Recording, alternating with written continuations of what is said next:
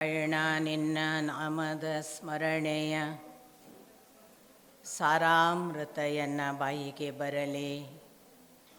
ಬಾರಂಗ ಕನಸಿನೊಳಗಲಿ ನನಸಿನೊಳಗಲಿ ಮನಸ್ಸು ಕೆಟ್ಟಿರಲಿ ಮುನಿದಿರಲಿ. ಜನಕಜಾಪತಿ ನಿನ್ನ ಅಭೀಷ್ಟದ ಸ್ಮರಣೆಯ ಅಷ್ಟಾಕ್ಷರ ಮಂತ್ರ ಜಪಿಸುವ ಹಾಗೆ ಬಾರಂಗ.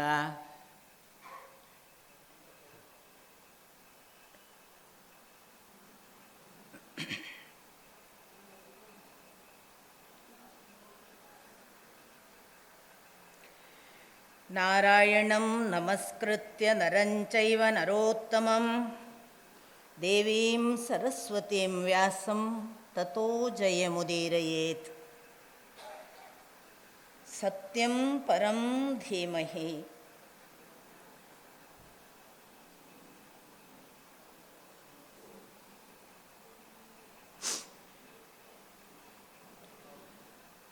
ಶ್ರೀಕೃಷ್ಣ ಭಗವಂತನ ಪದಕಮಲಕ್ಕೆ ಭಕ್ತಿಯಿಂದ ನಮಸ್ಕರಿಸಿ ಪುತ್ತೂರಿನ ಮಾಲಿಂಗೇಶ್ವರ ಭಗವಂತನ ಸನ್ನಿಧಿಗೆ ವಂದಿಸಿ ಎಲ್ಲ ಭಕ್ತ ಹಿರಿಕಿರಿಯರ ಪದ ತಲಕ್ಕೆ ಹಣೆ ಹಚ್ಚಿ ನಮಸ್ಕಾರ.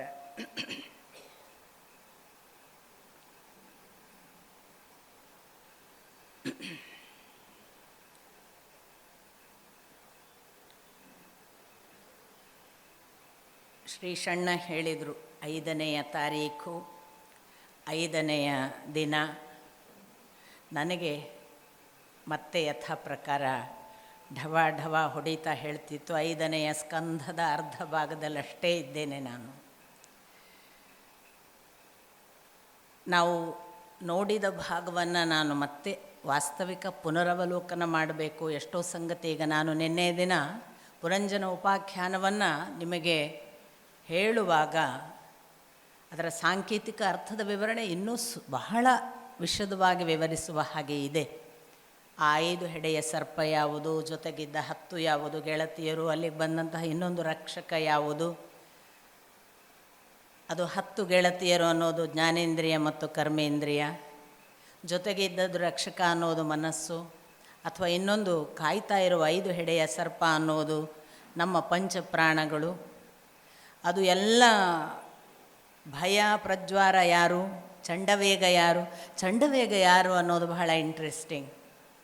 ನಮಗೊಂದು 50 ಆದಾಗ ಈ ವಯಸ್ಸನ್ನು ನೆನಪಿಸ್ಲಿಕ್ಕೊಂದು ಬರುತ್ತೆ ನೋಡಿ, ಎಚ್ಚರ. ಅದು ಆ ಗಂಧರ್ವ 360 ಹಗಲು 360 ರಾತ್ರಿಗಳನ್ನು ಸೇರಿಸಿಕೊಂಡು ಬರುವ 720 ಗಂಧರ್ವರ ಜೊತೆಗೆ ಬರುವ ಚಂಡವೇಗ. ಸಾಮಾನ್ಯವಾಗಿ 50ಕ್ಕೆ ಒಂದು ಎಚ್ಚರ ಬರುತ್ತೆ ಮನುಷ್ಯನಿಗೆ. ಆಯಿತು, ಒಂದು ಅರ್ಧ ಕಾಲ ನಿನ್ನದು, ನಿನಗಿನ್ನು ಮೊದಲಿನ ಹಾಗೆ ನೀನಿರಲ್ಲ ಅಂತ ಸಾಮಾನ್ಯ ಅವೇರ್ನೆಸ್, ಕಾನ್ಷಿಯಸ್ ಅವೇರ್ನೆಸ್ ಇದ್ದವರಿಗೆ ಗೊತ್ತಾಗುತ್ತೆ 50ಕ್ಕೇನೆ. ಮತ್ತು ಬದುಕು ಕೂಡ ವಾಸ್ತವಿಕ, ಏನೋ ಮಾಡಲಿಕ್ಕಿದ್ದೇನೆ ಅನ್ನುವ ಆವೇಶದ ಆರ್ಭಟಗಳೆಲ್ಲ ಒಂದು ಏರುಗತಿಯಲ್ಲಿ ಹೋಗ್ತಿದ್ದೇನೆ, ಎಲ್ಲೋ ಮುಟ್ಲಿಕ್ಕಿದೆ ಎನ್ನುವ ಎಲ್ಲ ನಮ್ಮ ಹುಮ್ಮಸ್ಸುಗಳೆಲ್ಲ ಬಂದು ಪೀಕಿಗೆ ನಿಲ್ಲುವಾಗ 50.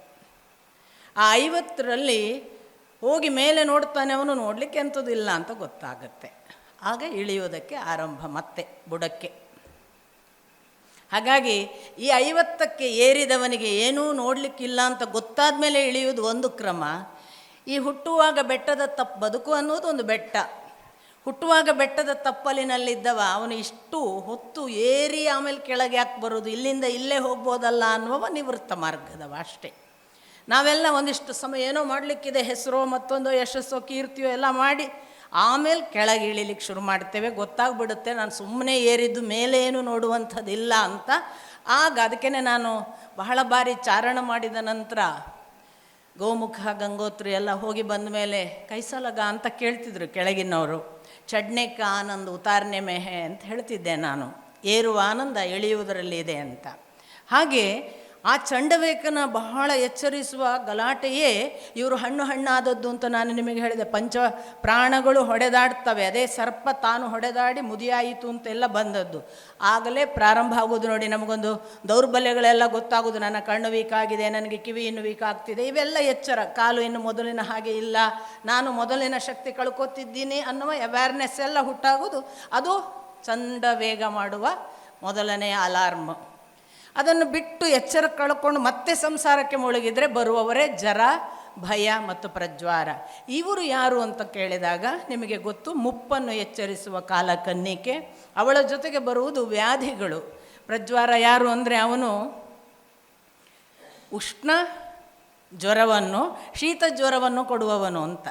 ಹಾಗಾಗಿ ಆ ಕಾಲಕ್ಕೆ ಅದೆರಡೇ ರೋಗ ಇತ್ತೇನೋ. ಈಗ ರೋಗದಲ್ಲಿಷ್ಟು ಪಾಪ ವೈದ್ಯರಿಗೆ ಗೊತ್ತಿಲ್ಲ, ಅಷ್ಟಿದೆ. ಆ ಕಾಲಕ್ಕೆ ಅದೆರಡು ರೋಗಗಳ ಸಹಿತ ಈ ಭಯವನ್ನು ಒಳಗೆ ಬಿಟ್ಟು, ಅದಕ್ಕೆ ನಾನು ಹೇಳಿದೆ, ಒಂದು ಕಾಸ್ಲೆಸ್ ಫಿಯರ್ ನಮ್ಮಲ್ಲಿ ಎಲ್ಲ ಇದೆ, ಅದು ಎದ್ಕೊಳ್ಳುತ್ತೆ ಅಂತ. ಇದು ಎಲ್ಲ ಸೇರಿ ಕೊನೆಗೆ ಕಂಡದ್ದು ಯಾವುದು ನೀವು ನೋಡಿದ್ರಿ, ಅದು ಅಲ್ಟಿಮೇಟ್ಲಿ ಪ್ರಕೃತಿ ತತ್ವದ ಆಚೆಗೆ ಪರಮ ಪುರುಷನ ಕಡೆಗೆ ಹೋಗುವುದರ ಒಂದು ಉಪಾಖ್ಯಾನವಾಗಿ ನಾನು ಅದನ್ನು ನಿಮಗೆ ವಿವರಿಸಿದ್ದೆ. ನಾನು ಪ್ರಿಯವ್ರತನ ಒಂದು ವಂಶ ಚರಿತ್ರೆಯನ್ನು ಹೇಳುವಾಗ ದ್ವೀಪ, ಚಕ್ರ, ಗ್ಲ್ಯಾಂಡ್ಗಳ ಈ ಕಾಂಬಿನೇಷನ್ ಕೂಡ ಹೇಳಿದೆ ನಿಮಗೆ. ಆ ಬಳಿಕ ಆಗ್ನೇಧ್ರ ಅನ್ನುವ ಅವನ ಮಗನಿಗೆ ಪೂರ್ವಚಿತ್ತಿ ಅನ್ನುವವಳನ್ನು ಮದುವೆಯಾಗಿ ಹುಟ್ಟಿದ ಮಗನೇ ಋಷಭ ಅಂತ ಹೇಳಿದೆ. ಯಾಕೆ ನಿಮಗೆ ನಾನು ಈ ವಂಶ ಚರಿತ್ರೆಯನ್ನು ಅಲ್ಲಲ್ಲಿ ಮತ್ತೆ ಹೇಳ್ತೇನೆ ಅಂತಂದರೆ, ನಮ್ಮ ಭಾರತದ ಬಗ್ಗೆ, ಭಾರತೀಯ ಪರಂಪರೆಯಲ್ಲಿ ನಮ್ಮ ಬಗ್ಗೆ ಒಂದು ಬಹಳ ಕೆಟ್ಟ ಅಪಪ್ರಚಾರ ಇದೆ. ಏನು ಅಂದರೆ, ನಮಗೆ ಇತಿಹಾಸ ಪ್ರಜ್ಞೆ ಇಲ್ಲ ಅಂತ. ನಾವು ಇತಿಹಾಸ ಪ್ರಜ್ಞೆ ಇಲ್ಲದವರು ಹೇಗೋ ಬದುಕಿದ್ದೇವೆ ಅಂತ. ನಮಗೆ ಇತಿಹಾಸ ಪ್ರಜ್ಞೆಯನ್ನು ಕೊಟ್ಟವರು, ಇಡೀ ಪೂರ್ವ ಚರಿತ್ರೆಯನ್ನು ದಾಖಲಿಸಿಕೊಟ್ಟವರೇ ವೆಸ್ಟರ್ನ್, ಪಾಶ್ಚಾತ್ಯರು ಬಂದ ಮೇಲೆ ಅದಾಯಿತು ಅಂತ ನಮಗೊಂದು ತಪ್ಪು ತಿಳುವಳಿಕೆ ಇದೆ. ವೇದವ್ಯಾಸರ ವಂಶ ಚರಿತ್ರೆಯನ್ನು ನೀವು ಕೂಲಂಕಷವಾಗಿ ನೋಡಿದರೆ, ಬ್ರಹ್ಮಸೃಷ್ಟಿಯ ಸ್ವಯಂಭುವ ಮನುವಿನಿಂದ ಆರಂಭ ಮಾಡಿ ನೀವು ಹರಿವಂಶ ಪುರಾಣ, ವಿಷ್ಣು ಪುರಾಣ, ಇವುಗಳನ್ನೆಲ್ಲ, ಮಹಾಭಾರತ ಎಲ್ಲವನ್ನ ಸಮಗ್ರವಾಗಿ ಈ ಭಾಗವತದ ಜೊತೆಗೆ ಇಟ್ಟುಕೊಂಡು ಸಮತೂಗಿಸಿದಾಗ ಗೊತ್ತಾಗುತ್ತೆ, ಚಂದ್ರಗುಪ್ತ ಮೌರ್ಯನವರೆಗೆ ಅವರು ವಂಶ ಪರಂಪರೆ ಕೊಡ್ತಾರೆ. ಹಾಗಾಗಿ ಇತಿಹಾಸ ಪ್ರಜ್ಞೆ ಇಲ್ಲ ಅನ್ನುವರು ಇದನ್ನು ಓದಿಲ್ಲ ಅಥವಾ ನೋಡಿಲ್ಲದೆ ಮಾತಾಡ್ತಿದ್ದಾರೆ. ನಾವು ಕೂಡ ಅದು ನಮಗೆ ಗೊತ್ತಿಲ್ಲದಿದ್ದರೆ ಅವ್ರು ಹೇಳಿದ್ದನ್ನು ಹೌದು ಅಂತೇವೆ. ದಯವಿಟ್ಟು ಆ ಕಾರಣಕ್ಕಾಗಿ ಪುಸ್ತಕ ಹಿಡ್ಕೊಂಡು ಒಂದು ಚಾರ್ಟ್ ಮಾಡಿದರೆ ಅದ್ಭುತವಾದ ರಾಜಚರಿತ್ರೆ ನಮಗೆ ಸಿಗುತ್ತೆ. ಏಕಕಾಲಕ್ಕೆ ಭೌಗೋಳಿಕ ಚರಿತ್ರೆ, ಭೂಗೋಳ ಹೇಗಿತ್ತು ಅನ್ನೋ ಚರಿತ್ರೆ ಕೂಡ ತುಂಬ ವಿಶದವಾಗಿ ಅವರು ವಿವರಿಸ್ತಾರೆ. ಆ ಭೂಗೋಳ ಕೂಡ ಒಂದು ವಿಶೇಷ ಕಲ್ಪನೆಯಾಗಿ ಭಾಗವತದಲ್ಲಿ ಇದೆ ಮತ್ತು ಇತರ ಪುರಾಣಗಳಲ್ಲೂ ಕೂಡ ಸಿಗುತ್ತೆ. ಇಂಥ ಒಂದು ಉದ್ದೇಶಕ್ಕಾಗಿ ನಾನು ಅವರೆಲ್ಲೂ ಕೂಡ ಲಿಂಕ್ ಬಿಡದೆ ಮತ್ತೆ ಬರ್ತಾರಲ್ಲ, ಅದನ್ನು ಆಗಾಗ್ಗೆ ನಿಮಗೆ ನೆನಪಿಸ್ತೀನಿ. ಇದರ ಜೊತೆಗೆ ಪೂರ್ವಚಿತ್ತಿಯ ಮಗ ನಾನು ನಿಮಗೆ ಹೇಳಿದೆ ಋಷಭ. ಈ ಋಷಭ ಒಬ್ಬ ಅವತಾರ. ಮತ್ತು ಶ್ರೀಮದ್ ಭಾಗವತದ 24 ಅವತಾರಗಳಲ್ಲಿ ಋಷಭ ಒಬ್ಬ ಅವತಾರ. ಈ ಋಷಭ ತಾನು ಮದುವೆಯಾಗಿ ಜಯಂತಿಯನ್ನು ಮದುವೆಯಾದ ಬಳಿಕ ಹುಟ್ಟುವುದು ಭರತ. ಭರತನಿಂದ ಮುಂದೆ ಭಾರತ ವರ್ಷವಾಯಿತು. ಅಲ್ಲಿವರೆಗೆ ಅಜನಾಭ ಖಂಡ ಅಂತ ನಮ್ಮ ಭಾರತಕ್ಕೆ ಹೆಸರಿತ್ತು ಅಂತ ವೇದವ್ಯಾಸರು ದಾಖಲಿಸ್ತಾರೆ. ಅಜನಾಭದಿಂದ ಏನು ಬ್ರಹ್ಮ ಸೃಷ್ಟಿ ಮಾಡಿದನಲ್ಲ, ಆದ್ದರಿಂದ ಅದಕ್ಕೆ ಆ ಹೆಸರು ಬಂದಿರಲಿಕ್ಕೆ ಸಾಕು. ಆ ನಂತರದಲ್ಲಿ ಈ ಭರತನಿಂದ ಭಾರತ ವರ್ಷ, ನಾವು ದುಷ್ಯಂತನ ಭರತ ಅವನಿಂದ ಭಾರತ ಅಂತ ಭಾವಿಸ್ತೇವೆ, ಅಲ್ಲ ಅಂತ ಇಲ್ಲಿ ಒಂದು ದಾಖಲಾತಿ. ಈ ಋಷಭ, ನಾವು ಯಾವುದನ್ನು ಜೈನ ದಿಗಂಬರ ಸನ್ಯಾಸದ ಒಂದು ಪಂಥ ಬೆಳೆಯಿತಲ್ಲ, ಅದರ ಆದ್ಯ ಕರ್ತೃ ಅನ್ನುವ ಹಾಗೆ ಇಲ್ಲಿ ಭಾಗವತದಲ್ಲಿ ವಿವರಿಸಲಾಗಿದೆ. ಹಾಗಾಗಿ ಋಷಭ ಹೇಗಿದೆ, ಅವನು ರಾಜನಾಗ್ತಾನೆ, ನಿವೃತ್ತ ಮಾರ್ಗ ತಗೊಳ್ತಾನೆ. ಆ ನಿವೃತ್ತಿಯ ನಂತರ ಅವನು ಕೂದಲನ್ನೆಲ್ಲ ಕಿತ್ತು ತಲೆ ಬೋಳಿಸಿಕೊಳ್ಳುವ ಒಂದು ಕ್ರಮ, ದಿಗಂಬರವ ಆದ ಒಂದು ಅವಸ್ಥೆಯಲ್ಲಿ ಕಾಡಿಗೆ ಹೋದಂತಹ ಪ್ರಥಮ ಒಂದು ಮಾದರಿ. ಆದ್ದರಿಂದ ಅವನು ಹಾಗೆ ಹೋಗಿ ಒಂದು ಥರದಲ್ಲಿ ಹುಚ್ಚರ ಹಾಗೆ, ಯಾರೋ ಮೂಗನ ಹಾಗೆ, ಕಿವುಡನ ಹಾಗೆ, ಕಣ್ಣು ಕಾಣದ ಕುರುಡನ ಹಾಗೆ, ಅಲೆಮಾರಿಯ ಹಾಗೆ, ಎಲ್ಲೋ ಏನೋ ಯೋಚನೆ ಮಾಡುವವನ ಹಾಗೆ, ಜನಕ್ಕೆ ಇವನೇನು ಸರಿ ಇಲ್ವೇನೋ ಅನ್ನಿಸುವ ಹಾಗೆಲ್ಲ ಓಡಾಡ್ತಿರ್ತಾನೆ. ಅಂಥ ಋಷಭ ಕಾಲಾಂತರದಲ್ಲಿ ಈ ಜನರ ಮಧ್ಯೆ ಇರುವಾಗ ಜನರು ಏನು ಮಾಡ್ತಾರೆ ಅಂದರೆ, ಅವನನ್ನು, ಇವನು ಯಾಕೆ ನಮ್ಮ ಹಾಗಿಲ್ಲ, ನಮ್ಮಲ್ಲಿ ಬಹಳ ದೊಡ್ಡ ಒಂದು ಸಮಸ್ಯೆ ಏನು ಅಂತಂದರೆ, ನಮಗೆ ಸಮಾಜದ ಒಂದು ಮಾರ್ಗ ನಡೆಯುವ ಒಂದು ಕ್ರಮ ಅಂತ ಒಂದು ನಾವೇ ಹಾಕಿಕೊಂಡಿದ್ದೇವೆ. ಅದರ ಹಾಗೆ ಇಲ್ಲದಿದ್ದರೆ ನಮಗೆ ಸಮಸ್ಯೆ. ಅವ ನಮ್ಮ ಹಾಗೆ ಆಗಬೇಕು ಅಂತ, ಅವನನ್ನು ನಮ್ಮ ಹಾಗೆ ಮಾಡಲಿಕ್ಕೆ ನಾವು ಬಹಳ ಒದ್ದಾಡ್ತೇವೆ. ಈ ಋಷಭನನ್ನು ಹಾಗೆ ಬೇಕಾದಷ್ಟು ಕಾಡಲಾಗ್ತದೆ. ಪಾಪ ಅವನ ಮುಖಕ್ಕೆ ಹೋಗಿ ಉಗುಳೋದು, ಅವನ ಮುಂದೆ ಅವನ ಮೇಲೆ ಮೂತ್ರ ಮಾಡುವುದು, ಅವನ ಮುಂದೆ ಅಪಾನವಾಯುವನ್ನು ವಿಸರ್ಜಿಸುವುದು, ಯಾವುದಕ್ಕೂ ಅವನು ಪ್ರತಿಕ್ರಿಯಿಸದೆ ತನ್ನ ಪಾಡಿಗೆ ಅಜಗರದ ಹಾಗೆ ಬಿದ್ದು ಕಾಡಿನಲ್ಲಿ ಕಳೀತಾನೆ.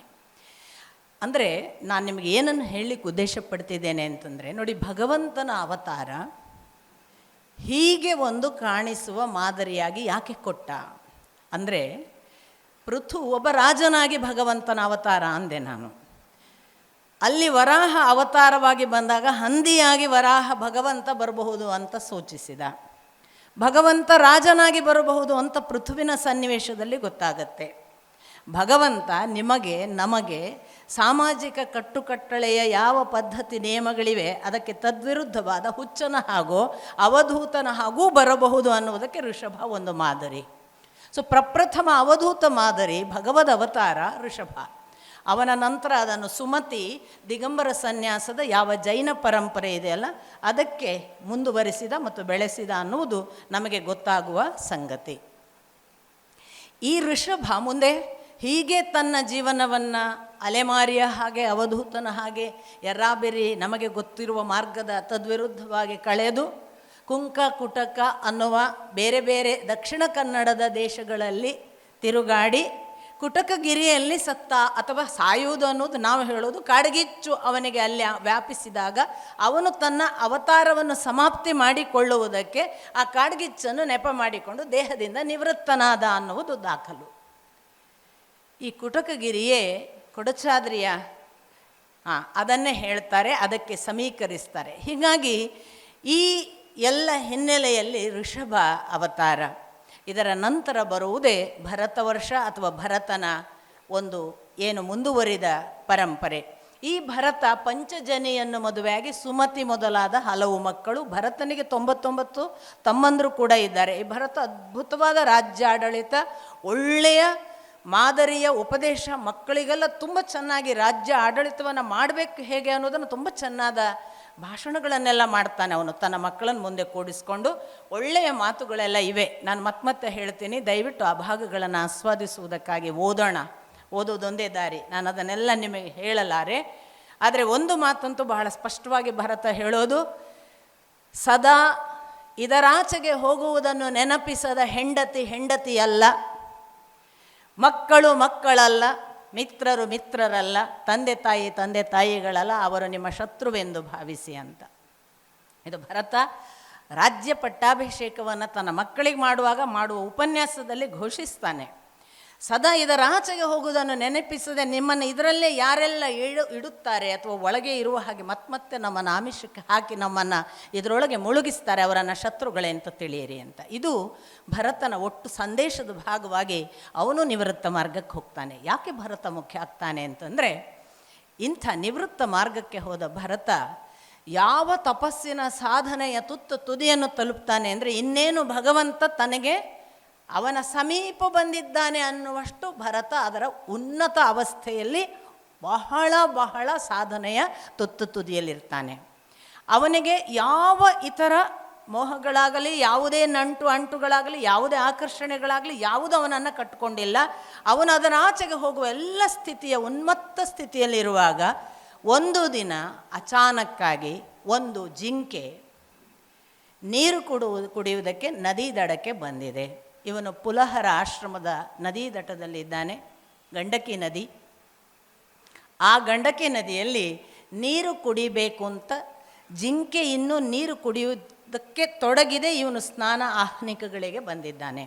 ಆಗ ಹಿಂದೆ ಕೇಳಿದ ಸಿಂಹಗರ್ಜನೆಗೆ ಜಿಂಕೆ ಹೆದರಿ ಪ್ರಾಣ ಉಳಿಸಿಕೊಳ್ಳುವ ಭಯದಿಂದ ತೆಗೆದು ಜಿಗೀತದೆ.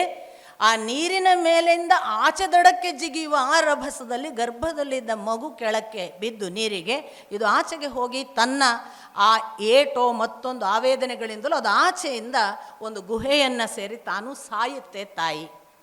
ಇತ್ತ ಬಿದ್ದ ಮರಿಯನ್ನು ಭರತ ಕನಿಕರಪಟ್ಟು, ಅರೆ ಇದು ಒಂಟಿಯಾಗಿ ಅನಾಥವಾಗಿದೆಯಲ್ಲ ಅಂತ ಅದನ್ನು ಕರ್ಕೊಳ್ತಾನೆ. ಆ ಜಿಂಕೆ ಅವನ ಬದುಕಿನ ಅವಿಭಾಜ್ಯ ಅಂಗವಾಗ್ತದೆ. ಎಂಥ ತುದಿ ತಲುಪಿದ ವಿಶ್ವಾಮಿತ್ರನಿಗೂ ಕೂಡ ಪರೀಕ್ಷೆ ಮುಕ್ತಾಯ ಇಲ್ಲ. ನಾನು ಯಾವಾಗಲೂ ಹೇಳೋದು, ಈ ಅಧ್ಯಾತ್ಮ ಪಥದಲ್ಲಿ ಭಾರೀ ಎತ್ತರಕ್ಕೆ ಬಂದಿದ್ದೇವೆ ಅಂತ ಎಂದೂ ಭಾವಿಸ್ಲಿಕ್ಕಿಲ್ಲ. ಎಷ್ಟು ಹೊತ್ತಿಗೆ ಭಗವಂತ ನಮ್ಮನ್ನು ಪರೀಕ್ಷಿಸಿ ಕೆಳಗೆ ಹಾಕ್ತಾನೆ ಅನ್ನುವುದು ನಿಯಮವಿಲ್ಲ. ಅವನಿಗೇ ಗೊತ್ತು. ಅವನ ಕಾರುಣ್ಯದಿಂದ ಅವನು ಕೊನೆಯವರೆಗೆ ಮುಟ್ಟಿಸಿದರುಂಟು. ಎಷ್ಟು ಹೊತ್ತಿಗೂ ಏನೂ ಆಗಬಹುದು. ಅಂಥ ವಿಶ್ವಾಮಿತ್ರ ಸಹಸ್ರಾರು ವರ್ಷಗಳ ತಪಸ್ಸಿನಿಂದ ಇನ್ನೇನು ಬ್ರಹ್ಮರ್ಷಿ ಅನಿಸಿಕೊಳ್ಳುವ ಹಂತಕ್ಕೆ ಬರುವಾಗ ಮೇನಕ್ಕೆ ಆಕರ್ಷಣೆಯಾಗಿ ಮೈ ಮರೆತು ಮಕ್ಕಳ ಅಥವಾ ಸಂತಾನದ ಹಸಿವಿನಲ್ಲಿ ಮುಳುಗಿ ಮತ್ತೆ ಎಚ್ಚರಾಗಿ, ಅರೇ ನನ್ನ ಸಹಸ್ರಾರು ವರ್ಷದ ಎಲ್ಲ ತಪಸ್ಸು ಹಾಳು ಮಾಡಿದೆನಲ್ಲ ಅಂತ ಪುನಃ ನಿಲ್ಲುವಂತೆ ಆಗತ್ತೆ. ಇದು ವಿಶ್ವಾಮಿತ್ರ ಒಬ್ಬನ ಕೈವಾಡವೋ ಅಥವಾ ಇಂದ್ರ ಮೇನಕೆಯರದ್ದೇ ಏನೋ ಒಂದು ಕಥೆಯೋ ಅಲ್ಲ, ಜಗತ್ತಿನ ಎಲ್ಲರೂ ಕೂಡ. ಹಾಗಾಗಿ ನಾನು ಬಹಳ ಬಾರಿ ಹೇಳುವುದಿದೆ, ದೇವಸ್ಥಾನದಲ್ಲಿ ಪೂಜೆಗೆ ಒಳಗಾಗಿದ್ದೇವೆ ಅಂತಂದರೆ ಒಂದು ದಿನ ಚಪ್ಪಲಿಯಲ್ಲಿ ಹೊಡೆಸಿಕೊಳ್ಳಲಿಕ್ಕೂ ಸಿದ್ಧರಾಗಬೇಕು. ಅದು ಏನೂ ಆಗಬಹುದು, ಈ ದಾರಿಯೇ ಹಾಗೆ. ಅದರಿಂದ ಎಲ್ಲ ಸಂಕಷ್ಟಗಳನ್ನು ಅವನಿಗೆ ಅರ್ಪಿಸಿ ಹೋಗುವುದಷ್ಟೇ ನಮ್ಮ ಕೆಲಸ. ನಾವು ನಡೆದದ್ದು ಅವನು ನಡೆಸಿದ್ದಷ್ಟೇ. ಅವನು ನಡೆಸುವುದಿಲ್ಲ ಅಂತ ತೀರ್ಮಾನ ಮಾಡಿದರೆ ನಾವು ಅವನ ಕೈವಶ. ಹೀಗೆ ಭರತ ನೋಡಿ ಎಂಥ ಸ್ಥಿತಿಯಲ್ಲಿದ್ದವನಿಗೆ ಎಲ್ಲ ಬಿಟ್ಟವನಿಗೆ ಒಂದು ಜಿಂಕೆ ಇನ್ನಿಲ್ಲದ ಒಂದು ಮೋಹಕ್ಕೆ ಕಾರಣವಾಗಿ, ಉಸಿರಾಡಿದರೆ ಜಿಂಕೆಗಾಗಿ, ಉಂಡರೆ ಜಿಂಕೆಗಾಗಿ, ನಿದ್ರಿಸಿದರೆ ಜಿಂಕೆಗಾಗಿ, ನಡೆದಾಡಿದರೆ ಜಿಂಕೆಗಾಗಿ, ಅದನ್ನೇ ಸಲಹುವುದೇ ತನ್ನ ಜೀವನವೇನು ಅನ್ನುವ ಹಾಗೆ ತಪಸ್ಸಿನ ಪ್ರತಿ ಸಂದರ್ಭದಲ್ಲಿ ಸಮಿಧೆ ತರಲಿಕ್ಕೆ ಹೋದರೆ ಜಿಂಕೆ ತೋಳಪ್ತೆಕ್ಕೆಯಲ್ಲಿ, ಊಟ ಮಾಡಲಿಕ್ಕೆ ಹೋದರೆ ಜಿಂಕೆಗೆ ಊಟ ಕೊಡಬೇಕು, ಮಲಗಿದರೆ ಜಿಂಕೆ ಮಲಗಿದೆ ಇಲ್ಲೋ, ರಕ್ಷಣೆಗೆ ಜಿಂಕೆಗೆ ವ್ಯವಸ್ಥೆ ಆಗಿದೆ ಇಲ್ಲೋ, ಜಿಂಕೆಮಯ ಅವನ ಮನಸ್ಸು. ಅಂತ್ಯಕಾಲೇಪಿ ಮಾಂ ಸ್ಮರ, ಇದು ಕೃಷ್ಣನ ಮಾತು. ನೀನು ಕೊನೆಗೆ ಹೊರಡುವ ಹೊತ್ತಿಗೆ ಯಾರನ್ನು ಸ್ಮರಿಸ್ತೀಯಲ್ಲ ಅದೇ ಆಗುತ್ತಿ, ಅಥವಾ ಹಾಗೆ ನೀನು ನನ್ನನ್ನು ಸ್ಮರಿಸಿದರೆ ನನ್ನನ್ನೇ ಸೇರುತ್ತಿ, ಮಾಂ ಯಾಂತಿ ಅಥವಾ ಮಾಮೇವ ಯಶ್ಯಸಿ. ಅದರಿಂದ ಇವನಿಗೇನಾಯಿತು, ಇವನು ಜಿಂಕೆಮಯವಾಗಿ ಬಿಟ್ಟಿತ್ತು ಮನಸ್ಸು. ಜಿಂಕೆ ತಾನು ತನ್ನ ಪ್ರಾಣ ಬಿಡುವ ಭರತನ ಈ ಅವಧಿಯಲ್ಲಿ ಅವನಿಗೆ, ಅಯ್ಯೋ ದೇವರೇ, ಇನ್ನು ಜಿಂಕೆಗೆ ಯಾರು ಗತಿ, ಈ ಜಿಂಕೆಯನ್ನು ನೋಡಿಕೊಳ್ಳೋರು ಯಾರು, ಬೇರೆ ಪ್ರಾಣಿಗಳು ಎತ್ಕೊಂಡು ಹೋಗ್ತಾವ ಏನ, ತಾಯಿ ಬೇರೆ ಇಲ್ಲದ ಮಗು, ಒಂದೇ ಬೆಳೆಸಿದ್ದೇನೆ, ನನ್ನ ಆಶ್ರಯಲ್ಲೇ ಇತ್ತು, ಈಗ ನಾಳೆ ಅದೇನಾಗ್ತದ ಅಂದ್ಕೊಂಡು ಚಿಂತೆ ಮಾಡಿ ಜಿಂಕೆಯಾಗಿ ಭರತ ಮತ್ತೆ ಹುಟ್ಟಿದ. ಬಹಳ ಜನ ನನ್ನನ್ನು ಕೇಳೋದುಂಟು, ಏನು ಇದೆಲ್ಲ ಕರ್ಮಬಂಧನ, ಬಿಡುಗಡೆ, ಮೋಕ್ಷ ಎಲ್ಲ ಮನುಷ್ಯರಿಗೆ ಮಾತ್ರವಾ, ಮೋಕ್ಷ ಪ್ರಾಣಿಗಳಿಗಿಲ್ವಾ ಅಂತ. ಬಂಧನ ಇದ್ದರೆ ಅಲ್ಲಪ್ಪ ಅವುಗಳಿಗೆ ಬಿಡುಗಡೆ ಅಂತ. ಕರ್ಮ ಬಂಧನ ಇರುವುದು ಮನುಷ್ಯನಿಗೆ ಮಾತ್ರ, ಅವುಗಳಿಗೆ ಪರಿಜ್ಞಾನ ಇಲ್ಲ ಅನ್ನುವ ವಿವರಣೆಯನ್ನು ನೀವು ನೋಡಿದ್ರಿ. ಪರಿಜ್ಞಾನವೇ ಇಲ್ಲದ್ದಕ್ಕೆ ಬಂಧನ ಹೇಗೆ? ಹಾಗಾಗಿ ಕರ್ಮ ಬಂಧನ ಇಲ್ಲದ್ದಕ್ಕೆ ಬಿಡುಗಡೆಯ ಮಾತಿಲ್ಲ, ಅವು ಪಕ್ಕ ಸ್ವತಂತ್ರವೇ ಒಂದು ಲೆಕ್ಕದಲ್ಲಿ. ನಾವು ಕರ್ಮಬಂಧಿತರು, ನಮಗೆ ಬಿಡುಗಡೆಯ ಸಮಸ್ಯೆ. ಆದರೆ ನೋಡಿ ಕೆಲವು ಉದಾಹರಣೆಗಳು, ಪ್ರಾಣಿಯ ಮುಖಾಂತರ ಮೋಕ್ಷ. ಮುಂದೆ ಗಜೇಂದ್ರ ಬರ್ತಾನೆ, ಈಗ ಜಿಂಕೆ. ಈ ಪ್ರಾಣಿಯ ದೇಹ ಕೂಡ ಆದ್ದರಿಂದಲೇ ಅಚಾನಕ್ಕಾಗಿ ಕೆಲವೊಮ್ಮೆ ಬಹಳ ಇವಾಲ್ವ್ಡ್ ಸೋಲ್ ಒಂದು ಯಾವುದೋ ತನ್ನ ಸಣ್ಣ ತಪ್ಪಿನಿಂದಲೋ ದೋಷದಿಂದಲೋ ಅದು ಬರಬಹುದು ಪ್ರಾಣಿಯಾಗಿ ಅನ್ನುವುದಕ್ಕೆ ಸೂಚನೆ ಈ ಜಿಂಕೆ. ಇದು ಜಿಂಕೆ ತಾನು ತನ್ನ ಇನ್ನೊಂದು ತಾಯಿಯ ಹೊಟ್ಟೆಯಲ್ಲಿ ಹುಟ್ಟುವಾಗ ಪುಣ್ಯವಶಾತ್ ಇಷ್ಟು ಅದರ ಸಂಸ್ಕಾರ ಇತ್ತಲ್ಲ, ಆ ವಾಸನೆ ಹೋಗಿರಲಿಲ್ಲ. ಹಾಗಾಗಿ ಅದಕ್ಕೆ ಪೂರ್ತಿಯಾಗಿ ಪೂರ್ವಜನ್ಮದ ಸ್ಮರಣೆ ಇತ್ತು. ಜಿಂಕೆಯ ದೇಹದಲ್ಲಿದ್ದ ಆ ಭರತನಿಗೆ ತನ್ನ ಪೂರ್ವ ತಪಸ್ಸಿನ ಅಷ್ಟು ಸ್ಮರಣೆ ಇದ್ದದರಿಂದ ಅದನ್ನೇ ನೆನೆದು ನೆನೆದು ನೆನೆದು ನೆನೆದು ಅದು ಮತ್ತೆ ಪುಲಹರ ಆಶ್ರಮದ ಗಂಡಕಿ ನದಿಯ ದಡಕ್ಕೆ ಬಂದು ತಾನು ಮತ್ತೆ ಆ ಒಂದು ತಪಸ್ಸಿನ ಭಾಗವಾಗಿಯೇ ನೀರಿನಲ್ಲಿ ತಾನು ಪ್ರಾಣ ಬಿಡುತ್ತೆ. ಹಾಗೆ ಹುಟ್ಟುವವನೇ ಜಡ ಭರತ. ಅವನು ಮುಂದೆ ಅಂಗಿರಸ ಗೋತ್ರದ ಒಬ್ಬ ಬ್ರಾಹ್ಮಣನ ಮನೆಯಲ್ಲಿ 2 ಹೆಂಡಂದಿರು, ದೊಡ್ಡ ಹೆಂಡತಿಗೆ 9 ಜನ ಗಂಡು ಮಕ್ಕಳು, 2ನೇ ಹೆಂಡತಿಗೆ 1 ಗಂಡು ಮಗು, 1 ಹೆಣ್ಣು ಮಗಳು.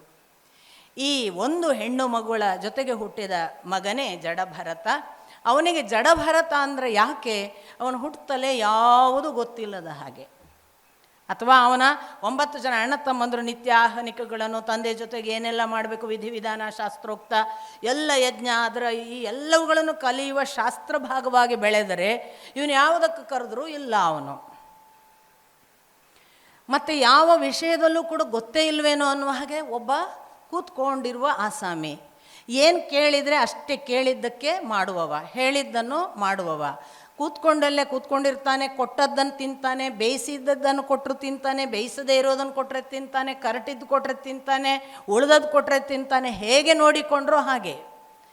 ಒಂದು ವಾಕ್ಯ ಬರೀತಾರೆ ವೇದವ್ಯಾಸರು, ಈಗಾಗಲೇ ಜಿಂಕೆಯ ಮೋಹದಿಂದ ತಾನು ಪಟ್ಟ ಪಾಡನ್ನು ಅರಿತಿದ್ದ ಜೀವವದು, ಹಾಗಾಗಿ ಈ ಬಾರಿ ಅದು ಯಾವುದಕ್ಕೂ ಸ್ಪಂದಿಸಲಿಲ್ಲ.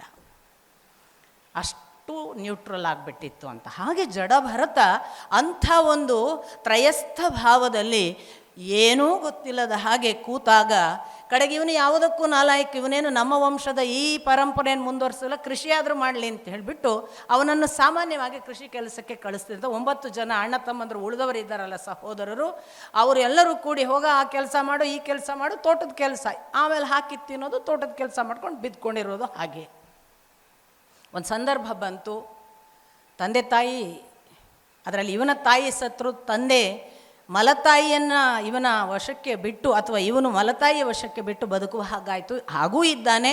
ಅಂಥ ಹೊತ್ತಿನಲ್ಲಿ ತೋಟ ನೋಡ್ಕೊಳ್ಳೋದು, ರಾತ್ರಿ ಕಾವಲು, ಬೆಳೆ ಎಲ್ಲ ಯಾವುದೇ ಪ್ರಾಣಿ ಬರೋದು ಹಾಗೆ ನೋಡ್ಕೊಳ್ಳೋದು, ಇಂಥ ಕೆಲಸಕ್ಕೂ ಸರಿ ಅಂತ ಕೂತ್ಕೊಳ್ತಿದ್ದ ದಡೂತಿ ಆಸಾಮಿ. ಒಂದು ದಿವಸ ಹೀಗೆ ರಾತ್ರಿ ಕೂತ್ಕೊಂಡಿದ್ದಾನೆ ಕಾವಲಿಗೆ.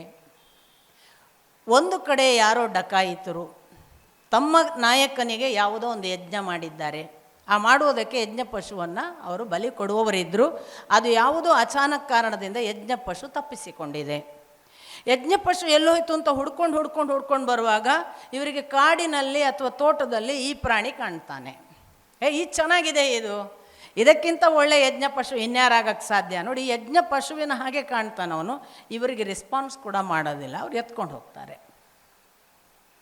ಹಾಗೆ ಎತ್ತಿಕೊಂಡು ಹೋದ ಆ ಪ್ರಾಣಿ ಅಥವಾ ಪ್ರಾಣಿ ಅನ್ನಿಸಿಕೊಳ್ಳುವ ಯಜ್ಞ ಪಶುವನ್ನು ದೇವರ ವಿಗ್ರಹದ ಮುಂದೆ, ದೇವಿಯ ವಿಗ್ರಹದ ಮುಂದೆ ಈ ಶಿರ ಕೊಡುವ ಒಂದು ಕಲ್ಲು, ಅದರ ಮುಂದೆ ಅವನ ತಲೆಯನ್ನು ಬಗ್ಗಿಸಿ ಇನ್ನೇನು ಕತ್ತರಿಸುವುದಕ್ಕೆ ಅವರು ಖಡ್ಗವನ್ನು ಎತ್ತಿದ್ದಾರೆ. ನಾನು ವೇದವ್ಯಾಸರ ವಾಕ್ಯಗಳನ್ನೇ ಹೇಳ್ತೇನೆ. ಬ್ರಹ್ಮ ತೇಜಸ್ಸೊಂದು ಬಲಿಷ್ಠವಾಗಿ ಪ್ರಕಟವಾದರೆ ಆ ತೇಜಸ್ಸು ಮೂರ್ತಿಯ ಒಳಗೆ ಪ್ರವೇಶಿಸಿ ಮೂರ್ತಿ ಸ್ಫೋಟಗೊಂಡಿತೇನೋ ಅನ್ನುವ ಹಾಗೆ ದೇವಿ ಪ್ರತ್ಯಕ್ಷಳಾದಳು ಅಂತ. ಅಂದರೆ ನಾನು ನನ್ನದು ಅನ್ನೋದನ್ನು ಬಿಟ್ಟು ಸರ್ವಸ್ವವನ್ನು ಅರ್ಪಿಸಿದ ಒಂದು ಭಾವ ಇದೆಯಲ್ಲ. ಕೊಲ್ತೀರಾ ಕೊಲ್ಲಿ, ಅದಕ್ಕೂ ಪ್ರತಿಭಟನೆ ಇಲ್ಲ. ಸಾವ ಆಗಬಹುದು, ಯಾವುದಕ್ಕೂ ಪ್ರತಿಭಟನೆ ಇಲ್ಲದೆ ಶರಣಾಗತ ಭಾವದಲ್ಲಿ ತಾನು ಅನ್ನುವ ಯಾವ ಲೇಪವಿಲ್ಲದೆ ಹಾಗೆ ತಲೆ ಕೊಟ್ಟ ಆ ಒಬ್ಬ ಬಲಿ ಪಶುವಿಗೆ ತಾಯಿ ಅಥವಾ ದೇವಿ ರಕ್ಷಿಸದೆ ಇನ್ಯಾರು ರಕ್ಷಿಸೋದು? ಹಾಗೆ ಅವಳು ಅಷ್ಟು ಉಗ್ರಳಾಗಿ ಹೊರಗೆ ಬಂದು ಆ ಖಡ್ಗವನ್ನು ಎದುರಿಗಿದ್ದ ಆ ಡಕಾಯಿತರ ಕೈಯಿಂದ ಕಸಿದುಕೊಂಡು ಅವರ ಶಿರಗಳನ್ನೆಲ್ಲ ಕತ್ತರಿಸಿ ತಾನು ಆ ರಕ್ತವನ್ನು ನೆಕ್ಕಿ ಸಂತೃಪ್ತಳಾದಳಂತೆ. ಇವ ಬಿಡುಗಡೆಯಾದ. ಇವನು ಮತ್ತೆ ಯಥಾ ಪ್ರಕಾರ ಇವನು ಹೊರಟ. ಇವನು ಎಲ್ಲಿಗೇನು ಗೊತ್ತಿಲ್ಲ, ಮುಂದುವರೆದ. ಅವ್ರು ಎಲ್ಲೋ ಕರ್ಕೊಂಡು ಬಂದಿದ್ದಾರೆ. ಅಲ್ಲಿಂದ ಮುಂದೆ ಅವನ ನಡೆ. ಇತ್ತ ರಹುಗಣ ಅನ್ನುವ ಒಬ್ಬ ರಾಜ, ಅವನು ಯಾವುದೋ ಒಂದು ಕಾರಣಕ್ಕೆ ಆ ದಾರಿಯಲ್ಲಿ ಪಲ್ಲಕ್ಕಿ ಮೇಲೆ ಹೋಗ್ತಿದ್ದಾನೆ. ಪಲ್ಲಕ್ಕಿ ಹೊರುವ ಬೋಯಿಗಳಿಗೆ ಒಬ್ಬ ಬೋಯಿ ಕಮ್ಮಿ ಆಗಿದ್ದಾನೆ, ಹೊರುವವನು. ಅವರು ಯಾರಾದರೂ ಸಿಕ್ಕರೆ ಆಗ್ಬೋದು ಅನ್ನೋ ಇವ ಒಬ್ಬನೇ ತನ್ನಷ್ಟಕ್ಕೆ ಹೋಗ್ತಾವೆ. ಈ ಚೆನ್ನಾಗಿದ್ದಾನೆ ಈ ದಡೂತಿ ಅಸ್ಸಾಮಿ, ಇವನನ್ನೇ ಕರೆಯೋಣ ಅಂದರೆ ಅವನು ಅದಕ್ಕೂ ಸರಿ. ಅವನನ್ನು ಕರೆದ್ರು, ಅವನಿಗೊಂದು ಹೆಗಲಿಗೆ ಇಟ್ಕೊ ಅಂದರು, ಇಟ್ಕೊಂಡ. ಅವನು ಮುಂದೆ ನಡೀತಾನೆ. ನಡೆಯುವಾಗ ಉಳಿದವರೆಲ್ಲ ಈಗಾಗಲೇ ಪ್ರಾಕ್ಟೀಸ್ಡ್, ಮತ್ತು ಅವರಿಗೆ ರಾಜನ ರಕ್ಷಣೆ ಎಲ್ಲ ಸಂಗತಿಗಳು ಗೊತ್ತು. ಹಾಗಾಗಿ ಚೆನ್ನಾದ ಶಾಕ್ ಅಬ್ಸಾರ್ಬರ್ ಅವರು. ಯಾವ ಶಾಕುಗಳಿದ್ರು ಅವರೇ ತಗೊಂಡು ರಾಜನಿಗೇನು ಆಗದ ಹಾಗೆ ಪಲ್ಲಕ್ಕಿಯನ್ನು ಕಾಯುವವರು. ಇವನಿಗೆ ಜಗತ್ತೇ ಗೊತ್ತಿಲ್ಲದ ಸ್ಥಿತಿಯಲ್ಲಿದ್ದಾನೆ. ಮತ್ತು ವೇದವ್ಯಾಸರು ಹೇಳ್ತಾರೆ, ಒಳಗಿಂದ ಇಷ್ಟು ಸೂಕ್ಷ್ಮ ಸಂವೇದನೆ ಕಾಲಡಿಗೆ ಯಾವ ಪ್ರಾಣಿಯಾದರೂ ಸಿಕ್ಕು ಸಾಯುತ್ತದೋ ಏನೋ ಅನ್ನುವ ಹಾಗೆ ಹೆಜ್ಜೆಯನ್ನು ದೂರ ದೂರ ಇಡ್ತಿದ್ದಂತೆ. ಹೀಗಾಗಿ ಅವನ ಭಾಗದ ಪಲ್ಲಕ್ಕಿ ಬೇಕಾದ ಹಾಗೆ ಕೊಂಟಾಡೋದಕ್ಕೆ ಶುರುವಾಯಿತು. ಯಾಕೆ? ಪಲ್ಲಕ್ಕಿ ಸರಿಯಾಗಿ ಹೊರಬೇಕು ಅನ್ನೋದು ಗೊತ್ತಾಗೋದಿಲ್ವಾ ಅಂತ ರಾಜ ತನ್ನ ದರ್ಬಾರಿನಿಂದ ಕೇಳ್ತಾನೆ. ಆಗ ಉಳಿದವರು ಹೇಳ್ತಾರೆ, ನಮ್ಮದೇನು ತಪ್ಪಿಲ್ಲ ದೊರೆ, ಇವ ಇದ್ದಾನಲ್ಲ ಹೊಸಬ, ಸರಿಯಾಗಿ ಹೊರೋದಿಲ್ಲ ಅಂತ. ಆಗ ರಾಜ ಅವನಿಗೆ, ಓಹೋ ಏನು ನಿನಗಿನ್ನೂ ಊಟವೇ ಇಲ್ಲ, ಸೋತು ಹೋಗಿದ್ದಿ, ಸುಸ್ತಾಗಿದೆ, ಕೃಶನಾಗಿದ್ದಿ, ಹೊರುವುದಕ್ಕೆ ನಿನಗೆ ಆಗುತ್ತಿಲ್ಲ ಎಂದು ಕಾಣುತ್ತದೆಯಲ್ಲ ಅಂತ ಕೆಣಕ್ತಾನೆ. ಮಾತಾಡಲ್ಲ ಅವನು, ಮುಂದೆ ಹೋಗ್ತಲೇ ಇರ್ತಾನೆ. ಮತ್ತೊಮ್ಮೆ ಕೇಳ್ತಾನೆ, ಏನು ಇಷ್ಟೆಲ್ಲ ನಾನು ಹೇಳಿದ ಬಳಿಕವೂ ಏನೂ ಗೊತ್ತಾಗದ ಹಾಗೆ ನೀನು ಮುಂದೆ ಹೋಗ್ತಿದ್ಯಲ್ಲ, ಏನು ಹೊರುವುದರ ಬಗ್ಗೆ ಅಷ್ಟು ಆಲಸ್ಯವೋ ಅಥವಾ ಉದಾಸೀನವೋ? ನಾನೇನಾದರೂ ಶಿಕ್ಷಿಸಿದರೆ, ದಂಡಿಸಿದರೆ ಅದರ ಫಲವನ್ನು ನೀನು ಸ್ವೀಕರಿಸಬೇಕಾಗ್ತದೆ ಅಂತ ತನ್ನ ಆರ್ಭಟವನ್ನು, ತನ್ನ ಅಧಿಕಾರವನ್ನು ಚಲಾಯಿಸ್ತಾನೆ. ಆಗ ಯಾರು ಹೊತ್ತವರು? ಇಲ್ಲಿ ಏನು ಹೊತ್ತಿದ್ದಾರೆ? ಹೊರುವುದಕ್ಕೆ ಇಲ್ಲಿ ಇದೆ ಏನು? ಹೊರುವವನು ಯಾರು? ಇಲ್ಲಿ ನಾನು ಅನ್ನುವುದು ನನಗೀಗ ನೀನು ಕೇಳಿದೆ, ಕೃಶನಾಗಿದ್ದಿ ಎಂದು, ಸೋತಿರಬೇಕು ಎಂದು ಅಭಿಪ್ರಾಯಪಟ್ಟೆ. ಇಲ್ಲಿ ಸೋತವನು ಯಾರು? ಕೃಶವಾಗಲಿಕ್ಕೆ ಇಲ್ಲಿ ಇದೆ ಏನು? ಇದರ ಒಳಗಿರುವವನಿಗೆ ಹೊರಗಿನದು ಏನು ಸಂಬಂಧ?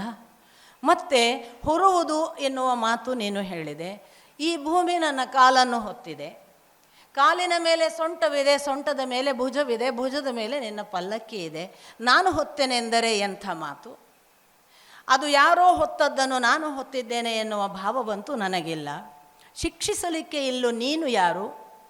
ನೀನು ಶಿಕ್ಷಿಸುವುದನ್ನು, ಶಿಕ್ಷೆ ಪಡೆಯುವುದಕ್ಕೆ ಇಲ್ಲಿ ಇದ್ದಾನೆ ಯಾರು? ಹೀಗೆಲ್ಲ ಮಾತಾಡ್ತಾನೆ. ಅವನಿಗೆ ನೋಡಿ, ಬಹಳ ಜನ ರಾಜರು ಮಾತ್ರ ಆಗಿರ್ತಾರೆ, ಅವರಿಗೆ ಅಧ್ಯಾತ್ಮದ ದೈವಿಕ ಹಸಿವಿನ ಭಾಗವೇ ಸ್ಪರ್ಶ ಇರೋದಿಲ್ಲ. ದೊಡ್ಡಸ್ತಿಗೆ ಇರ್ತದೆ, ಅಧಿಕಾರ ಇರ್ತದೆ, ಸಂಪತ್ತು ಇರ್ತದೆ, ಭಗವಂತನ ಸ್ಪರ್ಶ ಇರೋದಿಲ್ಲ. ಆದರೆ ಅದೃಷ್ಟವಶಾತ್ ಈ ರಹುಗಣ ತುಂಬ ಒಳ್ಳೆಯ ದೊರೆ. ಅವನು ಹೋಗ್ತಿದ್ದದ್ದು ಯಾರ ಹತ್ರ ಅಂದರೆ, ಅವ ಕೇಳ್ತಾನೆ ಈ ಭರತನಿಗೆ, ನೀನು ಯಾರು? ನಿಜ ಹೇಳು, ನೀನು ಕಾಣಿಸುವ ವ್ಯಕ್ತಿ ಅಲ್ಲ, ನೀನು ಯಾವುದೋ ಒಂದು ಅವತಾರ ಇರಬಹುದು, ಅಥವಾ ಯಾವನೋ ಒಬ್ಬ ಜ್ಞಾನಿ ಮರೆಮಾಚಿಕೊಂಡು ಅದೇ ಮನುಷ್ಯನ ಹಾಗೆ ಕಾಣಿಸುವ ಹಾಗೆ ನಮ್ಮ ಮುಂದೆ ಕಪಟ ವೇಷದಿಂದ ಓಡಾಡುತ್ತಿರಬಹುದು, ಅಥವಾ ನೀನು ಕಪಿಲ ಮುನಿ ಮುಂತಾದ ಸಿದ್ಧ ಚಾರಣರ ಲೋಕದ ಒಬ್ಬ ಮನುಷ್ಯನಿರಬಹುದು. ದಯವಿಟ್ಟು ನನಗೆ ಹೇಳು, ನೀನು ಯಾರು? ಮತ್ತು ನಾನು ಆ ಕಪಿಲ ಮುನಿ, ನಿಮಗೆ ಕಪಿಲ ಮುನಿ ನಾನು ಈಗಾಗಲೇ ವಿಶದವಾಗಿ ವಿವರಿಸಿದ್ದೇನೆ. ಅವನು ಎಲ್ಲಿವರೆಗೆ ಇದ್ದ ಅನ್ನೋದೆಲ್ಲ ನಿಮಗೆ ಗೊತ್ತಾಗುತ್ತೆ. ಸಗರನ ಮಕ್ಕಳಿಗೆ ಶಾಪ ಕೊಡುವಾಗಲೂ ಕಪಿಲ ಮುನಿಯೇ. ಹಾಗಾಗಿ ಆ ಕಪಿಲ ಮುನಿಯ ಬಳಿ ಆಶೀರ್ವಾದ ಪಡೆದು ಒಂದಿಷ್ಟು ಅಧ್ಯಾತ್ಮ ತಿಳಿಯುವುದಕ್ಕೆ ಹೊರಟಿದ್ದೆ. ನೀನು ಮಾತನಾಡುವುದು ನೋಡಿದರೆ ಸ್ವತಃ ಕಪಿಲ ಮುನಿಯೇ ಏನಾದರೂ ಬಂದಿದ್ದಾನ ಎಂದು ನನಗೆ ಅನುಮಾನವಾಗುತ್ತದೆ.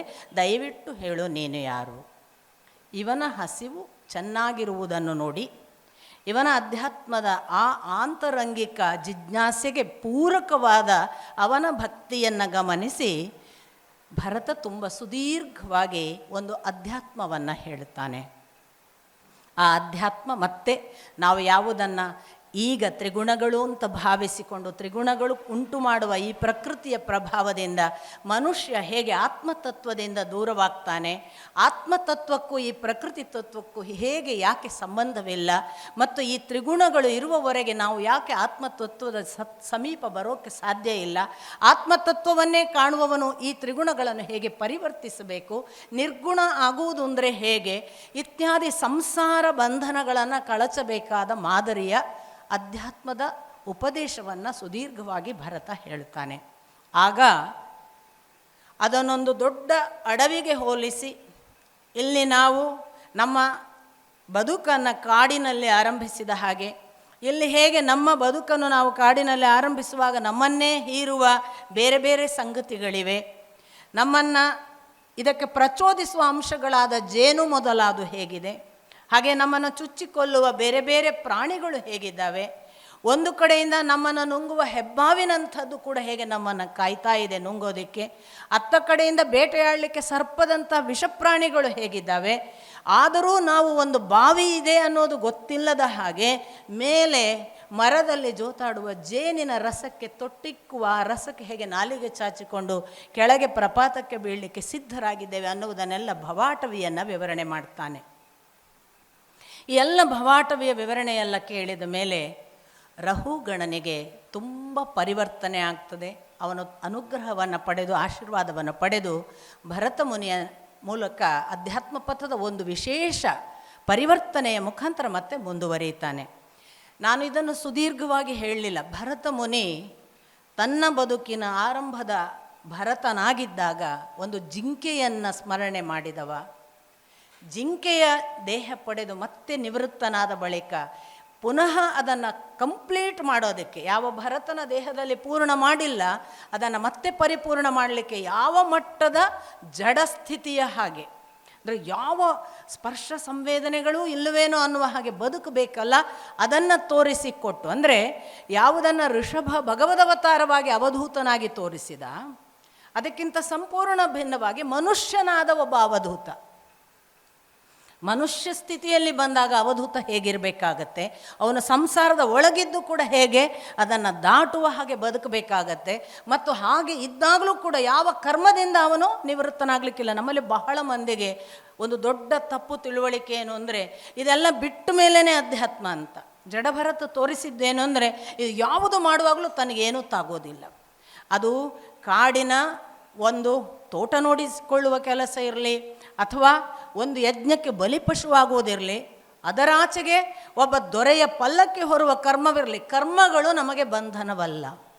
ಕರ್ಮದ ಆಚೆಗೆ, ಅದಕ್ಕೇನೆ ನೋಡಿ ಅಶ್ವತ್ಥಮೇನಂ ಸುವಿರೂಢ ಮೂಲಂ ಅಂತ ಒಂದೇನೋ ಭಗವದ್ಗೀತೆಯಲ್ಲಿ ಹೇಳುವಾಗ ಕರ್ಮಾನುಬಂಧಿನಿ ಅಲ್ವಾ. ಆವಾಗ ನಾವೇನು ಹೇಳೋದು, ಅದು ಕರ್ಮಬಂಧನ. ನಮ್ಮಲ್ಲಿ ಬಹಳ ಜನರಿಗೆ ಏನೇ ಮಾತಾಡಿದ್ರು ಅದು ಕರ್ಮ, ನಾನು ಮಾಡಿದ ಕರ್ಮಬಂಧನ ಬಿಡಿಸೋಕ್ಕಾಗಲ್ಲ ಅನ್ನುವವರೆಲ್ಲ ಅಸಂಗಶಸ್ತ್ರೇಣ ದೃಢೇನ ಚಿತ್ವ ಅನ್ನೋದನ್ನು ಮರೀತೇವೆ. ಕೃಷ್ಣ ಬರೇ ಕರ್ಮಬಂಧನ ಇದೆ ಅಂತ ಹೇಳಿ ಮುಕ್ತಾಯ ಮಾಡಿಲ್ಲ.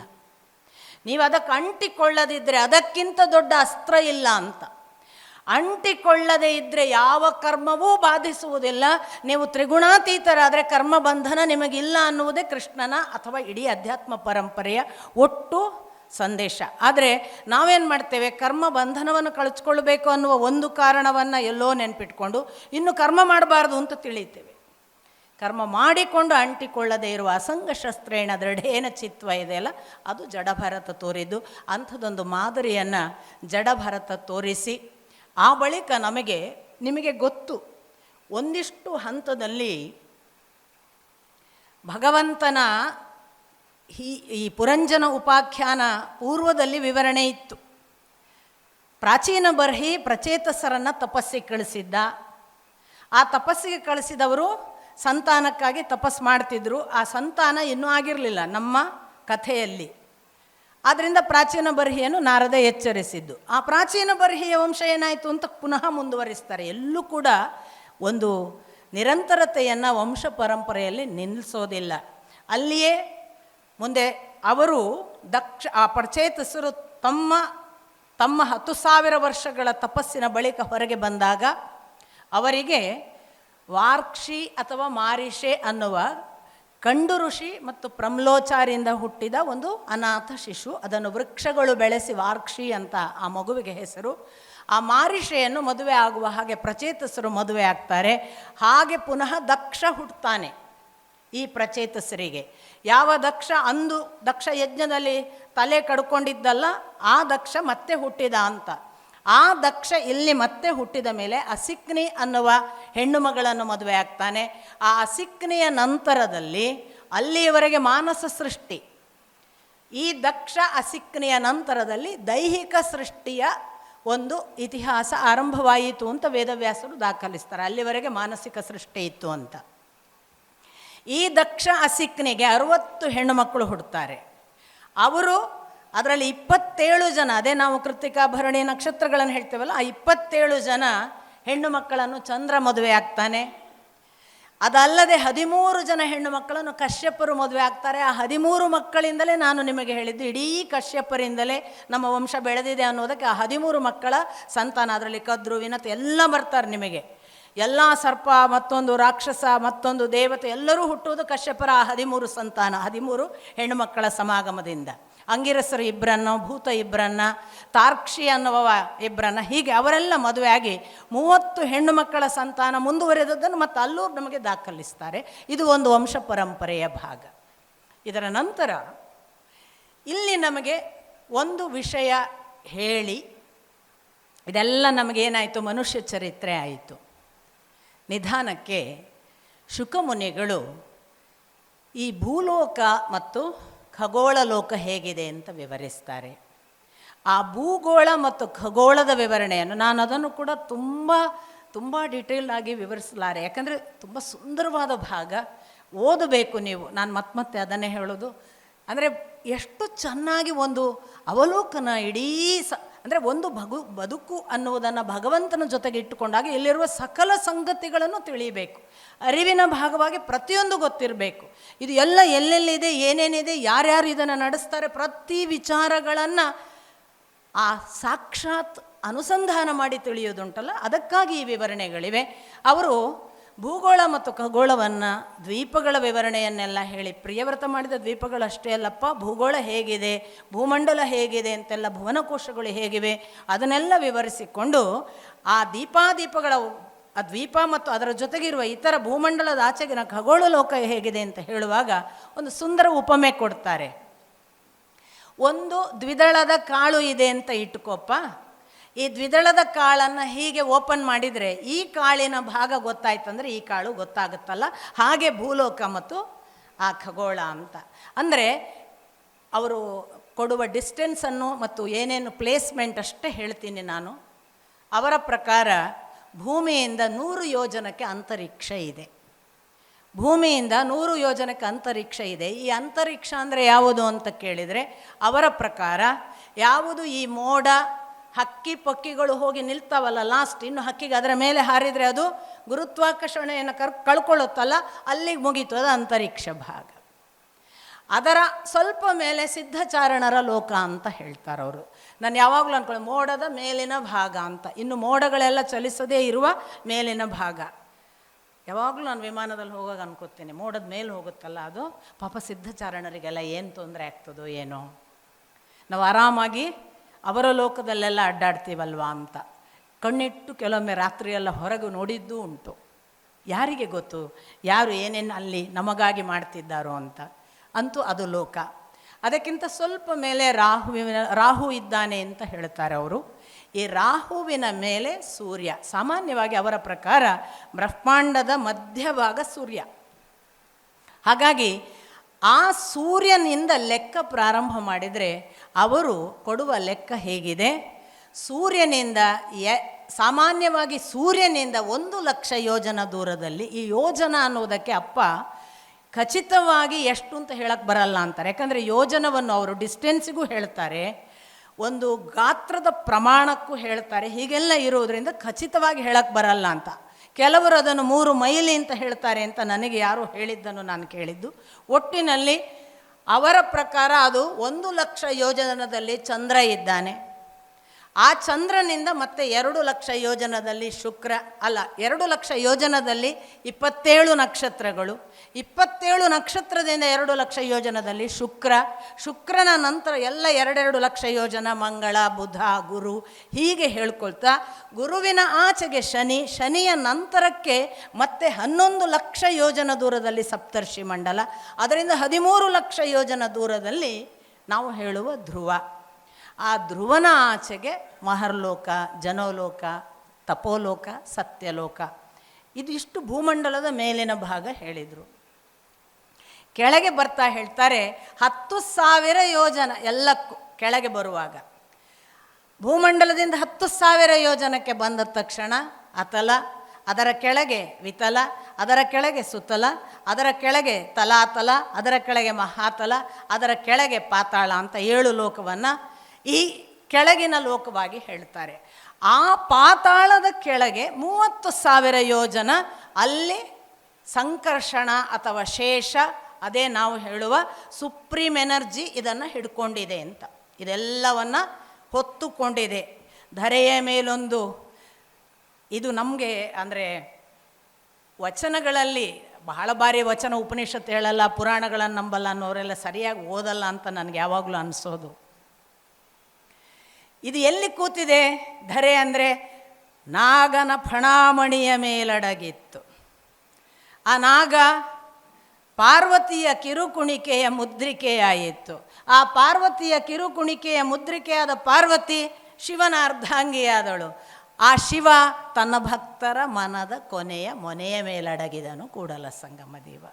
ಹಾಗಾಗಿ ಇಡೀ ಭೂಮಂಡಲ ಅಥವಾ ಖಗೋಳ ಮತ್ತೊಂದು ಯಾವುದೆಲ್ಲ ಈಗ ನಾವು ನೋಡಿದೆವು ಅದು ಅಷ್ಟೂ ಕೂಡ ಈ ಎನರ್ಜಿ, ಸುಪ್ರೀಂ ಎನರ್ಜಿ ಹೊತ್ತುಕೊಂಡಿದೆ ಎಂದು. ಶೇಷ ಅಂದರೆ ಅಪ್ಪನೂ ಕೂಡ ಅದನ್ನು ಬಹಳ ವಿಶದವಾಗಿ ವಿವರಿಸ್ತಾರೆ. ಎಲ್ಲ ಕಳೆದ ಮೇಲೆ ಏನು ಉಳಿತದೋ ಅದನ್ನು ನಾವು ಮ್ಯಾಥಮೆಟಿಕ್ಸ್ನಲ್ಲಿ ಶೇಷ ಅನ್ನೋದು. ಜಗತ್ತಿನ ಸಕಲವೂ ಹೋದ ಮೇಲೆ ಉಳಿಯುವುದು ಯಾವುದು? ಎನರ್ಜಿ. ಆ ಎನರ್ಜಿಗೆ ಶೇಷ ಅಂತ ಹೆಸರು. ಸುಪ್ರೀಂ ಎನರ್ಜಿಯೇ ಶೇಷ. ಆ ಸುಪ್ರೀಂ ಎನರ್ಜಿ ಜಗತ್ತಿಡೀ ಪ್ರಳಯವಾದರೂ ಕೂಡ ತಾನು ಇದೆ.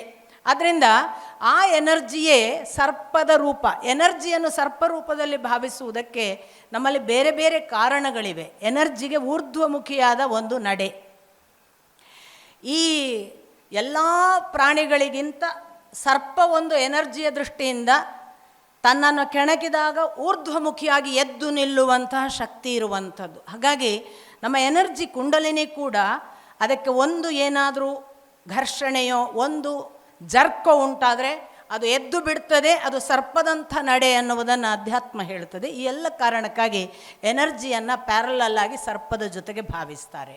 ಇಂಥ ಎಲ್ಲ ಕಾರಣಗಳುಳ್ಳ ಶೇಷನನ್ನು ಹೇಳಿ ಇಷ್ಟು ಲೋಕವನ್ನು ಹೇಳಿತು. ನಾನು ಯಾವಾಗಲೂ ಭಾವಿಸುವುದು, ಲೋಕಾಲೋಕವನ್ನು ಒಂದು ವಿವರಿಸ್ತಾರೆ. ಸೂರ್ಯನ ಕಿರಣ ಎಲ್ಲಿಗೆ ಮುಟ್ಟುತ್ತದೆ ಅದರ ಆಚೆಗಿನ ಮುಟ್ಟಲ್ಲ. ಆ ಬೆಳಕಿನ ರೇಖೆ ಮುಗಿದು ಕತ್ತಲು ಎಲ್ಲಿ ಆರಂಭ ಆಗುತ್ತಲ್ಲ ಅದು ಲೋಕಾಲೋಕ ಅಂತಾರೆ. ಇಂಟ್ರೆಸ್ಟಿಂಗ್ಲಿ ಅದಕ್ಕೊಂದು ವಿವರಣೆ ಕೊಡ್ತಾರೆ. ಆ ಲೋಕಾಲೋಕಕ್ಕೆ ಹೋದರೆ ಅವನು ಮತ್ತೆ ಮರಳಿ ಬರುವುದಿಲ್ಲ ಅಂತ. ಎಲ್ಲಿಯಾದರೂ ಆ ಲೋಕಾಲೋಕದ ಗಡಿಯನ್ನು ದಾಟಿದರೆ ಅವನು ಮರಳಿ ಬರಲ್ಲ. ನನಗೆ ಎಷ್ಟೋ ಸಾರಿ ನಾಪತ್ತೆಯಾದ ವಿಮಾನಗಳೆಲ್ಲ ಹೋಗಿಬಿಟ್ಟಿದ್ದಾವೇನೋ ಅಂತ ಅನಿಸೋದು ಲೋಕಾಲೋಕಕ್ಕೆ. ಅಂದರೆ ಅದು ಎಲ್ಲೋ ಒಂದು ನಮ್ಮ ಮೂವ್ಮೆಂಟಿನ ಯಾವುದೋ ಒಂದು ಸಂದರ್ಭದಲ್ಲಿ ಎಲ್ಲೋ ಗತಿ ತಪ್ಪಿ ಹಾಗೆ ಎಂಟ್ರಾದರೆ ಮತ್ತೆ ಆಚೆಗೆ ಅಂತ ಹೇಳುತ್ತೆ ಭಾಗವತ. ಅಂಥದ್ದೊಂದು ಲೋಕಾಲೋಕ. ಆಮೇಲೆ ಅವರೆಲ್ಲ ವಿವರಿಸಿದ, ನಾನು ಈಗಾಗಲೇ ಹೇಳಿದೆ ಸ್ಥೂಲದಲ್ಲಿ ಇವೆಲ್ಲ ಇವೆ ಅನ್ನುವುದನ್ನು ಹೇಳ್ತಾರೆ. ನಾನು ಸೂಕ್ಷ್ಮದಲ್ಲಿ ಯಾವಾಗಲೂ ಭಾವಿಸುವುದು ನಾಭಿಯಲ್ಲಿ ಭೂಲೋಕ ಅಂತ ಹಿಂದೆಯೇ ವಿವರಣೆ ಆಗಿದೆ. ಅದರ ಮೇಲಕ್ಕೆ ಬಂದರೆ ಈ ಸೂರ್ಯಲೋಕ ಅನ್ನೋದು ಸ್ವರ್ಲೋಕ. ಅದು ನಮ್ಮ ಹೃದಯ ಸ್ಥಾನ. ನಮ್ಮ ಆನಂದ, ನಮ್ಮ ಬೆಳಕು, ನಮ್ಮ ಎಲ್ಲ ಜಗತ್ತಿನ ಖುಷಿಯನ್ನು ಕಾಣಬೇಕು ಅಂತ ನಾವು ಹೋಗುವುದೆಲ್ಲ ಉನ್ನತ ಅವಸ್ಥೆ ನಮ್ಮ ಹೃದಯ ಭಾವ. ಅಲ್ಲಿಯವರೆಗೆ ಸ್ವರ್ಲೋಕ. ಕುತ್ತಿಗೆಗೆ ಬಂದರೆ ಮಹರ್ಲೋಕ. ಅಲ್ಲಿಂದ ಮುಖವೇ ಜನಲೋಕ ಅಲ್ವಾ.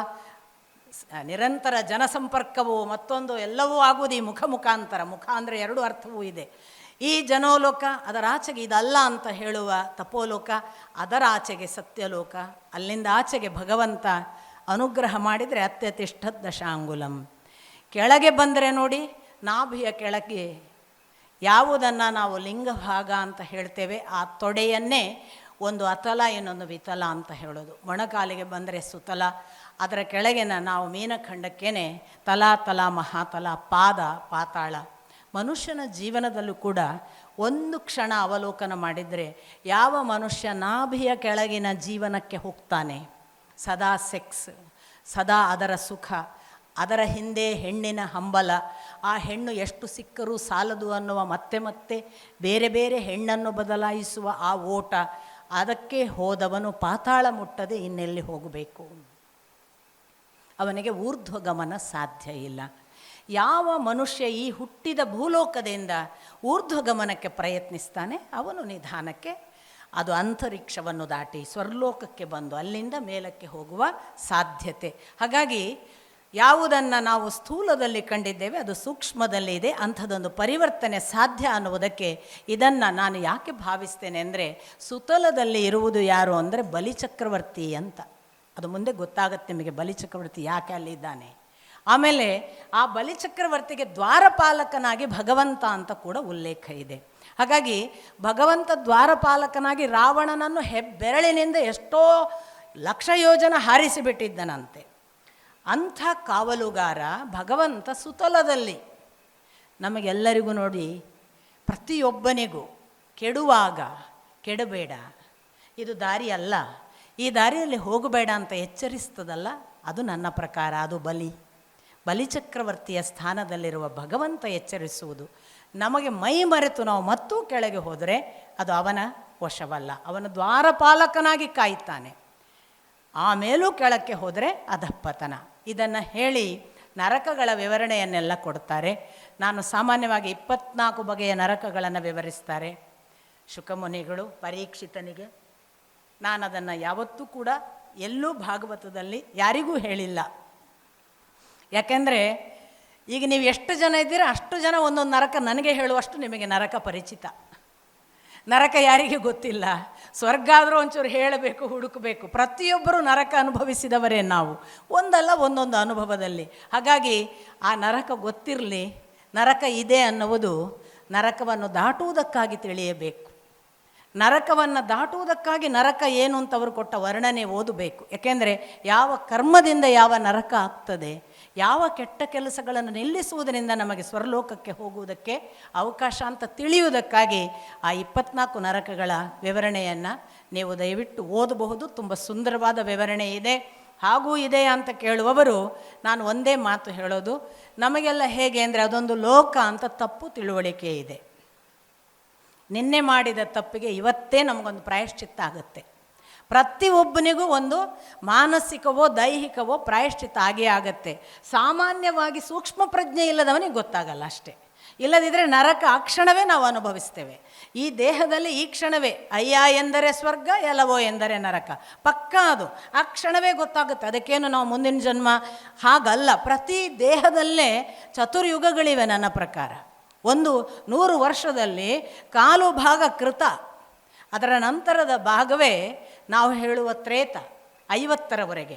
50ರ ನಂತರದ ಯುಗವೇ ದ್ವಾಪರ, 75ರ ನಂತರ ನಾವು ಕಾಣುವುದೇ ಕಲಿಯುಗ.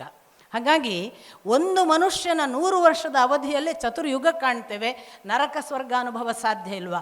ಪ್ರತಿಯೊಬ್ಬರಿಗೂ ಇದೇ ದೇಹದಲ್ಲಿ ಎಲ್ಲ ಸಾಧ್ಯ ಅನ್ನುವುದು ಎಷ್ಟೋ ವಿವರಣೆಗಳಿಂದ ಖಚಿತವಾಗ್ತದೆ. ಹಾಗಾಗಿ ಮುಂದೊಂದು ಜನ್ಮ ಬರಬೇಕು, ಈಗ ಮಾಡಿದರೆ ಆಯಿತು ಅಂತ ಏನೂ ಭಾವಿಸಬೇಕಾಗಿಲ್ಲ. ನರಕವನ್ನು ದಾಟುವುದು ಹೇಗೆ? ಪ್ರಶ್ನೆ ಪರೀಕ್ಷಿತನದ್ದು. ಶುಕಮುನಿಗಳು ಹೇಳ್ತಾರೆ, ನರಕವನ್ನು ದಾಟಬೇಕು ಅನ್ನುವ ಹಸಿವು ನಿನ್ನ ಹಾಗೆ ಬೇರೆ ಬೇರೆ ಸಂದರ್ಭಗಳಲ್ಲಿ ಬಂದದ್ದುಂಟಪ್ಪ. ಅದಕ್ಕೆ ನಾನು ಒಬ್ಬನ ಕಥೆ ಹೇಳ್ತೇನೆ ಅಂತ ಅಜಾಮಿಳನ ಉಪಾಖ್ಯಾನ. ಅಲ್ಲಿಂದ ನಾವು ಮತ್ತೆ ಸ್ಕಂಧ ಬದಲಾಯಿತು. 6ನೆಯ ಸ್ಕಂಧದಲ್ಲಿ ಅಜಾಮಿಳನ ಉಪಾಖ್ಯಾನವನ್ನು ಪ್ರಾರಂಭ ಮಾಡ್ತಾರೆ ಶುಕಮುನಿಗಳು. ನಿಮಗೆಲ್ಲರಿಗೂ ಅಜಾಮಿಳನ ಕಥೆ ಗೊತ್ತಿದೆ. ಕಾನ್ಯಕುಬ್ಜ ದೇಶದ ಒಬ್ಬ ಬ್ರಾಹ್ಮಣ, ನಿಯತ್ತಿನಿಂದ ನೈತಿಕತೆಯಿಂದ ಬದುಕ್ತಾ ಇದ್ವವ. ಎಲ್ಲ ಶಾಸ್ತ್ರ ವಿಧಿ ಮತ್ತೊಂದನ್ನು ಪ್ರತಿಯೊಂದನ್ನು ಬಹಳ ಕೂಲಂಕಷವಾಗಿ ತಂದೆಯ ಜೊತೆಗೆ ವಿಧಿಬದ್ಧವಾಗಿ ನಡೆದವ. ಯಾವ ದೋಷ ಮಾಡಿದವನಲ್ಲ. ಪಾಪ ಪುಣ್ಯಗಳ ಲೆಕ್ಕ ಹಿಡಿದರೆ ಒಳ್ಳೆಯ ಕೆಲಸ ಮಾಡಿದವ. ಆದ್ದರಿಂದ ಎಂದೂ ಕೂಡ ದೋಷಪೂರಿತನಲ್ಲದೆ ಒಳ್ಳೆಯ ದೇವ ಕಾರ್ಯದಲ್ಲಿಯೇ ಬದುಕಿದ. ಕಾಡು ಮೇಡುಗಳನ್ನು ಅಲೆದುಕೊಂಡು ಅಪ್ಪನಿಗೆ ಪ್ರತಿ ಸಂಸ್ಕಾರಗಳಲ್ಲಿ ಸಹಾಯ ಮಾಡ್ತಿದ್ದವ. ತನ್ನ ದಂಪತಿಯ ಜೊತೆಗೆ ನಿಯತ್ತಿನಿಂದ ಇದ್ದವ. ಒಂದು ದಿನ ಕಾಡಿನಲ್ಲಿ ಭ್ರಷ್ಟ ವೃಷಲನೊಬ್ಬ ವೇಶ್ಯೆಯ ಜೊತೆಗೆ ಹೇಗೋ ವರ್ತಿಸುವುದನ್ನು, ದೈಹಿಕವಾದ ಅತಿರೇಕಗಳನ್ನೆಲ್ಲ ನೋಡಿ ತಾನು ಮಾನಸಿಕವಾಗಿ ಸೋಲ್ತಾನೆ. ಆ ಸೋಲಿನ ಪರಿಣಾಮದಿಂದ ಅವನಿಗೆ ತಕ್ಷಣ ತಾನಿರುವ ಬದುಕಿಗಿಂತ ಇದು ಚೆನ್ನಾಗಿದೆ ಅಂತ ಏನೋ ಒಂದು ಕ್ಷಣಕ್ಕೆ ಅನ್ನಿಸಿಬಿಡ್ತದೆ. ಕುಸಿತ ಆರಂಭ. ಅವನು ಆ ವೇಶ್ಯೆಯನ್ನು ಹೇಗಾದರೂ ಪಡಿಬೇಕು ಅನ್ನುವ ಒಂದೇ ಕಾರಣಕ್ಕಾಗಿ ಇದ್ದ ಬದ್ದ ಸಂಸ್ಕಾರ ಬಿಡುವುದು ಬಿಡಿ, ಹಣಕ್ಕಾಗಿ ಏನೇನೋ ಮಾಡಿ ಅವಳಿಗೆ ಹಣ ತಂದು ಕೊಟ್ಟು ಅವಳನ್ನು ಪುಸಲಾಯಿಸಿ ಅವಳನ್ನು ವಶ ಮಾಡಿಕೊಂಡು ಅವಳ ಮೂಲಕ 10 ಮಕ್ಕಳನ್ನು ಹಡಿತಾನೆ. ಕೊನೆಯ ಮಗುವಿಗೆ ನಾರಾಯಣ ಅಂತ ಹೆಸರಿಡ್ತಾನೆ. ಹೀಗೆ ಆ ನಾರಾಯಣ ಅನ್ನುವ ಹೆಸರಿನ ಮಗುವಿನ ಜೊತೆಗೆ ಮತ್ತೆ ತನ್ನ ಸಂಸಾರದ ಭೋಗ ಸಾಮ್ರಾಜ್ಯದಲ್ಲಿ ಮುಳುಗಿ ಇಷ್ಟರವರೆಗೆ ನಡೆದ ದಾರಿಯೇ ಅಲ್ಲವೇನೋ ಅನ್ನುವಾಗ ಹೀಗೆಲ್ಲ ನಾವು ಆಗಿರ್ತೇವೆ. ನಮ್ಮನ್ನು ನಾವು ಅವಲೋಕಿಸಬೇಕು. ಎಂತೆಂಥ ಒಳ್ಳೆಯ ಕುಟುಂಬದಲ್ಲಿ ಹುಟ್ಟಿದ ನಾವು ಅಪ್ಪ ಅಮ್ಮ ಮಾಡಿದ ಎಲ್ಲ ಸಂಸ್ಕಾರ ಬಿಟ್ಟು ಎಷ್ಟು ನೀಚ ಬದುಕಿಗೆ ನಾವು ಬಂದಿರ್ತೇವೆ ಅನ್ನೋದನ್ನು ನಾವು ಅವಲೋಕಿಸಿಕೊಳ್ಳಿಕ್ಕೆ ಅಜಾಮಿಳ ಮತ್ತೊಬ್ಬರನ್ನು ಮಾದರಿ ಮಾಡಬೇಕು. ನಮ್ಮ ಅಪ್ಪ ಏನು ನಡೆದಿದ್ರು, ನಮ್ಮ ಮಕ್ಕಳಾಗಿ ನಾವೇನು ನಡೀತಿದ್ದೇವೆ, ನಮ್ಮ ಹೆತ್ತ ಮಕ್ಕಳು ಏನು ನಡೀತಿದ್ದಾರೆ, ಎಲ್ಲವನ್ನು ನೋಡುವುದಕ್ಕೆ ಈ ಭಾಗವತ ಕನ್ನಡಿ ಆಗಬೇಕು. ಕತೆ ಕೇಳಲಿಕ್ಕಲ್ಲ. ಪುರಾಣ ಎಂಬುದು ಪುಂಡರಗೋಷ್ಠಿ, ವೇದ ಎಂಬುದು ಓದಿನ ಮಾತು, ಶಾಸ್ತ್ರ ಎಂಬುದು ಸಂತೆಯ ಸುದ್ದಿ, ಭಕ್ತಿ ಎಂಬುದು ತೋರುಂಬ ಲಾಭ. ಇದು ಅಲ್ಲಮ ಅಟ್ಯಾಕ್ ಮಾಡೋದು. ವೇದ ಓದುವ ಮಾತು ಆಗಬಾರ್ದು, ಪುರಾಣ ಪುಂಡರ ಗೋಷ್ಠಿ ಆಗಬಾರ್ದು, ಶಾಸ್ತ್ರ ಎಂಬುದು ಸಂತೆಯ ಸುದ್ದಿ. ನಾವು ಶಾಸ್ತ್ರ ಎಲ್ಲ ಏನು ಎಲ್ಲರಿಗೆ ಹೇಳಲಿಕ್ಕೆ ನಮಗೆ ನಾವು ಮಾಡಬೇಕಾಗಿಲ್ಲ. ಸಂತೆಯ ಸುದ್ದಿಯಾಗಿ ಬಿಟ್ಟಿದೆ. ತರ್ಕ ಎಂಬುದು ಟಗರ ಹೊರಟೆ. ನಮಗೆ ಯಾವ ತರ್ಕ ಇದೆ ಅಲ್ಲ, ಆ ತರ್ಕ ಎಲ್ಲ ಯಾವುದಕ್ಕೆ ಅಂದರೆ ಭಗವಂತನನ್ನು ಅನುಮಾನ ಪ್ರಮಾಣಗಳ ಸಹಿತ ತಿಳಿಲಿಕ್ಕೆ ಬಳಸುವುದಲ್ಲ, ನನಗೆ ಗೊತ್ತಿದೆ ಎನ್ನುವ ವಿದ್ವತ್ತಿನ ಘರ್ಷಣೆಗೆ, ಇನ್ನೊಬ್ಬರ ಜೊತೆಗೆ ಗೆದ್ದು ಸೋಲು ಗೆಲುವಿನ ಮಹತ್ವಾಕಾಂಕ್ಷೆಯನ್ನು ಪ್ರತಿಪಾದಿಸುವುದಕ್ಕೆ. ಅದಕ್ಕೆ ಬದಲಾಗಿ ಅದು ತೋರುಂಬ ಲಾಭವಾದ ಭಕ್ತಿಯಾಗಬಾರದು ಅಂತ ಅದಕ್ಕೆ ಅಟ್ಯಾಕ್ ಮಾಡ್ತಾನೆ. ಅಲ್ಲಮ್ಮ, ಯಾವಾಗ ಅದು ಪುಂಡರ ಗೋಷ್ಠಿ ಆಗ್ತದಲ್ಲ, ಆಗ ಅಜಾಮಿಳ ಯಾರಿಗಾದರೂ ಕೂಡ ಕೆಟ್ಟ ಕೆಲಸ ಮಾಡಿದವರಿಗೆ ಒಳ್ಳೆ ಸಮರ್ಥನೆ ಆಗ್ತಾನೆ, ಪುಂಡರಿಗೆ. ಅದಕ್ಕೇ ನಾನು ಹೇಳಿದ್ದೊಂದು ಮಿರರ್, ಭಾಗವತ ಒಂದು ಕನ್ನಡಿ ಆದರೆ ನಾವೇನು ಮಾಡ್ತಿದ್ದೇವೆ? ನಾವು ನಿಜಕ್ಕೂ ನಡಿಬೇಕಾದ ನಡೀತಿದ್ದೇವಾ? ಅಜಾಮಿಳ ಮಾಡಿದಂತಹ ಕೆಲಸಗಳು ನಾವೆಲ್ಲಿ ಮಾಡಿದ್ದೇವೆ? ನಮ್ಮ ಪೂರ್ವ ಚರಿತ್ರೆ ಏನು? ನಮ್ಮ ಪೂರ್ವ ಚರಿತ್ರೆ ನಮ್ಗೆ ಅಪ್ಪ ಅಮ್ಮ ಹಾಕಿಕೊಟ್ಟ ಸಂಸ್ಕಾರ ಏನು? ಇವತ್ತು ನಾವು ಅದನ್ನು ಎಷ್ಟು ಬಿಟ್ಟು ದೂರ ಬಂದಿದ್ದೇವೆ? ಯಾವ ಕಾರಣಕ್ಕೆ ದೂರ ಬಂದಿದ್ದೇವೆ? ನಮ್ಮ ತಪ್ಪ, ಅವರ ತಪ್ಪ? ಈಗಲೂ ಕಾಲ ಮಿಂಚಿದೆಯಾ? ನಾವು ನೋಡಿ 80 ವರ್ಷ ಅಜಾಮಿಳನಿಗೆ ಬದಲಾಗಲಿಲ್ವಾ? ನಮಗೆಲ್ಲರಿಗೂ ಬದಲಾಗಲಿಕ್ಕೆ ಸಾಧ್ಯ ಇದೆ. ಎಲ್ಲರೂ ದಾರಿ ತಪ್ಪುತ್ತಾರೆ. ದಾರಿ ತಪ್ಪುವ ಪೂರ್ವದಲ್ಲಿ ಒಂದು ಚರಿತ್ರೆ ಇರುತ್ತೆ, ಅದರ ಪೂರ್ತಿ ನೆನಪಿನ ಜೊತೆಗೆ ಮತ್ತೆ ಮರಳಿ ಬರಬಹುದು ಅನ್ನೋ ಎಲ್ಲ ದೃಢವಾದ ವಿಶ್ವಾಸವನ್ನು ಕೊಡೋದಕ್ಕೆ ಅಜಾಮಿಳನ ಕಥೆ. ಅಜಾಮಿಳ ಅಂಥ ಹೊತ್ತಿನಲ್ಲಿ ತಾನು ಮೈಮರೆತು ಭೋಗ ಸಾಮ್ರಾಜ್ಯದಲ್ಲಿದ್ದಾಗ ಯಮದೂತರು ಬಂದ ಹಾಗೆ ಒಂದು ದಿನ ಕನಸೋ ಎಚ್ಚರದೋ ಸ್ಥಿತಿಯಲ್ಲಿ ಅವನಿಗೆ ಇಬ್ಬರು ಕಾಣಿಸ್ತಾರೆ, ಕರ್ಕೊಂಡು ಹೋಗಲಿಕ್ಕೆ ಬಂದಿದ್ದಾರೆ ಅಂತ.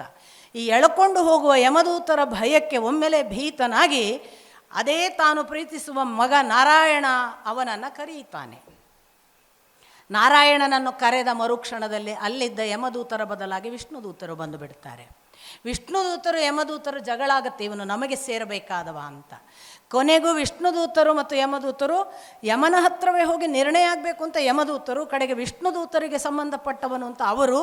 ಆ ಚರ್ಚೆ ಬಹಳ ಅದ್ಭುತವಾದ ಒಂದು ಚರ್ಚೆ, ಅದನ್ನು ಕೂಡ ಓದಿ, ಹೇಗೆ ವಿಷ್ಣುದೂತನಿಗೆ ಸಂಬಂಧಪಟ್ಟವ ಅಂತ ನಿರ್ಣಯ ಆಗುತ್ತೆ. ಯಮದೂತರು ಸೋಲ್ತಾರೆ, ಯಮನೇ ಅದನ್ನು ಒಪ್ಪಿಕೊಳ್ತಾನೆ, ಅವನು ಅವರಿಗೆ ಸೇರಬೇಕು. ಯಾಕಂದರೆ ಕಟ್ಟ ಕಡೆಗೆ ನಾನು ಕರ್ಕೊಂಡು ಹೋಗೋ ಹೊತ್ತಿಗೆ ಕೂಡ ಅವನು ಭಗವಂತನನ್ನು ಸ್ಮರಿಸಿದರೆ ನನಗೆ ಹಕ್ಕಿಲ್ಲ ಅಂತ ಯಮನು ಹೇಳಿಬಿಡ್ತಾನೆ. ಹಾಗಾಗಿ ಯಮ ಕೂಡ ಅವನ ಯಮದೂತರನ್ನು ಕಳಿಸಿದವನು ಹಿಂದಕ್ಕೆ ಬಂದು ವಿಷ್ಣುದೂತರಿಗೆ ಅಜಾಮಿಳನನ್ನು ಬಿಟ್ಟ ಅನ್ನೋದು ಒಂದು ಭಾಗ. ಒಳ್ಳೆಯದಾಯಿತು ಎಲ್ಲರಿಗೂ, ಕೆಟ್ಟ ಕೆಲಸ ಮಾಡಿದವರಿಗೆಲ್ಲ ಭಾರಿ ಒಳ್ಳೆಯ ಕೆಲಸ, ಏನು ಕಡೆಗೊಂದು ನಾರಾಯಣ ಅಂದರೆ ಆಯಿತು ಅಂತ ಎಲ್ಲ ಮಾಡೋದು. ಯಾವ ವೇಶ್ಯೆ, ಅದಕ್ಕೆ ಬೇಕಾದಂತಹ ಕೆಟ್ಟ ಕೆಲಸ, ಯಾವ ದುಡ್ಡಿನ ಮೋಸ, ಸುಳ್ಳು, ಲಂಪಟತನ, ಕಾಮ, ಮತ್ತೊಂದು ಅದರಲ್ಲಿ ಮುಳುಗಿ ಆ ಭೋಗ ಸಾಮ್ರಾಜ್ಯದ ಕಡೆಗೆ ತಪ್ಪಾಗಿದ, ನಾರಾಯಣನೇ ಅಜಾಮಿಳ ಹೋಗಿದ್ದಾನೆ. ಹಾಗಲ್ಲ, ಅಜಾಮಿಳನಿಗೆ ನಾರಾಯಣ ಅಂದದ್ದು ವಿಷ್ಣುದೂತರು ಎಚ್ಚರಿಸಿದ ಭಾಗ ಮಾತ್ರ. ಅದು ಅವನಿಗೆ ಎಚ್ಚರ ಬಂತು, ಓಹೋ ನಾನು ದಾರಿ ತಪ್ಪು. ಯಾಕೆ ಅವನಿಗೊಂದು ನಿದ್ರೆ ಹಾಗೆ ಕನಸಿನ ಹಾಗೆ ಏನೋ ನಡೆದದ್ದು ಅದು. ಅವನ ಎಚ್ಚರ ಆಗೋ ನೆನಪಾಯಿತು, ಇದು ಯಾಕೆ ಬಂತು ಇದೆಲ್ಲ? ಓ ನಾನು ನಡೆಯಬೇಕಾದ ದಾರಿ ತಪ್ಪಿದ್ದೇನೆ, ನನ್ನ ಪೂರ್ವದ ಎಲ್ಲ ನಡೆಗಳನ್ನು ಬಿಟ್ಟು ನಾನು ಬೇರೆ ದಾರಿಗೆ ಬಂದದ್ದಕ್ಕೆ ಇದು ನನಗೆ ಒಂದು ದಿಕ್ಸೂಚಿ, ನಾನು ಈಗ ಇನ್ನೂ ಈ ಜಾಗ ಬಿಡಬೇಕು, ಇದಲ್ಲ ನನಗೆ ಅಂತ ಗೊತ್ತಾಗಿ ಅವನು ಆ ವೇಶ್ಯೆಯ ಸಹವಾಸ ಮತ್ತೊಂದು ಸಂಸಾರ ಎಲ್ಲ ಬಿಟ್ಟು ನಿವೃತ್ತಿ ಮಾರ್ಗವನ್ನು ಅನುಸರಿಸಿ ಹರಿದ್ವಾರಕ್ಕೆ ಹೋಗಿ ಯೋಗ ಮಾರ್ಗವನ್ನು ಎಷ್ಟೋ ವರ್ಷಗಳ ತನಕ ಸಾಧಿಸಿ ಆ ಸಾಧನೆಯ ಮೂಲಕ ಮೋಕ್ಷವಾಯಿತು. ನೆನಪಿಟ್ಕೊಳ್ಬೇಕು, ಬರೇ ಪೂರ್ವಾರ್ಧ ನೆನಪಿಟ್ಕೊಳ್ಳೋದಲ್ಲ. ಏತತ್ ಅಶೇಷೇಣ ವಿಮೃಶ್ಯ ಯಥಾ ಇಚ್ಛಸಿ ತಥಾ ಕುರು ಅಂತ ಅಲ್ಲಿ ಇಡೀ ಭಗವದ್ಗೀತೆಯನ್ನು ಹೇಳಿದ ಮೇಲೆ ಹೇಳಿದ. ನಾವೇನು ತಗೊಳ್ಳೋದು? ಯಥಾ ಇಚ್ಛಸಿ ತಥಾ ಕುರು ಹೇಳಿದ್ದಾನೆ ಭಗವಂತ. ಏತತ್ ಅಶೇಷೇಣ ವಿಮೃಶ್ಯ ಮರ್ತು ಬಿಡ್ತೇವೆ. ಇಡೀ ಶೇಷವಿಲ್ಲದೆ ವಿಮರ್ಶೆ ಮಾಡಿ ನಿನಗೆ ಏನು ಬೇಕು ಹಾಗೆ ನಿರ್ಣಯ ಮಾಡು. ಇಡೀ ವಿಮರ್ಶೆ ಮಾಡ್ಬೇಕಾದ್ರೆ ಅಷ್ಟು ಗೊತ್ತಿರಬೇಕಲ್ಲ. ಹಾಗೆ ಅಜಾಮಿಳನ ಕಥೆ ಬರೇ ನಾರಾಯಣ ಅಂದದ್ದಕ್ಕಾದದ್ದಲ್ಲ. ಈ ಒಂದು ಕಾರಣಕ್ಕೆ ನಮ್ಮಲ್ಲೊಂದು ಪರಂಪರೆಯೇ ಬೆಳೀತು. ಮಕ್ಕಳಿಗೆ ದೇವರ ಹೆಸರಿಟ್ಟರೆ ಆಯಿತು ಮೋಕ್ಷ ಆಗ್ತದೆ ಅಂತ. ಮಕ್ಕಳಿಗೆ ದೇವರ ಹೆಸರಿಟ್ಟರೆ ಮೋಕ್ಷ ಆಗುವುದಲ್ಲ, ಯಾವ ಭಾವದಿಂದ ಕೊನೆಗೆ ಪ್ರಾಣ ಬಿಟ್ಟಿತಲ್ಲ ಆ ಭಾವಕ್ಕನುಗುಣವಾಗಿ ಮೋಕ್ಷ. ಜಿಂಕೆಯನ್ನೇ ನೆನೀತಾ ಅವನು ಕೃಷ್ಣ ಅಂದರೆ ಭರತ, ಜಿಂಕೆ ಆಗೋದು ತಪ್ಪುತ್ತಾ? ನಾವು ಬಹಳ ಈಗ ತುಂಬ ಪ್ರೀತಿಸುವ ಯಾವ್ಯಾವುದೋ ಪ್ರಾಣಿಗಳನ್ನೇ ನೆನೆದು ಸತ್ತೇವಂದರೆ ಆ ಪ್ರಾಣಿಯೇ ಆಗುವುದು ಖಚಿತ ಅಂತಲೇ ಇರುವುದು. ನಮ್ಮ ಅಪ್ಪ ಅಂತೂ ಹೇಳ್ತಾರೆ, ಈ ಜನ್ಮದಲ್ಲಿ ನಾಯಿಯನ್ನು ತುಂಬ ಪ್ರೀತಿ ಮಾಡಿ ಚೈನ್ ಹಿಡ್ಕೊಂಡೆಲ್ಲ ವಾಕಿಂಗ್ ಮಾಡಿದ್ದೀರಿ ಅಂದರೆ ಮುಂದಿನ ಜನ್ಮದಲ್ಲಿ ನಿಮ್ಮನ್ನು ಅದು ಚೈನ್ ಹಿಡ್ಕೊಂಡು ನಾಯಿಯಾಗಿ ಕರ್ಕೊಂಡು ಹೋಗ್ತದೆ ಅಂತ. ಅಂದರೆ ನಾನು ಇದನ್ನು ಯಾಕೆ ಹೇಳ್ತೇನೆ ಅಂದರೆ, ನಾವು ಯಾವುದನ್ನು ಕೂಡ ಅತಿಯಾಗಿ ನಮ್ಮದು ಅಂತ ಭಾವಿಸಿಕೊಂಡು ನಮ್ಮದೇ ಭಾವಕ್ಕೆ ಒಳಪಡಿಸಿಕೊಂಡ್ರೆ ಅದು ಯಾವ ಭಾವದಿಂದ ಯೋಚಿಸ್ತೇವೋ ಅದೇ ತದ್ಭಾವ, ಅದೇ ಭವತಿ ಅಲ್ವಾ. ಸೊ ಆ ಕಾರಣಕ್ಕಾಗಿ ಯಾವ ಭಾವದಿಂದ ನೆನೆದಿದ್ದೀಯಾ ನಾರಾಯಣ ಅಂತ ನೆನೆದೆವು. ಶ್ರೀರಾಮಕೃಷ್ಣ ಪರಮಹಂಸರ ಒಂದು ಸುಂದರವಾದ ಕಥೆ ಇದೆ. ಒಳ್ಳೆ ವ್ಯಾಪಾರಿ, ಚೆನ್ನಾಗಿ ವ್ಯಾಪಾರ ಮಾಡ್ತಿದ್ದ. ಮಗ ಸುರೇಶ ಅಂತ ಅವನಿಗೆ ಹೆಸರು. ಅವನ ವ್ಯಾಪಾರದ ಅಂಗಡಿಯನ್ನು ಎಷ್ಟು ಬಹಳ ಭಕ್ತಿಯಿಂದ ಬೆಳೆಸಿದ್ದ ಅವನು, ಸಿಕ್ಕಾಪಟ್ಟೆ. ಇವನಿಗೆ 50 ರೂಪಾಯಿ ಸಂಪಾದನೆ ಆದರೆ ಮಗ ಅವನಕ್ಕಿಂತ ಒಳ್ಳೆ ವ್ಯಾಪಾರಿ, ಅವನ 500 ಸಂಪಾದನೆ. ಖುಷಿಯಾಯ್ತು ಇವನಿಗೆ, ಪರವಾಗಿಲ್ಲ ನನ್ನ ಮಗ ಇದನ್ನು ಮುಂದುವರಿಸ್ತಾನೆ, ನನಗಿಂತ ಚೆನ್ನಾಗಿದ್ದಾನೆ ವ್ಯಾಪಾರಿ. ಕಾಲಾಂತರದಲ್ಲಿ ಇವ ಮುದುಕಾದ, ಇವನ ಅಂಗಡಿಗೆ ಹೋಗುವ ಹಂಗಿರಲಿಲ್ಲ, ಮನೆಗೆ ಬಂದ. ಮಗ ಮಾತ್ರ ಹೋಗೋದು. ಮಗ ಒಬ್ಬನೇ ಆಗ್ತಾನೆ ಅಂತ ಅವನಿಗೆ ಒಂದು ಅಸಿಸ್ಟೆಂಟ್ ಇಟ್ಕೊಂಡ. ಅವನ ಹೆಸರು ರಾಮ. ಈ ರಾಮ ಮತ್ತು ಸುರೇಶ್ ಅಂಗಡಿ ತುಂಬ ಚೆನ್ನಾಗಿ ನಡ್ಕೋತಾ ಇದ್ರು. ಒಂದು ದಿವಸ ಇವನಿಗೆ ತೀರ ಕಾಯಿಲೆ, ಅಪ್ಪನಿಗೆ ಎಷ್ಟು ಅಸ್ವಸ್ಥನಾಗಿದ್ದ ಅಂದರೆ, ಒಂದು ಸಂಜೆಯ ಹೊತ್ತಿಗೆ ಅವನಿನ್ನೇನು ಪ್ರಾಣ ಹೋಗ್ತದೆ ಅನ್ನೋ ಸ್ಥಿತಿ ಬಂದಾಗ ಮಗನಿಗೆ ಸುದ್ದಿ ಹೋಗ್ತದೆ. ಇವನಿಗೆ ಅಂಗಡಿ ಚಿಂತೆ, ಮಲಗಿದ್ದವನಿಗೆ ಅಪ್ಪನಿಗೆ. ಅವ ಅಂಗಡಿಯ ಚಿಂತೆಯಲ್ಲೇ ಮಲಗಿದ್ದಾನೆ. ಮಗ ಬರ್ತಾನೆ ಸುರೇಶ. ಸುರೇಶ ಬಂದನಾ ಅಂತ ಕೇಳ್ತಾನೆ ಅವ. ಯಾಕೆ ಮಗ ಬಂದ ಅಂತ ಸಂತೋಷ ಅಲ್ಲ, ಅಂಗಡಿಯಲ್ಲಿ ಯಾರು ಅಂತ ಅವನ ಚಿಂತೆ ಅದೊಂದೇ. ಪರವಾಗಿಲ್ಲ, ಅವನಿಗೆ ಮನಸ್ಸಿನಲ್ಲಿ ಅನ್ನಿಸ್ತಂತೆ, ಪರವಾಗಿಲ್ಲ ರಾಮ ಇದ್ದಾನೆ ಅಲ್ಲಿ ಅಂತ. ಅಷ್ಟರಲ್ಲಿ ರಾಮ ಬಂದ. ರಾಮನೂ ಬಂದನ ಅಂತ ಪ್ರಾಣ ಬಿಟ್ಟಂತೀವ. ಭಾವ ಯಾವುದು? ಅದು ಶ್ರೀರಾಮಚಂದ್ರ ಬರಕ್ಕೆ ಸಾಧ್ಯವೇ ಇಲ್ಲ. ಹಾಗಾಗಿ ಇದು ರಾಮಕೃಷ್ಣ ಪರಮಹಂಸರು ಎಷ್ಟು ಚೆನ್ನಾಗಿ ನಾವು ಯಾವ ಭಾವದಿಂದ ಕರೆದಿದ್ದೇವೆ. ರಾಮನು ಬಂದನ ಅಂದಾಗ ಇವನ ಹೋದದ್ದು ಜೀವ ಎಲ್ಲಿ? ಪ್ರಾಣ ಅಂಗಡಿಯಲ್ಲಿ. ನಾಳೆ ಮತ್ತೆ ಅಂಗಡಿಯಲ್ಲಿ ವ್ಯಾಪಾರಿಯಾಗಿ ಹುಟ್ಟಲೇಬೇಕು ಇವೆಲ್ಲಿ ರಾಮನ ಹತ್ರ ಹುಟ್ಟಕ್ಕೆ ಸಾಧ್ಯ? ಹಾಗೆ ಯಾವ ಭಾವದಿಂದ. ಹಾಗಾಗಿ ನಮಗೊಂದು ಮಗ ಹುಟ್ಟಿದ್ದಾನೆ, ಅವನಿಗೆ ಒಂದು ಹೆಸರಿಡೋಣ, ಕೊನೆ ಕಾಲಕ್ಕೆ ನಾವು ಏನೇನು ತಪ್ಪು ಮಾಡಿದ್ರು ಎಲ್ಲ ವಾಶೌಟ್ ಆಗುತ್ತೆ. ಖಂಡಿತ ಹಾಗಲ್ಲ. ಆ ಥರದ ಎಸ್ಕೇಪಿಕ್ ಆ್ಯಟಿಟ್ಯೂಡಿಗೆ ಪುಂಡರಗೋಷ್ಠಿಯಾಗಿ ಪುರಾಣದ ಕಥೆಗಳು ಬಳಕೆ ಆಗಬಾರ್ದು. ಅದು ಉದ್ದೇಶವೂ ಅಲ್ಲ, ನಾವು ಕನ್ನಡಿಯನ್ನು ಸರಿಯಾಗಿ ನೋಡಿಕೊಂಡಿಲ್ಲ ಅಂತ ಅರ್ಥ. ಇಂಥ ಅಜಾಮಿಳನ ಉಪಾಖ್ಯಾನವನ್ನು ಹೇಳಿದ ನಂತರ ಇದರ ಮುಂದಿನ ಭಾಗವಾಗಿ ನೋಡಿ, ಒಂದು ಲೋಕ, ಇಡೀ ಭೂಲೋಕದ ಕಥೆಗಳ ಹಾಗೆ, ಒಂದಿಷ್ಟು ನಿಮ್ಮ ಭಕ್ತರ ಕಥೆಗಳ ಹಾಗೆ, ಮತ್ತೊಂದಿಷ್ಟು ಭಕ್ತರಿಗೆ ಬಂದ ಭಗವಂತನ ಕಥೆಗಳ ಹಾಗೆ ಎಲ್ಲ ಹೇಳಿದರು. ಇಂದ್ರಲೋಕದ ಕಥೆಯೇ ಹೇಳಲಿಲ್ವಲ್ಲ. ಯಾವ ಲೋಕವನ್ನು ಬಿಡುವುದಿಲ್ಲ ಶ್ರೀಮದ್ ಭಾಗವತ. ಇಂದ್ರಲೋಕದ ಕಥೆಯನ್ನು ಆರಂಭಿಸುವುದಕ್ಕೆ ಬರುವ ಕಥೆಯೇ ಮುಂದಿನದು ವೃತ್ರಾಸುರನ ಕಥೆ. ಇಂದ್ರನ ಲೋಕ ಹೇಗಿತ್ತು ಅಂತ ಪ್ರಾರಂಭ ಮಾಡ್ತಾರೆ. ಒಂದು ಕಾಲಕ್ಕೆ ಈ ಸುರಾಸುರರಲ್ಲಿ ಏನು ಆಯಿತು, ಅದರಲ್ಲಿ ಸುರಾರು ಯಾಕೆ ವೀಕ್ ಆದರು ಅಂತ. ಇಂದ್ರ ವೀಕ್ ಆದದ್ದು ಯಾಕೆ ಗೊತ್ತಾ? ಬೇರೆ ಏನು ಕಾರಣ ಅಲ್ಲ. ಮಹಾಸುಪರ್ದಿಯಲ್ಲಿದ್ದವ, ವೈಭವದ ತುದಿ, ಅಹಂಕಾರ, ಅಧಿಕಾರ, ಎದುರಿಗೆ ಬಂದವರೆಲ್ಲ ಇವನನ್ನು ಜೈಘೋಷ ಅಂತ ಹೊತ್ತಿನಲ್ಲಿ ಇಂದ್ರ ಸಿಂಹಾಸನದ ಮೇಲೆ ಕೂತಿದ್ದಾನೆ. ರಾಜವೈಭವದ ಅವನ ಸಭಾಂಗಣಕ್ಕೆ ಎಲ್ಲ ಬಂದಿದ್ದಾರೆ. ಅತ್ತ ಬೃಹಸ್ಪತಿಗಳು ಪ್ರವೇಶಿಸಿದ್ದಾರೆ. ಬೃಹಸ್ಪತಿಗಳು ಅಂದರೆ ಅವರು ದೇವತೆಗಳ ಗುರುಗಳು. ಅವರಲ್ಲಿ ಬರುವಾಗ ಇವನು ಎಷ್ಟೇ ದೊಡ್ಡವನಿರಲಿ ಗುರು ಬಂದಾಗ ಎದ್ದು ನಿಲ್ಲಬೇಕು. ಬೃಹಸ್ಪತಿಗೆ ತಲೆಗೆ ಮದ, ಎದ್ದು ನಿಲ್ಲಲಿಲ್ಲ. ಬೃಹಸ್ಪತಿಗಳಿಗೆ ಗೊತ್ತಾಯಿತು ತಾನು ಇಲ್ಲಿ ಇರುವ ಅವಶ್ಯಕತೆ ಇಲ್ಲ. ಅವರು ಎದ್ದು ಹೋದರು. ಅವರ ಅನುಪಸ್ಥಿತಿಯನ್ನು ನೋಡಿದ ಮೇಲೆ ಗೊತ್ತಾಯಿತು ಇವನಿಗೆ ತನ್ನ ಕಡೆ ತಪ್ಪಾಗಿದೆ. ಹುಡುಕುವುದಕ್ಕೆ ಹೋದ. ಅವರು ಅಂತರ್ಧಾನರಾದರು. ಮಾಯ ಸಿಗೋದಿಲ್ಲ. ಕಡೆಗೆ ಯಾರನ್ನು ಅವನು ಇನ್ನೊಬ್ಬನನ್ನು ನೇಮಿಸದೆ, ಗುರುವಿಲ್ಲದೆ ನೋಡಿ ದೇವತೆಗಳಿಗೆ ಬಲವಿಲ್ಲ, ಗುರುವಿಲ್ಲದೆ ದೈತ್ಯರಿಗೆ ಬಲವಿಲ್ಲ. ದೈತ್ಯರಿಗೆ ಶುಕ್ರಾಚಾರ್ಯ ಬೇಕೇ ಬೇಕು, ಈ ದೇವತೆಗಳಿಗೆ ಬೃಹಸ್ಪತಿ ಬೇಕೇ ಬೇಕು. ಬೃಹಸ್ಪತಿ ಇಲ್ಲ ಅಂದರೆ ಇವ್ರಿಗೆ ಗೊತ್ತಿರುತ್ತೆ ಈಗ ನಮ್ಮನ್ನು ದೈತ್ಯರು ವಶಪಡಿಸ್ಕೊಳ್ತಾರೆ, ನಾವು ಗುರು ಇಲ್ಲದವರಾಗಿದ್ದೇವೆ ಅಂತ. ಆ ಕಾರಣಕ್ಕಾಗಿ ತ್ವಷ್ಟ ನಮಗ ವಿಶ್ವರೂಪನನ್ನು ನೇಮಿಸ್ತಾನೆ.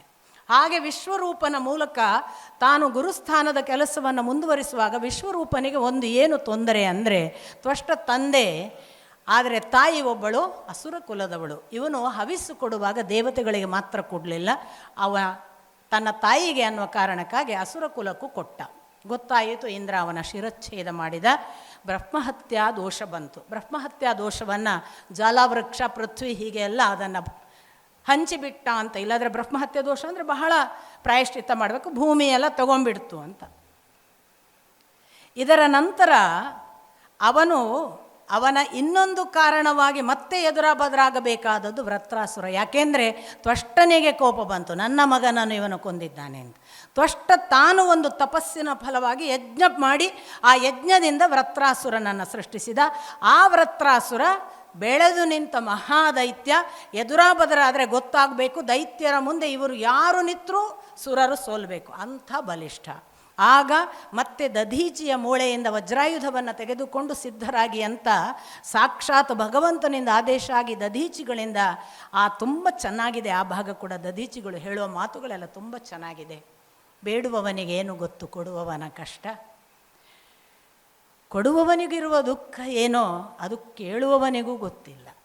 ಈ ಥರದ ಮಾತುಗಳೆಲ್ಲ ತುಂಬ ಚೆನ್ನಾಗಿದೆ. ಅವರನ್ನು ಕೇಳ್ತಾ ಇರೋದು ನಿಮ್ಮ ದೇಹ ಕೊಡಿ ಅಂತ, ಆಗ ಅವರ ಮಾತು ಅಂತೂ ಅವರು ದೇಹ ಕೊಡ್ತಾರೆ. ಅವರ ದೇಹದಿಂದ ವಜ್ರಾಯುಧ ನಿರ್ಮಾಣ ಮಾಡಿ ಅದಕ್ಕೆ ಪೂರ್ವದಲ್ಲಿ ನಾರಾಯಣ ಕವಚದ ಉಪದೇಶವನ್ನು ಪಡೀತಾನೆ ಇಂದ್ರ. ಒಂದು ವೇಳೆ ನಾರಾಯಣ ಕವಚದ ಉಪದೇಶವನ್ನು ಇಂದ್ರ ಪಡೆಯದೇ ಇದ್ದಿದ್ರೆ ವೃತ್ರಾಸುರನಿಂದ ಸತ್ತು ಹೋಗ್ತಿದ್ದ. ವೃತ್ರಾಸುರನ ಜೊತೆಗೆ ಯಾವ ಮಟ್ಟದ ಯುದ್ಧ, ಅದು 2 ಕೈಗಳನ್ನು ಕತ್ತರಿಸಿ ಹಾಕಿ ದೈತ್ಯಾಕಾರದ ಆಕಾಶದ ಎತ್ತರ ನಿಂತು ಬಿಟ್ಟಿದ್ದಾನೆ ಇವ. ಆಗ ಕೈಗಳನ್ನು ಕಡಿದು ಹಾಕಿದರೆ ಪದೇ ಪದೇ ವೃತ್ರಾಸುರ ಹೇಳೋದು, ಬಾ ನನ್ನನ್ನು ಕೊಲ್ಲು, ನನಗೆ ಭಗವಂತನ ಹತ್ರ ಹೋಗಬೇಕು, ನೀನು ಸುಮ್ಮನೆ ನಿಲ್ಬೇಡ, ಕೊಲ್ಲು ಕೊಲ್ಲು. ಕಡೆಗೆ ಹೇಗಿತ್ತು ಅಂದರೆ ವೃತ್ರಾಸುರನ ಬಾಯಿಯ ಕೆಳದವಡೆ ಭೂಮಿಯಲ್ಲಿ ಅಂತೆ, ಆಕಾಶದಲ್ಲಿ ಅದರ ಇನ್ನೊಂದು ದವಡೆ ಹಾಗೆ ನುಂಗಿಬಿಟ್ಟನಂತೆ ವಜ್ರಾಯುಧದ ಸಹಿತವಾಗಿ ಇಂದ್ರನನ್ನು. ನಾರಾಯಣ ಕವಚವನ್ನು, ಅದಕ್ಕೆ ನಾರಾಯಣ ಕವಚವನ್ನು ಯಾಕೆ ಓದಬೇಕು, ಏನು ಕಂಠಪಾಠ ಮಾಡಿಕೊಂಡ್ರೆ ಯಾವ ಭಯ ನಿವಾರಣೆ, ಯಾವ ಮೃತ್ಯು ನಿವಾರಣೆ, ಇದೆಲ್ಲ ವಿವರಣೆಗಳಲ್ಲಿ ಇದೆ ಭಾಗವತದಲ್ಲಿ. ಆ ಸ್ಥಿತಿಯಲ್ಲಿ ಹೊಟ್ಟೆ ಸೀಳಿಕೊಂಡು ನಾರಾಯಣ ಕವಚದ ಬಲವಿದ್ದರಿಂದ ವಜ್ರಾಯುಧದಿಂದ ಹೊಟ್ಟೆ ಸೀಳಿಕೊಂಡು ಹೊರಗೆ ಬಂದ. ಹಾಗೆ ವೃತ್ರಾಸುರ ಸತ್ತ, ಹೊಟ್ಟೆ ಸೀಳಿದ್ದರಿಂದ.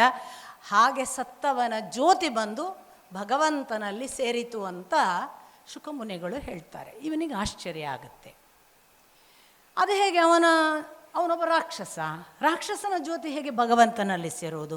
ಆಗ ಅವನ ಪೂರ್ವ ಚರಿತ್ರೆ ಹೇಳ್ತಾರೆ. ಅವನು ಮೂಲತಃ ಚಿತ್ರಕೇತು ಅನ್ನುವ ರಾಜ. ಕೋಟಿ ಹೆಂಡಂದಿರಲ್ಲಿ ಒಂದೇ ದೋಷ, ಅವನಿಗೆ ಸಂತಾನವಿಲ್ಲ. ಕೋಟಿ ಹೆಂಡಂದ್ರ ಅಂತ ಕೇಳಬೇಡಿ, ನಾವು ಹೇಳ್ತೇವಲ್ಲ ಮಕ್ಕಳಿಗೆ, 1000 ಸರಿ ಹೇಳಿದೆ ಅರ್ಥ ಆಗೋದಿಲ್ವ? ಒಂದೇ ಸರಿ ಹೇಳಿರೋದು ನಾವು, ಹೆಚ್ಚಂದರೆ 2 ಸರಿ ಹೇಳಿ, 1000 ಸಲ ಹೇಳಿದ ಅರ್ಥ, ಅದೊಂದು ಯೂಸೇಜ್ ಅಷ್ಟೇ. ಭಾಳ ಹೆಂಡಂದ್ರಿದ್ರು ಅಂತ ಅಷ್ಟೇ ತಿಳ್ಕೊಳ್ಳಿ. ಸೊ ಕೋಟಿ ಹೆಂಡಂದ್ರಿದ್ರು ಸಂತಾನ ಇರಲಿಲ್ಲ. ಅಂಥ ಕೋಟಿ ಹೆಂಡಂದಿರಲ್ಲಿ ಸಂತಾನ ಆಗೋದಕ್ಕೆ ಬಹಳ ದುಃಖಿತನಿದ್ದವನಿಗೆ ಅಂಗಿರಸ ಮುನಿಗಳು ಒಂದು ದಿನ ದರ್ಶನ ಕೊಡ್ತಾರೆ. ಯಾಕಂದ್ರೆ ತುಂಬ ಒಳ್ಳೆಯ ಸಾತ್ವಿಕ ರಾಜ, ದೇವರ ಭಕ್ತಿ ಎಲ್ಲ ಇರುತ್ತೆ, ಯಜ್ಞಯಾಗಗಳನ್ನು ಮಾಡ್ತಿರ್ತಾನೆ. ಅಂಗಿರಸರು ಏನು ಬೇಕು ಕೇಳಿದಾಗ ಮಕ್ಕಳನ್ನು ಕೇಳ್ತಾನೆ. ಏನು ಮಾಡಿದರೂ ಅದನ್ನು ಬಿಟ್ಟು ಬೇರೆ ಏನಾದರೂ ಕೇಳಪ್ಪ ಅಂತಾರೆ ಅಂಗಿರಸರು. ನನಗೆ ಮಕ್ಕಳು ಬೇಕು. ಸರಿ, ನಿನಗೆ ಅತ್ಯಂತ ದುಃಖವನ್ನು ಅತ್ಯಂತ ಸಂತೋಷವನ್ನು ಕೊಡುವ ಒಂದು ಮಗು ಹುಟ್ಟಲಿ ಅಂತ ಆಶೀರ್ವಾದ ಮಾಡಿ ಹೋಗ್ತಾರೆ. ಹುಟ್ಟಿದ ಕೂಡಲೇ ಇವನು ಆ ಹೆಂಡತಿಯನ್ನು ಭಾರಿ ಪ್ರೀತಿ ಮಾಡಿದ. ಯಾಕೆಂದರೆ ಯಾವ ಹೆಂಡತಿಯಿಂದ ಹುಟ್ಟಿದ ಆ ಮಗು ಹುಟ್ಟಿದ ಕಾರಣಕ್ಕಾಗಿ ಜೋಪಾನ. ಉಳಿದವರಿಗೆ ಸವತಿ ಮತ್ಸರ. ಅವರು ಆ ವಿಷ ಇಟ್ಟರು ಆ ಮಗುವಿಗೆ. ಅದು ಒಂದು ದಿನ ವಿಷಕಾರಿ ಸತ್ತಿತು. ಆ ಸಾಯುವ ಮಗುವನ್ನು ದಾದಿ ನೋಡಿ ಹೋಗಿ ಹೇಳಿದ್ಲು, ಹೀಗೀಗಾಗಿದೆ ಅಂತ. ಇದ್ದಕ್ಕಿದ್ದ ಹಾಗೆ ಮನೆಯೆಲ್ಲ ರಂಪ, ನಿಮಗೆ ಗೊತ್ತಿದೆ. ಚಿತ್ರಕೇತು ಕೂಡ ತುಂಬ ಅಂದರೆ ಯಾವ ಒಬ್ಬ ರಾಜನ ಅವಸ್ಥೆ ಇದೆ ಅದೆಲ್ಲ ಮರೆತು ಅಳ್ತಾ ಕೂತು ಬಿಡ್ತಾನೆ. ಎಲ್ಲ ಕರ್ತವ್ಯಗಳನ್ನು ಬಿಟ್ಟು ಸಂಸ್ಕಾರ ಕೂಡ ಮಾಡೋದಿಲ್ಲ. ಎಲ್ಲಿವರೆಗೆ ಹೋಗುತ್ತೆ ಅಂತಂದರೆ, ಇನ್ನು ಇದನ್ನು ಹೇಗಪ್ಪ ಮುಕ್ತಾಯ ಮಾಡಲೇಬೇಕಲ್ಲ, ಈ ಸಂಸ್ಕಾರ ಮಾಡಿದ ರಾಜ ಕೂತ್ರೆ ಇಡೀ ಊರು ರಾಜ್ಯ ನಿಂತು ಬಿಡುತ್ತಲ್ವ. ಅಂಥ ಹೊತ್ತಿನಲ್ಲಿ ಮತ್ತೆ ಅಂಗಿರಸರು ನಾರದರ ಜೊತೆಗೆ ಬರ್ತಾರೆ. ಅವರು ಪುನಃ ಅವನನ್ನು ಸಮಾಧಾನಿಸಿ, ಸಂಸ್ಕಾರ ಮಾಡು, ಯಾವುದು ಶಾಶ್ವತ ಅಲ್ಲ, ಎಲ್ಲ ಹೇಳುವಾಗ ನೀವು ಯಾರು, ಈ ಕಾರಣಕ್ಕೆ ಯಾಕೆ ಬಂದಿದ್ದೀರಿ? ಆಗ ಅಂಗಿರಸರು ತನ್ನನ್ನು ಪರಿಚಯಿಸ್ತಾರೆ. ಮುಂದೆ ನನಗೆ ಈ ಮಗುವನ್ನು ಬದುಕಿಸಿಕೊಡಿ ಅಂತಾನೆ ಅವ ಚಿತ್ರಕೇತು. ಆಯಿತು, ಬದುಕಿಸಿಕೊಡ್ತೇನೆ ಅಂತ ಹೇಳಿ ಇವರು ಬದುಕಿಸ್ತಾರೆ. ಅದು ಎದ್ದು ನಿಂತು ಅದು ಹೇಳುತ್ತೆ, ನೋಡಪ್ಪ ನಿನ್ನ ಅಪ್ಪ ಇವನು ಕೇಳ್ತಿದ್ದಾನೆ ಅಂತ ಅಂಗಿರಸರು ಹೇಳ್ತಾರೆ. ಯಾರು ನನ್ನ ಅಪ್ಪ? ನನಗೆ ಇವನಿಗೇನು ಸಂಬಂಧ? ನಾನು ಮೊದಲೊಂದು ದೇಹದಲ್ಲಿದ್ದೆ, ಆಗ ನನಗೆ ಯಾರೋ ಅಪ್ಪ ಅಮ್ಮ ಇದ್ದ.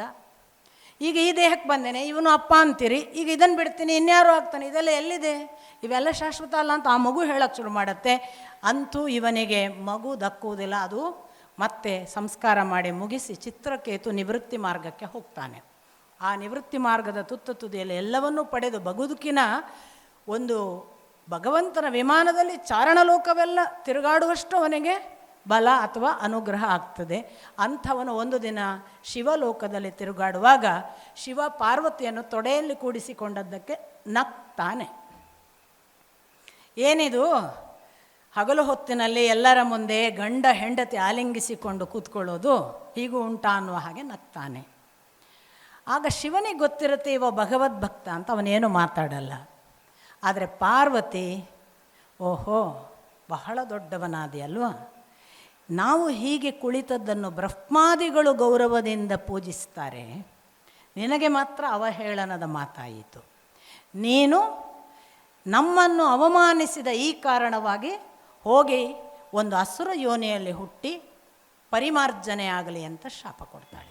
ಹಾಗೆ ಹುಟ್ಟಿದವ ವೃತ್ರಾಸುರ. ಹಾಗಾಗಿ ಚಿತ್ರಕೇತು ತಾನು ತನ್ನ ತಪಸ್ಸಿನ ಫಲದಿಂದ ಎಷ್ಟು ಹೋದವನು, ಒಂದು ಸಣ್ಣ ತಪ್ಪಿಗೆ ಕೆಳಕ್ಕೆ ಬಂದು ಮತ್ತೆ ವೃತ್ರಾಸುರನಾದದ್ದರಿಂದ ಅವನು ಭಗವಂತನನ್ನು ಸೇರಿದ. ಈ ಕಥೆಯನ್ನು ಹೇಳಿದ ಮೇಲೆ ಮುಂದಿನ ಸ್ಕಂಧ ಆರಂಭ ಆಗತ್ತೆ. ಅದು ಸಪ್ತಮ ಸ್ಕಂಧ. ಕೇಳ್ತಾರೆ, ಇದು ಮುಂದೆ ಮಾತಾಡ್ತಾ, ಅಲ್ಲ ಹೀಗೆ ಇರ್ತಾರಲ್ಲ ವೃತ್ರಾಸುರನಂಥವರೆಲ್ಲ, ಅವರ ಜೊತೆ ಭಗವಂತನನ್ನು ಸೇರ್ತದಲ್ಲ, ಇದು ವಿಶೇಷ ಅಂತ ನನಗನ್ಸುತ್ತೆ ಅಂತ ಪುನಃ ಪರೀಕ್ಷಿತ ಹೇಳುವಾಗ ಶುಕಮುನಿ ಹೇಳ್ತಾರೆ, ಹೌದು ಇಂಥದೇ ಪ್ರಶ್ನೆಯನ್ನು ಹಿಂದೊಮ್ಮೆ ಯುಧಿಷ್ಠಿರ ಕೇಳಿದ್ದ ಅಂತ.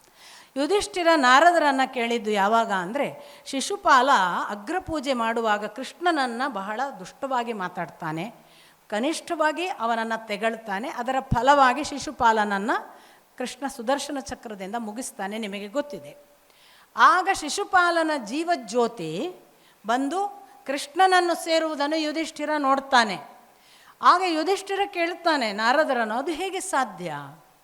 ಅವ ಇಷ್ಟು ಭಗವಂತನನ್ನು ಅಸಹ್ಯವಾಗಿ ಕನಿಷ್ಠವಾಗಿ ನಮ್ಮ ಮುಂದೆ ಅವಮಾನ ಮಾಡಿದ್ದಾನೆ, ಅಂಥವನಿಗೆ ಇದು ಹೇಗೆ ಸಾಧ್ಯ ಆಯಿತು? ಆಗ ಶಿಶುಪಾಲ ಅಂದರೆ ನೀನು ತಿಳಿದ ಶಿಶುಪಾಲನಲ್ಲಪ್ಪ, ಅವನು ಹಿಂದೆ ದ್ವಾರಪಾಲಕರಾಗಿದ್ದ ಜಯ ವಿಜಯರು, ಅವರು ಶಾಪದಿಂದ ಅವನತಿ ಹೊಂದಿ ಒಂದು ಕಾಲಕ್ಕೆ ಹಿರಣ್ಯಾಕ್ಷ ಹಿರಣ್ಯಕಶಿಪು ಆಗಿದ್ದವರು, ಆ ಬಳಿಕ ರಾವಣ ಕುಂಭಕರ್ಣರು, ಅದಾದ ಬಳಿಕ ಈಗ ಶಿಶುಪಾಲದಂಥ ಭಕ್ತರು. ನಿನಗೆ ಹಿಂದೆ ಹಿರಣ್ಯಾಕ್ಷ ಹಿರಣ್ಯಕಶಿಪುವಿನ ಸಂದರ್ಭದಲ್ಲೂ ಹೀಗೆ ಆಗಿತ್ತು ಅಂತ ಹೇಳಿ ಆಗ ಹಿರಣ್ಯಕಶಿಪುವಿನ ಆ ಕಥೆಯನ್ನು ಹೇಳುವುದಕ್ಕೆ ಯುಧಿಷ್ಠಿರ ನಾರದರ ಸಂವಾದವಾಗಿ ಭಾಗವತದ ಸಪ್ತಮ ಸ್ಕಂಧ ತೆರೆದುಕೊಳ್ತದೆ. ಹಿರಣ್ಯಕಶಿಪು ನಿಮಗೆ ಗೊತ್ತು, ಹಿರಣ್ಯಾಕ್ಷನ ವಧೆ ಆದ ಮೇಲೆ ತನ್ನ ತಮ್ಮನನ್ನು ಕೊಂದವನ ಬಗ್ಗೆ ಅತ್ಯಂತ ಉಗ್ರನಾಗ್ತಾನೆ. ಅದರ ಕಾರಣವಾಗಿ ಎಲ್ಲ ಬ್ರಾಹ್ಮಣ ದ್ವೇಷ, ಸಕಲ ದೇವಪೂಜಕರು, ದೇವಮಾರ್ಗದವರು, ಸಾಧಕರು, ಋಷಿಮುನಿಗಳು ಎಲ್ಲರನ್ನೂ ಕೊಲ್ಲಿ ಅಂತ ತನ್ನ ಸೇನೆಗೆ ಆದೇಶ ಕೊಡ್ತಾನೆ. ಆ ಪ್ರಕಾರ ಆ ಕಾಲದ ಎಲ್ಲ ದೇವಮಾರ್ಗದವರನ್ನು ಕೊಲ್ಲುವ ಕೆಲಸವನ್ನು ಸೇನೆ ಮಾಡ್ತಿರುತ್ತೆ. ಇತ್ತ ಕಶಿಪು ತಾನು ಮಂದರ ಪರ್ವತದ ಹತ್ರ ಹೋಗಿ ತಪಸ್ಸಿಗೆ ನಿಲ್ತಾನೆ. ನೋಡಿ, ದುಷ್ಟನಾದರೂ ತಪಸ್ಸು ಎಂಥದ್ದು ಅಂತ ಯೋಚನೆ ಮಾಡಿ 2 ಕೈಗಳನ್ನು ಮೇಲಕ್ಕೆತ್ತಿ ಆಕಾಶವನ್ನೇ ನೋಡ್ತಾ ನಿತ್ತದ್ದು ಹೇಗೆ ಅಂದರೆ 2 ಹೆಬ್ಬೆರಳಲ್ಲಿ ಮಾತ್ರ, ಪಾದದ 2 ಹೆಬ್ಬೆರಳಲ್ಲಿ ಮಾತ್ರ ನಿತ್ತು. ಎಷ್ಟು 1 ವರ್ಷ ಕಾಲ ಆಹಾರವಿಲ್ಲದೆ ಹಾಗೆ ನಿತ್ತ ಹಿರಣ್ಯಕಶಿಪುವಿನ ಆ ತಪಸ್ಸಿನ ಕಾಲ ಅದು ಯಾವ ಮಟ್ಟದ ಉಗ್ರ ತಪಸ್ಸು ಅಂದರೆ, ಅವನ ಶಿಖಾಗ್ರದಲ್ಲಿ ಅಥವಾ ಶಿರಾಗ್ರದಲ್ಲಿ ಅವನ ತಪಸ್ಸಿನ ಪ್ರತಿಫಲನವಾಗಿ ಹೊಗೆ ಬರಕ್ಕೆ ಶುರುವಾಯಿತಂತೆ. ಎಂಥ ತಪಸ್ಸಿನ ಹೊಗೆ ಆವರಿಸಿತು ಅಂದರೆ ಜಗತ್ತೆಲ್ಲ ಉಸಿರು ಕಟ್ಟುವ ಹಾಗೆ.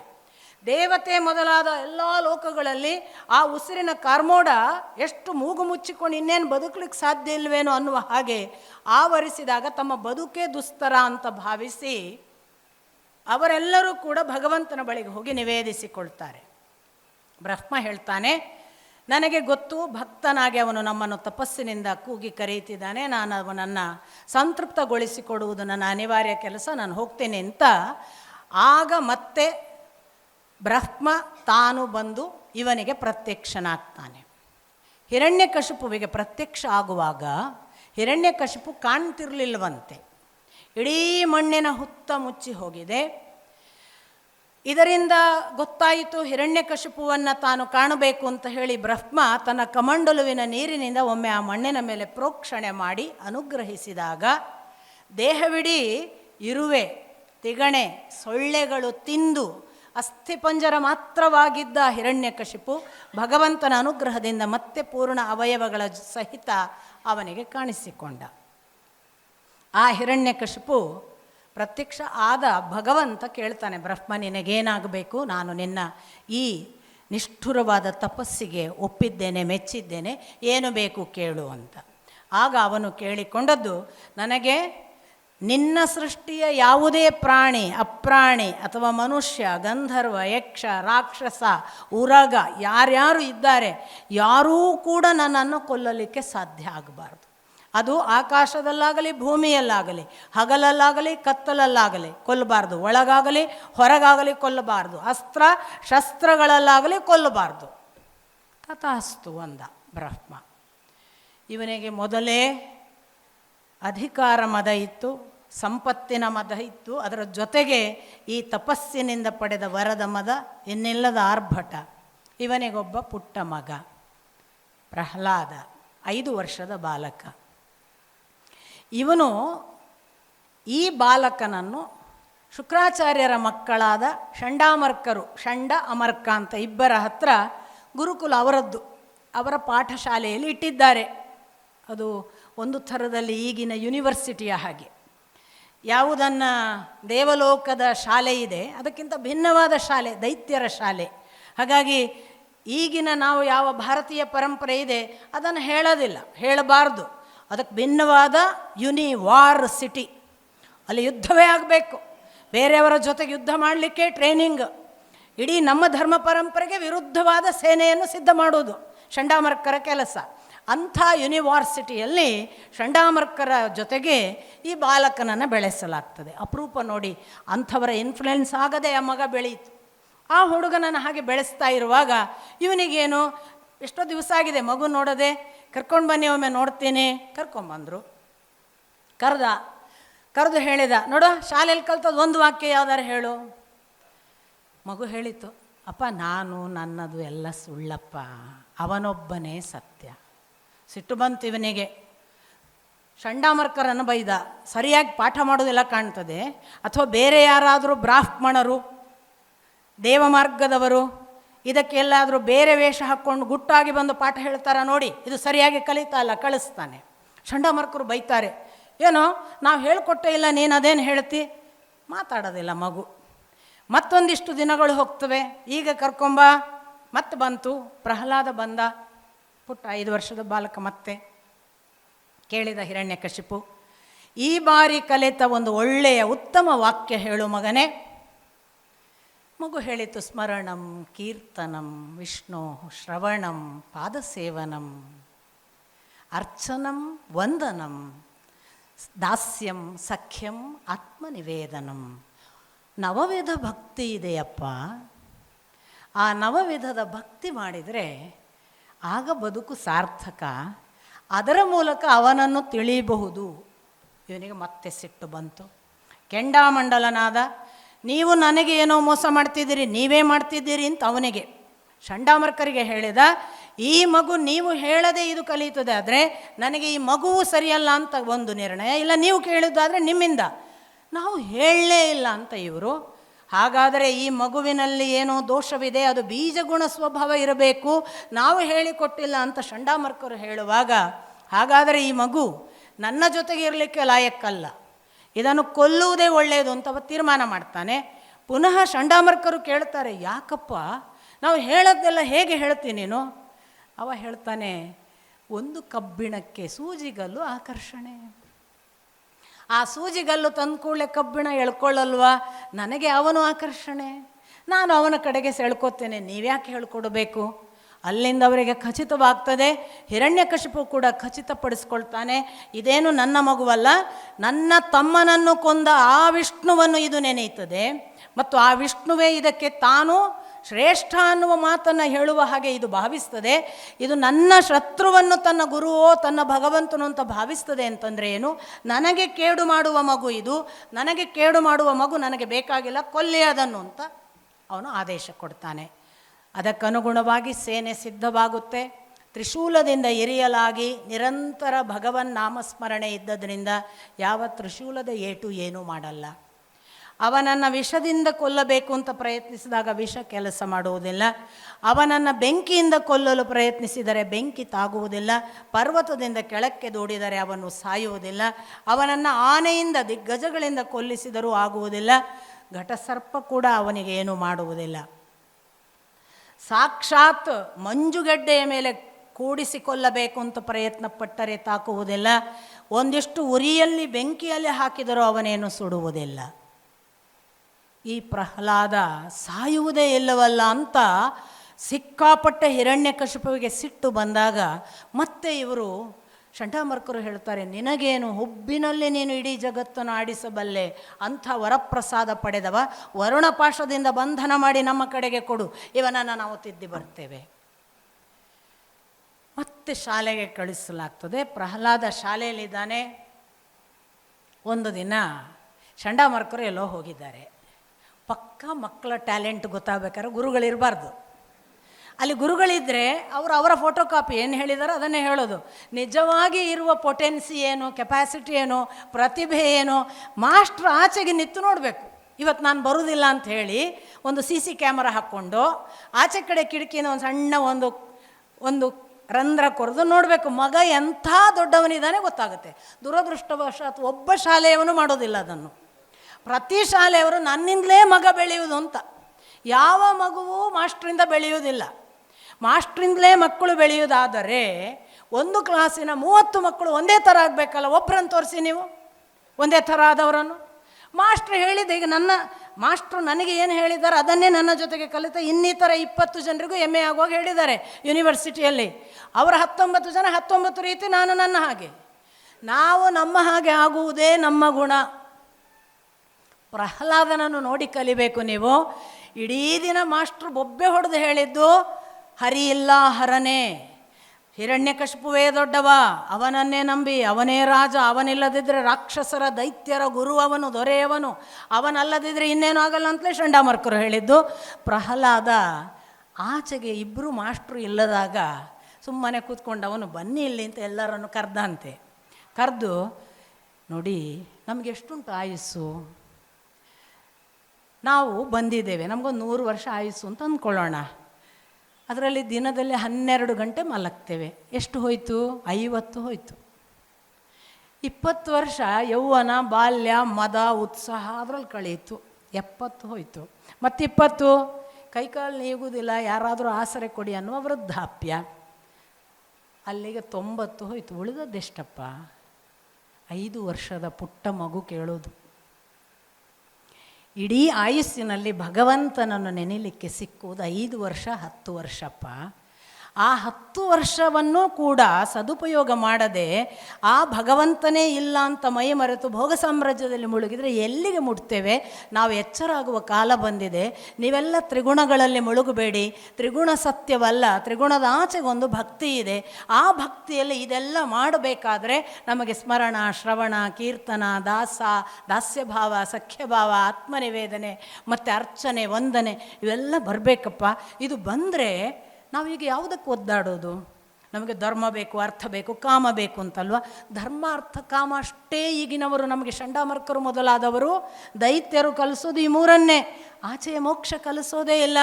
ಮೋಕ್ಷ ಒಮ್ಮೆ ಕಲಿ, ಮೋಕ್ಷದ ಬೆನ್ನಿಗೆ ಧರ್ಮ, ಅರ್ಥ, ಕಾಮ ತಾನೇ ಬಂದು ಬಿಡುತ್ತದೆ. ಹಾಗಾಗಿ ಭಗವತ್ ತತ್ವ ಒಂದು ತಿಳಿ, ಲೋಕದ ಬದುಕು ಸುಗಮವಾಗ್ತದೆ. ಅದನ್ನೇ ಬಿಟ್ಟುಬಿಟ್ಟಿದ್ದೇವೆ. ಹಾಗೆ ಹೀಗೆ ಉಪದೇಶ ಮಾಡಿದ ತಕ್ಷಣ ಈ ಮಕ್ಕಳು ಕೇಳಿದರು, ಅಲ್ಲ ಪುಟ, ನಾನು ನೀನು ಎಲ್ಲ ಒಟ್ಟಿಗೆ ಬಂದವರು, ನಮಗೆ ನಿನಗೆ ಎಲ್ಲರೂ ಒಂದೇ ಮಾಸ್ಟ್ರು. ಅವ್ರು ಹೇಳಿಕೊಟ್ಟದ್ದು ನೀನು ಕೇಳಿದ್ದು, ನೀನು ಹೇಳಿದ್ದನ್ನು ನಾವು ಕೇಳಿದ್ದು ಎಲ್ಲ ಒಂದೇ. ಈಗ ಹೇಳೋದೇ ಬೇರೆ, ನೀನು ಎಲ್ಲಿಂದ ಕಲ್ತಿ? ಮಕ್ಕಳು ಪ್ರಶ್ನಿಸಿದವು. ಪ್ರಹ್ಲಾದ ಹೇಳಿದ, ನಾನು ನನ್ನ ಅಪ್ಪ ಮಂದರ ಪರ್ವತದಲ್ಲಿ ತಪಸ್ಸಿಗೆ ಹೋಗಿದ್ದಲ್ಲ, ಆಗ ನಾನು ಅಮ್ಮನ ಹೊಟ್ಟೆಯಲ್ಲಿ ಗರ್ಭದಲ್ಲಿದ್ದೆ, ಕಯಾಧುವಿನಲ್ಲಿ.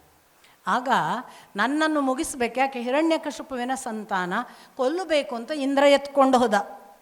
ಅವ ಎತ್ಕೊಂಡು ಹೋಗುವಾಗ ನಾರದರಿಗೆ ಗೊತ್ತಾಯಿತು. ನಾರದರು ತಡೆದರು, ಇಂದ್ರನನ್ನು ತಡೆದು, ಈ ತಾಯಿಯನ್ನು ಕರ್ಕೊಂಡು ಹೋಗಬೇಡ, ನನ್ನ ಹತ್ರ ಬಿಟ್ಟು ಹೋಗು. ಇಲ್ಲ, ಅವಳ ಹೊಟ್ಟೆಯಲ್ಲಿ ಹಿರಣ್ಯಕಶಿಪುವಿನ ಸಂತಾನವಿದೆ, ಅದು ಸತ್ತ ಕೂಡಲೇ ನಾನು ನಿಮ್ಮ ಹತ್ರ ಬಂದು ಇವಳನ್ನು ಬಿಡ್ತೀನಿ. ಇಲ್ಲ, ಆ ಸಂತಾನ ಒಳ್ಳೆಯ ಸಂತಾನ, ಅದು ಕೆಟ್ಟ ಸಂತಾನವಲ್ಲ, ಇಳಿಸುವಂತ ನಾರದರು ಇಳಿಸ್ಕೊಂಡ್ರು. ಹಾಗೆ ಇಳಿಸಿಕೊಂಡವರು ಮುಂದೆ ಮಂದರ ಪರ್ವತದಿಂದ ತಪಸ್ಸು ಮುಗಿಸಿ ಹಿರಣ್ಯಕಶಿಪು ಬರುವವರೆಗೆ ನನಗೆ ತುಂಬ ಸುಂದರವಾಗಿ ಇಡೀ ಶ್ರೀಮದ್ ಭಾಗವತವನ್ನು ಹೇಳಿದ್ದಾರೆ. ನಾನು ಅಷ್ಟನ್ನು ಅಲ್ಲಿ ಗರ್ಭದಲ್ಲಿ ಕೂತು ಕೇಳಿದ್ದೇನೆ. ಅದರ ಪುಣ್ಯದಿಂದ ನನಗೆ ಹೊರಗೆ ಬರುವಾಗಲೂ ಕೂಡ ಅದು ನೆನಪಿದೆ. ಹಾಗಾಗಿ ನನಗೆ ಈ ಚಂಡಾಮರ್ಕರು ಹೇಳಿದ್ದಕ್ಕಿಂತಲೂ ನಾರದರು ಹೇಳಿದ್ದು ತುಂಬ ನೆನಪಿರುವುದರಿಂದ ನಾನು ಆ ಕಡೆಗೆ ಸೆಳೀತಾ ಇದ್ದೇನೆ. ಆದ್ದರಿಂದ ನನ್ನಲ್ಲಿ ಬದಲಾವಣೆ ಆಗಲಿಲ್ಲ. ಮಕ್ಕಳಿಗೆಲ್ಲ ಅನ್ನಿಸ್ತಂತೆ ಚಂಡಾಮರ್ಕರು ಹೇಳುವುದಕ್ಕಿಂತ ಇದು ಚೆನ್ನಾಗಿದೆ ಅಂತ. ನಾವು ಈ ಚಂಡಾಮರ್ಕರು ಹೇಳೋದು ಕೇಳೋದು ಬೇಡ ಅಂತ. ಕಪಿ ತಾನು ಕೆಡುವುದಲ್ಲದೆ ತೋಟ ಕೆಡಿಸಿತು ಅಂತ ಇವನಿಗೆ ಕಂಡಪಟ್ಟೆ ಸಿಟ್ಟು ಬಂತು ಹಿರಣ್ಯಕಶಿಪುವಿಗೆ. ಎಲ್ಲ ಶಿಷ್ಯರು ಹಾಗಾಗಿದ್ದಾರೆ ಅಂತ ಬೇರೆ ಚಂಡಾಮರ್ಕರು ರಿಪೋರ್ಟ್ ಮಾಡಿದಾಗ ಇನ್ನು ಆಗೋದೇ ಇಲ್ಲ ಅಂತ.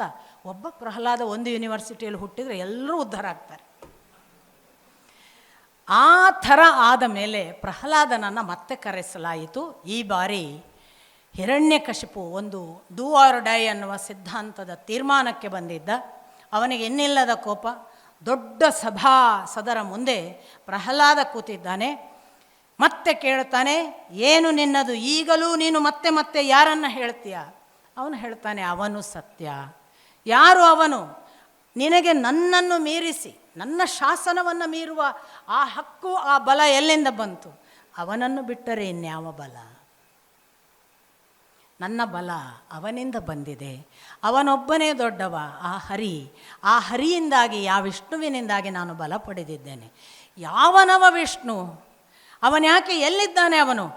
ಅವನೇನು ಈ ಕಂಬದಲ್ಲಿದ್ದಾನಾ ಅಥವಾ ಅವನು ಎಲ್ಲಿದ್ದಾನೆ ಅಂತ ಹೇಳಿ, ಎಲ್ಲಿದ್ದಾನ ಆ ಥರಲ್ಲ ಏನೂ ಇಲ್ಲ ಶ್ರೀಮದ್ ಭಾಗವತದಲ್ಲಿ. ಬೇರೆ ಪುರಾಣದಲ್ಲಿ ಆ ಥರದ ಕಥೆಯೂ ಇದೆ, ಇಲ್ಲ ಅಂತಲ್ಲ. ಬಟ್ ವಾಸ್ತವಿಕ ಶ್ರೀಮದ್ ಭಾಗವತದಲ್ಲಿ ಈ ಕಂಬದಲ್ಲಿದ್ದಾನ, ಆ ಕಂಬ ಹಾಗೆಲ್ಲ ಇಲ್ಲ. ಅವನೇನು ಇಲ್ಲಿದ್ದಾನೆ, ಈ ಕಂಬದಲ್ಲಿದ್ದಾನೆ, ಎಲ್ಲಿದ್ದಾನೆ ಅವನು ಅಂತ. ಈಗ ಏನು ಇವನ ಸಿಟ್ಟು ಅಂದರೆ, ತಾನು ಜಿಗಿದು ಆ ಮಗುವನ್ನು ಹೊಡಿಬೇಕು ಅನ್ನುವ ರಭಸ ಅಷ್ಟೇ, ಪ್ರಹ್ಲಾದನನ್ನು ಕೊಲ್ಲಬೇಕು ಅಂತ. ಹಾಗೆ ಹೋಗುವ ರಭಸದಲ್ಲಿ ಎದುರಿಗೆ ಸಿಕ್ಕ ಕಂಬಕ್ಕೊಂದು ಮುಷ್ಟಿಯಿಂದ ಗುದ್ದಿ ಜಿಗಿದನಂತೆ. ಹೇಳುವಾಗ ಮಾತು ಕಂಬದಲ್ಲಿದ್ದಾನ, ಎಲ್ಲಿದ್ದಾನೆ ಅವನು ಅನ್ನುವ ಮಾತಿನ ಜೊತೆಗೆ ಕಂಬಕ್ಕೊಂದು ಗುದ್ದಿ ಜಿಗಿದಿದ್ದಾನೆ. ಇದ್ದಕ್ಕಿದ್ದ ಹಾಗೆ ಭಾರೀ ದೊಡ್ಡದೊಂದು ಸಪ್ಪಳ ಆರಂಭವಾಯಿತಂತೆ. ಇಷ್ಟೂ ಚಟುವಟಿಕೆಗಳಿಗಿಂತ ಭಿನ್ನವಾದ ಅದು ಯಾವುದೋ ದೊಡ್ಡ ಸಪ್ಪಳಕ್ಕೆ ಎಲ್ಲರೂ ಬೆರಗಾಗಿ ಏನಿದು ಅನ್ನುವ ಗಾಬರಿಯಲ್ಲಿ ನಿಂತಿರುವಾಗ, ಅತ್ತ ಲೋಕಾಲೋಕದ ಆಚೆಗಿರುವ ದೇವತೆಗಳೆಲ್ಲ ಎಲ್ಲೋ ಭೂಲೋಕದಲ್ಲಿ ಪ್ರಳಯವಾಗುತ್ತಿರಬೇಕು ಅಂತ ಗಾಬರಿಯಾಗಿ ಅವರೂ ಕೂಡ ತಮ್ಮ ಲೋಕದಿಂದ ಕೆಳಗೆ ನೋಡ್ತಿದ್ರಂತೆ. ಅಷ್ಟರಲ್ಲಿ ಇವನು ಗುದ್ದಿ ಜಿಗಿದ ಆ ಕಂಬ ತಾನು ತನ್ನಷ್ಟಕ್ಕೆ ಯಾವುದೋ ಒಳಗಿಂದ ಭೀತವಾದ ಒಂದು ಸ್ವರದ ಜೊತೆಗೆ ಸಂಪೂರ್ಣ ತಾನು ಮುರಿದು ಬೀಳುವ ಹಾಗೆ ಸಿಡಿದು ಪುಡಿ ಪುಡಿಯಾಗಿ ನೆಲಕ್ಕೆ ಬೀಳುವಾಗ, ಆಕಾಶದ ಗಾತ್ರದ ಒಂದು ಬಹಳ ವಿಚಿತ್ರವಾದ, ಅತ್ತ ನರನೂ ಅಲ್ಲದ ಇತ್ತ ಸಿಂಹವೂ ಅಲ್ಲದ ಆಕಾಶದೆತ್ತದ ಒಂದು ಗಾತ್ರ ನಿತ್ತದ್ದನ್ನು ಎಲ್ಲರೂ ನೋಡಿದರಂತೆ. ಇದ್ದಕ್ಕಿದ್ದ ಹಾಗೆ ಹಿರಣ್ಯಕಶಿಪು, ಇದೇನು ವಿಷ್ಣುವೇ ಇಂಥದೊಂದು ರೂಪ ತಳೆದು ಬಂದನೋ, ಅಥವಾ ಇವನು ಯಾರು? ಇವನು ಇಲ್ಲಿ ಯಾಕೆ ಬಂದಿದ್ದಾನೆ? ಹೀಗೆಲ್ಲ ಯೋಚಿಸುವಾಗ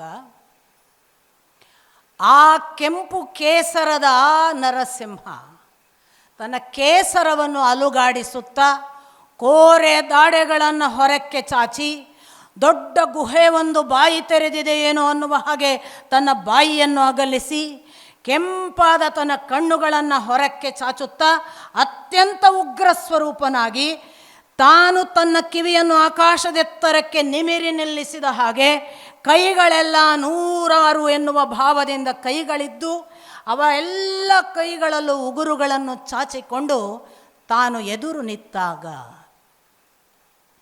ಹಿರಣ್ಯಕಶಿಪು, ಓಹೋ ಇವನು ನನ್ನ ಶತ್ರು ಎನ್ನುವುದನ್ನು ತೀರ್ಮಾನಿಸಿ ಗದೆಯನ್ನು ತೆಗೆದುಕೊಂಡು ಅವನ ಕಡೆಗೆ ಬೀಸಿ ಹೊಡೆಯಲು ಹೋದಾಗ, ಒಂದು ಮಿಡತೆ ಬೆಂಕಿಯಲ್ಲಿ ಬಿದ್ದ ತಕ್ಷಣ ಕಾಣದೆ ಹೋದಂತೆ ಇಡೀ ಅಲ್ಲಿ ಕುಳಿತ ಯಾರಿಗೂ ಕೂಡ ಆ ಹಿರಣ್ಯಕಶಿಪು ಕಾಣದಂಥ ಸ್ಥಿತಿ ನಿರ್ಮಾಣವಾಯಿತು. ಇದ್ದಕ್ಕಿದ್ದ ಹಾಗೆ ಆ ನರಸಿಂಹ ಮತ್ತೆ ತಾನು ತನ್ನ ಕೈಯಿಂದ ಆ ಹಿರಣ್ಯಕಶಿಪುವನ್ನು ಬಿಟ್ಟಂತಾಗಲು ಗದೆ ಕಳಚಿಕೊಂಡು ಹೊರಕ್ಕೆ ಬಂದ ಹಿರಣ್ಯಕಶಿಪು ಕತ್ತಿ ಗುರಾಣೆಗಳ ಸಹಿತ ಮತ್ತೆ ಆ ಭಗವಂತನ ಮೇಲೆ ತಾನು ದಾಳಿ ಮಾಡುವ ಆರ್ಭಟದಲ್ಲಿ ಬಿದ್ದಾಗ ಭಗವಂತ ತನ್ನ ಉಗುರುಗಳಿಂದ ಆ ಹಿರಣ್ಯಕಶಿಪುವನ್ನು ಗರುಡನು ಸರ್ಪವನ್ನು ಹಿಡಿದುಕೊಂಡಂತೆ ಕೈಯಲ್ಲಿ ತೆಗೆದುಕೊಂಡನಂತೆ.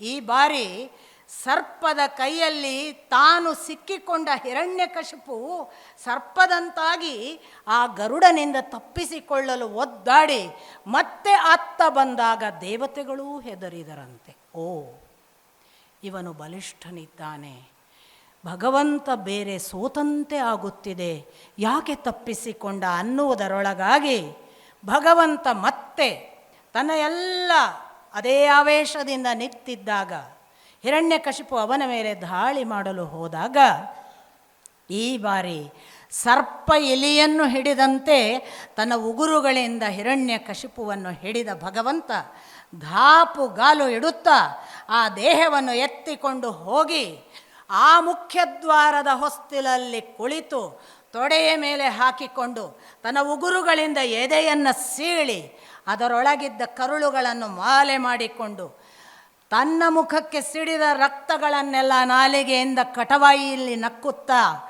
ಅದೇ ಹಿರಣ್ಯಕಶಿಪುವಿನ ಎದೆಯ ಒಳಗಿದ್ದ ಆ ಹೃದಯವನ್ನು ಉಗುರುಗಳಿಂದ ಕಿತ್ತು ನೆಲಕ್ಕೆ ಕುಕ್ಕಿ ತಾನಷ್ಟೇ ಉಗ್ರ ರೂಪನಾಗಿ ಆ ಹೆಣವನ್ನು ಕೆಳಕ್ಕೆ ಬೀಸಿ ತಾನೆದ್ದು ನಿಂತು ಒಮ್ಮೆ ಹೆಜ್ಜೆ ಇಡುವ ಒಂದೊಂದು ಹೆಜ್ಜೆಗೆ ಭೂಮಿ ನಡುಗುತ್ತಿತ್ತಂತೆ.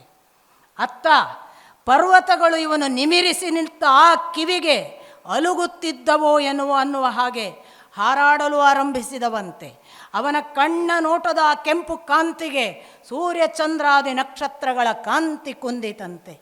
ಅಂಥ ಸ್ಥಿತಿಯಲ್ಲಿ ತನ್ನ ಹೂಂಕಾರದಿಂದ ಇಡೀ ವಾಯು ಕೂಡ ಸ್ತಬ್ಧವಾಗಿ, ಜೊತೆಗೆ ಅವನು ನಕ್ಕ ಅಟ್ಟಹಾಸಕ್ಕೆ ಇಡೀ ಸಮುದ್ರ ಕ್ಷೋಭಿಸಿತು ಅನ್ನುವ ಹಾಗೆ ಅದೂ ಕುಸಿದು ಎಲ್ಲರೂ ಕುಪಿತನಾದ ನರಸಿಂಹನ ಆ ಉಗ್ರಾವತಾರವನ್ನು ನೋಡಿ ಕಣ್ಣು, ಅವನ ಮೂಗು, ಅವನ ಬಾಯಿ, ಅವನ ಬಾಯಿಯಿಂದ ಆ ಸುರಿಯುತ್ತಿರುವ ಆ ನಾಲಿಗೆಯಿಂದ ನೆಕ್ಕುವ ರಕ್ತ ಎಲ್ಲವನ್ನ ನೋಡಿ ಭೀತರಾಗಿ ಪಕ್ಕಕ್ಕೆ ನಿಂತು ಸಮೀಪ ಹೋಗಲಾಗದ ಹಾಗೆ ಇರುವಾಗ ಹಿರಣ್ಯಕಶಿಪು ಇದುವರೆಗೆ ಕುಳಿತಿದ್ದ ಸಿಂಹಾಸನದ ಮೇಲೆ ಆ ಉಗ್ರ ನರಸಿಂಹ ತಾನು ಹೋಗಿ ಆಸೀನನಾದನಂತೆ.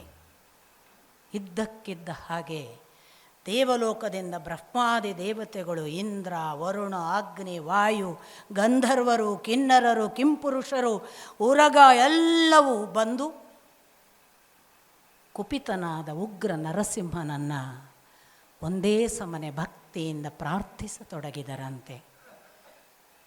ಸಾಕು ಮಾಡು ಈ ಉಗ್ರ ಸ್ವರೂಪ ಅನ್ನುವುದೇ ಅವರ ಪ್ರಾರ್ಥನೆಯ ಮೂಲ. ಅವರ ಒಬ್ಬೊಬ್ಬರ ಸ್ತುತಿಗಳು ಮುಗಿದರೂ ಭಗವಂತನ ಕ್ರೋಧ, ಉಗ್ರ ರೂಪ ಯಾವುದೂ ಕಡಿಮೆಯಾಗಲಿಲ್ಲ. ಸಾಕ್ಷಾತ್ ಲಕ್ಷ್ಮಿಯನ್ನು ಕರೆಯಲು ಪ್ರಯತ್ನಿಸಿ ಲಕ್ಷ್ಮಿಯೂ ಬಂದು ಒಂದರೆ ಕ್ಷಣ ಆ ಭಗವಂತನ ಮುಖ ನೋಡಿ ತಾನೂ ಕೂಡ ಹಿಂದೆ ಸರಿದಾಗ ಆ ಉಗ್ರ ನರಸಿಂಹನನ್ನು ಇನ್ನು ಯಾರು ತಣಿಸಬೇಕು? ಬ್ರಹ್ಮಾದಿ ದೇವತೆಗಳಿಗೆ ದಿಕ್ಕು ತಪ್ಪಿದಂತಾಗಿ ಅವರು ನಿಧಾನಕ್ಕೆ ಪ್ರಹ್ಲಾದನನ್ನು ಬೇಡಿಕೊಂಡರಂತೆ, ಭಗವಂತನ ಕೋಪವನ್ನು ನೀನೇ ಕಡಿಮೆ ಮಾಡಪ್ಪ. ಪ್ರಹ್ಲಾದ ತನ್ನ ಅದೇ ಭಕ್ತಿಯಿಂದ ಅಷ್ಟೇ ಸೌಮ್ಯನಾಗಿ ವಿಧೇಯ ದಾಸ್ಯ ಭಾವದ ನವಭಕ್ತಿಗಳ ಸಹಿತ ಬಂದು ಭಗವಂತನ ಪಾದಕ್ಕೆ ಸಾಷ್ಟಾಂಗ ನಮಸ್ಕಾರ ಮಾಡಿದಾಗ ಭಗವಂತ ತನ್ನ ಆ ಅಭಯಹಸ್ತದ ಕೈಯಿಂದ ಹುಡುಗನ ತಲೆಯ ಮೇಲೆ ಕೈಯಿಟ್ಟು ಆಶೀರ್ವದಿಸಿದನಂತೆ.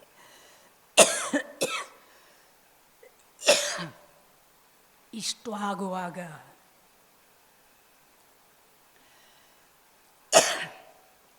ಪ್ರಹ್ಲಾದ ಒಂದೇ ಸಮನೆ ನನ್ನಷ್ಟು ಪುಣ್ಯವಂತರು ಇನ್ಯಾರು, ನಾನಲ್ಲದೆ ಈ ಭಕ್ತಿಯಿಂದ ಈ ಒಂದು ಅನುಗ್ರಹವನ್ನು ಇನ್ನು ಯಾರು ಪಡೆಯಲಿಕ್ಕೆ ಸಾಧ್ಯವಿದೆ? ಎಂಥೆಂಥ ದೇವತೆಗಳು ಬ್ರಹ್ಮಾದಿಗಳು ಪಡೆಯದ ಆ ಅಭಯಹಸ್ತದ ಕೈಯನ್ನು ನನ್ನ ತಲೆಯ ಮೇಲಿಟ್ಟೆಯಲ್ಲ ಭಗವಂತ. ನೀನಲ್ಲದೆ ಇನ್ನು ಯಾರು ನನಗೆ ಇಂಥ ಅನುಗ್ರಹದ ಶಕ್ತಿಯನ್ನು, ಅನುಗ್ರಹದ ಆಶೀರ್ವಾದವನ್ನು ಮಾಡಬಲ್ಲವರು? ಇದು ಅಸುರ ಕುಲದ ನನಗೆ ದೊರೆತ ಯಾವ ಪುಣ್ಯವೋ ಏನೋ. ನಾನು ಯಾವ ಕುಲ ಅನ್ನುವುದನ್ನು ನೀನು ನೋಡುವುದಿಲ್ಲ. ಭಗವಂತನಾದ ನಿನಗೆ ಕುಲದ ಭೇದಗಳೇ ಇಲ್ಲ. ಹಾಗಾಗಿಯೇ ನೀನು ನನ್ನನ್ನು ಅನುಗ್ರಹಿಸಿದೆ. ಬಹುಶಃ ಭಕ್ತಿ ಮಾಡುವ ಒಬ್ಬ ಚಾಂಡಾಲ ಭಕ್ತಿ ಮಾಡದೇ ಇರುವ ಬ್ರಾಹ್ಮಣನಿಗಿಂತ ದೊಡ್ಡವ ಅನ್ನುವುದನ್ನು ನೀನು ಸಾರಿಬಿಟ್ಟೆ. ನಾನು ನಿನ್ನ ಈ ಅನುಗ್ರಹದಿಂದ ಸಂತೃಪ್ತನಾಗಿದ್ದೇನೆ. ನೀನು ಕೊಟ್ಟ ಈ ಅನುಗ್ರಹ ಇದು ನನ್ನ ಪಾಲಿನ ದೊಡ್ಡ ಭಾಗ್ಯ. ನೀನು ಆದಿ, ನೀನು ಅಂತ್ಯ, ನೀನು ಪುರಾಣ ಪುರುಷ, ನೀನೇ ಸೃಷ್ಟಿ, ನೀನೇ ಪ್ರಳಯ, ನೀನಿಲ್ಲದೆ ಜಗತ್ತಿಲ್ಲ. ಯಾವ ಜನ್ಮದ ಯಾವ ಕಾರಣಕ್ಕೋ ನೀನು ನನ್ನ ತಂದೆಯನ್ನು ಸಂಹರಿಸುವ ನೆಪ ಮಾಡಿ ನನಗೆ ದರ್ಶನ ಕೊಟ್ಟೆಯಲ್ಲ. ದುಷ್ಟರ ಸಂಹಾರಕ್ಕೆ ಅದು ಯಾವುದೇ ಕಾರಣವಿರಲಿ, ಆದರೆ ಭಕ್ತಿ ಒಂದಿದ್ದರೆ ನೀನು ಎಷ್ಟು ಸುಲಭನು ಅನ್ನುವುದನ್ನು ತೋರಿಸಿಬಿಟ್ಟೆ. ಹೀಗೆ ಭಕ್ತನಾಗಿ ನಿರಂತರವಾಗಿ ಗುಣಗಾನ ಮಾಡ್ತಾ ಇರುವ ಪ್ರಹ್ಲಾದನನ್ನು ನೋಡಿ ಭಗವಂತ ಹೇಳ್ತಾನೆ, ನರಸಿಂಹ, ನಾನು ನಿನ್ನ ಈ ಭಕ್ತಿಗೆ ಒಲಿದಿದ್ದೇನೆ. ನಿನಗೆ ಏನು ಬರಬೇಕು ಕೇಳು ಅಂತ. ನಾನು ಸೇವಕ ನಿಜ, ನೀನು ದೊರೆಯೂ ಹೌದು. ಆದರೆ ನನಗೆ ಇನ್ನೊಂದು ಯಾವುದೋ ಆಮಿಷ ಹುಟ್ಟಿಸಬೇಡಪ್ಪ. ನನಗೆ ಇನ್ನೇನಾದರೂ ಬೇಕೋ ಎಂದು ಕೇಳಿ ನಾನು ಮತ್ತೆ ಇಲ್ಲಿ ಮುಳುಗದಂತೆ ಮಾಡು. ನನಗೆ ಸಂಸಾರದಿಂದ ವಿರಕ್ತನಾಗುವಂತೆ, ಈ ಭಾವದಿಂದ ಆಚೆ ಕಳೆದು ನಿನ್ನ ಬಳಿ ಬರುವಂತೆ ಮಾಡು. ಅದನ್ನು ಬಿಟ್ಟು ಇಲ್ಲಿ ಯಾವುದೋ ವರ ಕೊಟ್ಟು ನಿಲ್ಲಿಸಬೇಡ. ನೀನು ಹಾಗೆ ಕೇಳುವ ಮತ್ತು ನಾನು ಅದಕ್ಕೆ ಹೌದು ನನಗೊಂದು ವರ ಬೇಕು ಎಂದರೆ ಅದು ವ್ಯಾಪಾರವಾದೀತು. ನಾನು ನಿನ್ನ ಜೊತೆಗೆ ಮಾಡುವ ವ್ಯಾಪಾರವೂ ಅಲ್ಲ ಭಕ್ತಿ. ನೀನು ವ್ಯಾಪಾರ ಮಾಡಿಸಿಕೊಳ್ಳುವ ಒಬ್ಬ ಭಗವಂತ, ವರ್ತಕನೂ ಅಲ್ಲ. ಆದ್ದರಿಂದ ನನಗೆ ಅದು ಯಾವುದೂ ಬೇಡ. ನಿರಂತರ ನಿನ್ನ ನಾಮಸ್ಮರಣೆಯಲ್ಲಿ ಕೊನೆಯವರೆಗೆ ನಾನು ಇದ್ದು ನೀನು ಯಾವುದನ್ನು, ಯಾವ ಮೋಕ್ಷ ಮಾರ್ಗಕ್ಕೆ ಕರೆಯಬಹುದು ಅದಕ್ಕೆ ನನ್ನನ್ನು ಕರೆದುಕೋ ಎಂದು ಮಾತ್ರ ಕೇಳಲಿಕ್ಕೆ ಇದ್ದೇನೆ. ಭಗವಂತ ಹೇಳ್ತಾನೆ, ಆಗಲಿ, ಆದರೆ ನೀನು ನನ್ನ ಬಳಿಗೆ ಬರುವ ಮೊದಲು ನಿನ್ನ ಕರ್ತವ್ಯಗಳನ್ನು ನಡೆಸಿ ಬಾ. ನಿನ್ನ ಅಪ್ಪನಿಗೆ ಅಂತ್ಯಷ್ಟಿಗಳನ್ನು ಮಾಡು, ಸಿಂಹಾಸನವನ್ನು ನಡೆಸು. ಆ ಬಳಿಕ ನಾನು ನಿನ್ನನ್ನು ಕರೆಸಿಕೊಳ್ಳುತ್ತೇನೆ. ಆಗ ನನ್ನದೊಂದು ಅರಿಕೆ ಇದೆ. ನನ್ನ ಅಪ್ಪ ತಿಳಿಯದೆ ನಿನ್ನನ್ನು ಏನೇನೋ ಭಾವಿಸಿ ಮಾತನಾಡಿದ್ದಾನೆ. ಆ ಅವನ ತಪ್ಪುಗಳನ್ನು, ಪಾಪಗಳನ್ನು ಕ್ಷಮಿಸಿಬಿಡು. ಭಗವಂತ ಹೇಳ್ತಾನೆ, ಅವನೊಬ್ಬನ ಪಾಪವಲ್ಲ ಪ್ರಹ್ಲಾದ, ನೀನು ಮಾಡಿದ ಭಕ್ತಿಗೆ ನಿನ್ನ ಪೂರ್ವದ 21 ವಂಶ ಜನಾಂಗ ಅವರೆಲ್ಲರೂ ಪುಣ್ಯಪ್ರದರಾಗಿದ್ದಾರೆ. ನೀನು ಎಂದೂ ಕೂಡ ನಿನ್ನ ತಂದೆಯ ಪಾಪದ ಬಗ್ಗೆ ಯೋಚಿಸಬೇಕಾಗಿಲ್ಲ.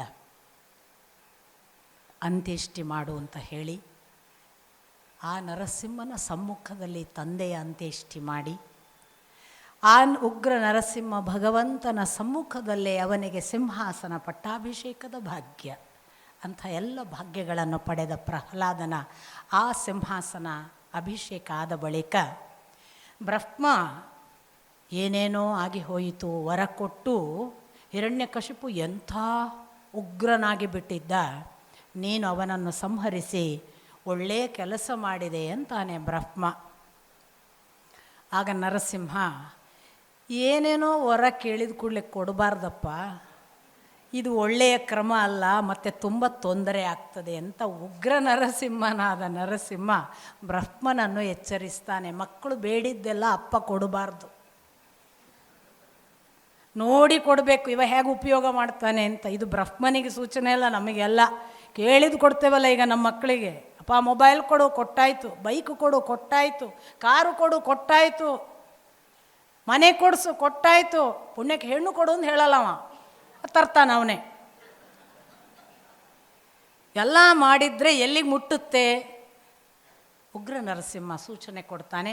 ಅಷ್ಟು ಹೇಳಿ ನರಸಿಂಹ ಅಂತರ್ಧಾನನಾದ ಅಂತ ಆ ಕಥಾಭಾಗ.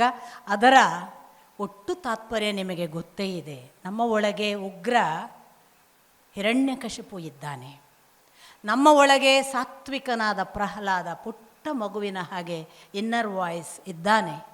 ಆದರೆ ಅವನನ್ನು ಕೇಳದ ಹಾಗೆ ಹಿರಣ್ಯಕಶಿಪುವಿನ ಆರ್ಭಟದಲ್ಲಿ ನಾವು ಮುಳುಗಿ ಭೋಗ ಸಾಮ್ರಾಜ್ಯವನ್ನು ನಮ್ಮದು ಅಂತ ತಿಳಿದು ನಾನೇ ನನ್ನದೇ ಅಂತ ಭಾವಿಸಿದ್ದೇವೆ. ಒಂದು ದಿನ ಪ್ರಹ್ಲಾದ ಎದುರಾಬದುರಾದರೆ ಅವನು ಹೇಳ್ತಾನೆ, ಆಗ ಇದು ನೀನಲ್ಲ, ನಿನ್ನ ಒಳಗೊಂದಿದೆ, ಸ್ವಲ್ಪ ಕಣ್ಣು ತೆರಿ, ನೋಡು, ಗಮನಿಸು, ಆಗ ನಿನಗೆ ಕಾಣಿಸ್ತದೆ. ಯಾರನ್ನು ಕಾಣಲಿಕ್ಕಿದೆ ಅಂತ ಕೇಳಿದವ, ನೋಡು ನಿನ್ನ ಒಳಗೆ. ಆಗ ನಮಗೂ ಕೂಡ ಒಂದು ವೇಳೆ ಹಿರಣ್ಯಕಶಿಪುವಿನ ಹಾಗೆ ನೋಡಿಯೇ ಬಿಡಬೇಕು, ನಾನು ಬದುಕಬೇಕು, ಇಲ್ಲ ಅವನು ಯಾರು ನೋಡಬೇಕು ಅನ್ನುವ ಎಕ್ಸ್ಟ್ರೀಮ್ ಒಂದು ಛಲ ಬರಬೇಕು. ಸಾಧನೆಯ ತಪಸ್ಸಿನ ಹಾದಿಯೋ, ನೋಡಿಯೇ ಬಿಡ್ತೇನೆ ಭಗವಂತನನ್ನು ಅನ್ನುವ ಒಂದು ಹಠವೋ ಬಂದಾಗ ಅವನು ಉಗ್ರನಾಗಿಯೇ ಬರುವುದು. ಉಗ್ರ ರೂಪದವನಿಗೆ ಉಗ್ರ ದರ್ಶನವೇ, ಸೌಮ್ಯ ರೂಪಕ್ಕೆ ಸೌಮ್ಯ ದರ್ಶನ. ಎಷ್ಟು ಉಗ್ರನಿದ್ದ ಹಿರಣ್ಯಕಶಿಪು ಅಷ್ಟು ಉಗ್ರನಾಗಿಯೇ ನರಸಿಂಹ ಬರಬೇಕಾಯಿತು. ಅದಕ್ಕೆ ನೋಡಿ, ಯಾಕೆ ಅಲ್ಲಿ ವಿಶ್ವರೂಪದಲ್ಲಿ ಕೂಡ ಉಗ್ರ ರೂಪ ಅರ್ಜುನನಿಗೆ ಸೌಮ್ಯನಾಗು ಅಂತ ಅವನೂ ಪ್ರಾರ್ಥಿಸ್ತಾನೆ, ಸೌಮ್ಯನಾದ. ಅಲ್ಲಿ ಯಾಕೆ? ಅಲ್ಲಿ ಕಾಲ ರೂಪವಾಗಿ ನಾನು ಬಂದಿದ್ದೇನೆ, ಲೋಕವನ್ನೇ ಕ್ಷಯಿಸಲಿಕ್ಕೆ ಬಂದವ ನಾನು. ಲೋಕ ಕ್ಷಯಿಸಲಿಕ್ಕೆ ಬಂದವ ಸೌಮ್ಯ ರೂಪದಲ್ಲಿ ಬರೋಕ್ಕಾಗಲ್ಲ. ಅದನ್ನು ಅರ್ಜುನನಿಗೆ ತೋರಿಸ್ಬೇಕಿತ್ತು. ನಾನು ನಿನ್ನ ಫ್ರೆಂಡ್ ಅಲ್ಲಯ್ಯ ಅಂತ, ನಿನ್ನ ಫ್ರೆಂಡಾಗಿ ಮಾತ್ರ ತೋರ್ಸೋಕ್ಕಾಗಲ್ಲ. ನಾನು ಲೋಕವನ್ನು ನಾಶ ಮಾಡುವ ಈ ರೂಪ ಬೇರೆ ನನ್ನದು, ಅದನ್ನು ನೋಡು, ನೀನು ತಿಳಿದದಷ್ಟೇ ನಾನಲ್ಲ. ಇಲ್ಲಿ ನಮ್ಮ ಒಳಗೆ ಭಗವಂತ ನಾವು ಉಗ್ರವಾದ ತುದಿಗೆ ಅಹಂಕಾರಕ್ಕೆ ಹೋದರೆ ನಮಗೆ ಇನ್ನಿಲ್ಲದ ಏಟು ಕೊಟ್ಟು ನಮ್ಮನ್ನು ನಾಶ ಮಾಡಿಯೇ ತನ್ನನ್ನು ತೋರಿಸ್ತಾನೆ. ಆ ಅರ್ಥದಲ್ಲಿ ನಮ್ಮ ಒಳಗೆ ಎಲ್ಲವೂ ಇದೆ. ಹಿರಣ್ಯಕಶಿಪು ನಾವೇ. ನಮ್ಮ ಒಳಗೆ ಸುಪ್ತವಾಗಿ ತನ್ನ ಪಾಡಿಗೆ ಕೂತು ಷಂಡಾಮರ್ಕರು ಹೇಳಿದ ಪಾಠ ಕೇಳದ ಪ್ರಹ್ಲಾದನಿದ್ದಾನೆ. ಯಾವ ಯೂನಿವರ್ಸಿಟಿಯನ್ನು ಸೋಲಿಸಬಹುದಾದ ಆ ಅಂತರಂಗದ ಧ್ವನಿ ಕೇಳಿದರೆ ನಾವು ಯಾರ ಮಾಸ್ಟರೂ ನಮಗೆ ಬೇಕಾಗಿಲ್ಲ, ಅವನೇ ಮಾಸ್ಟರ್.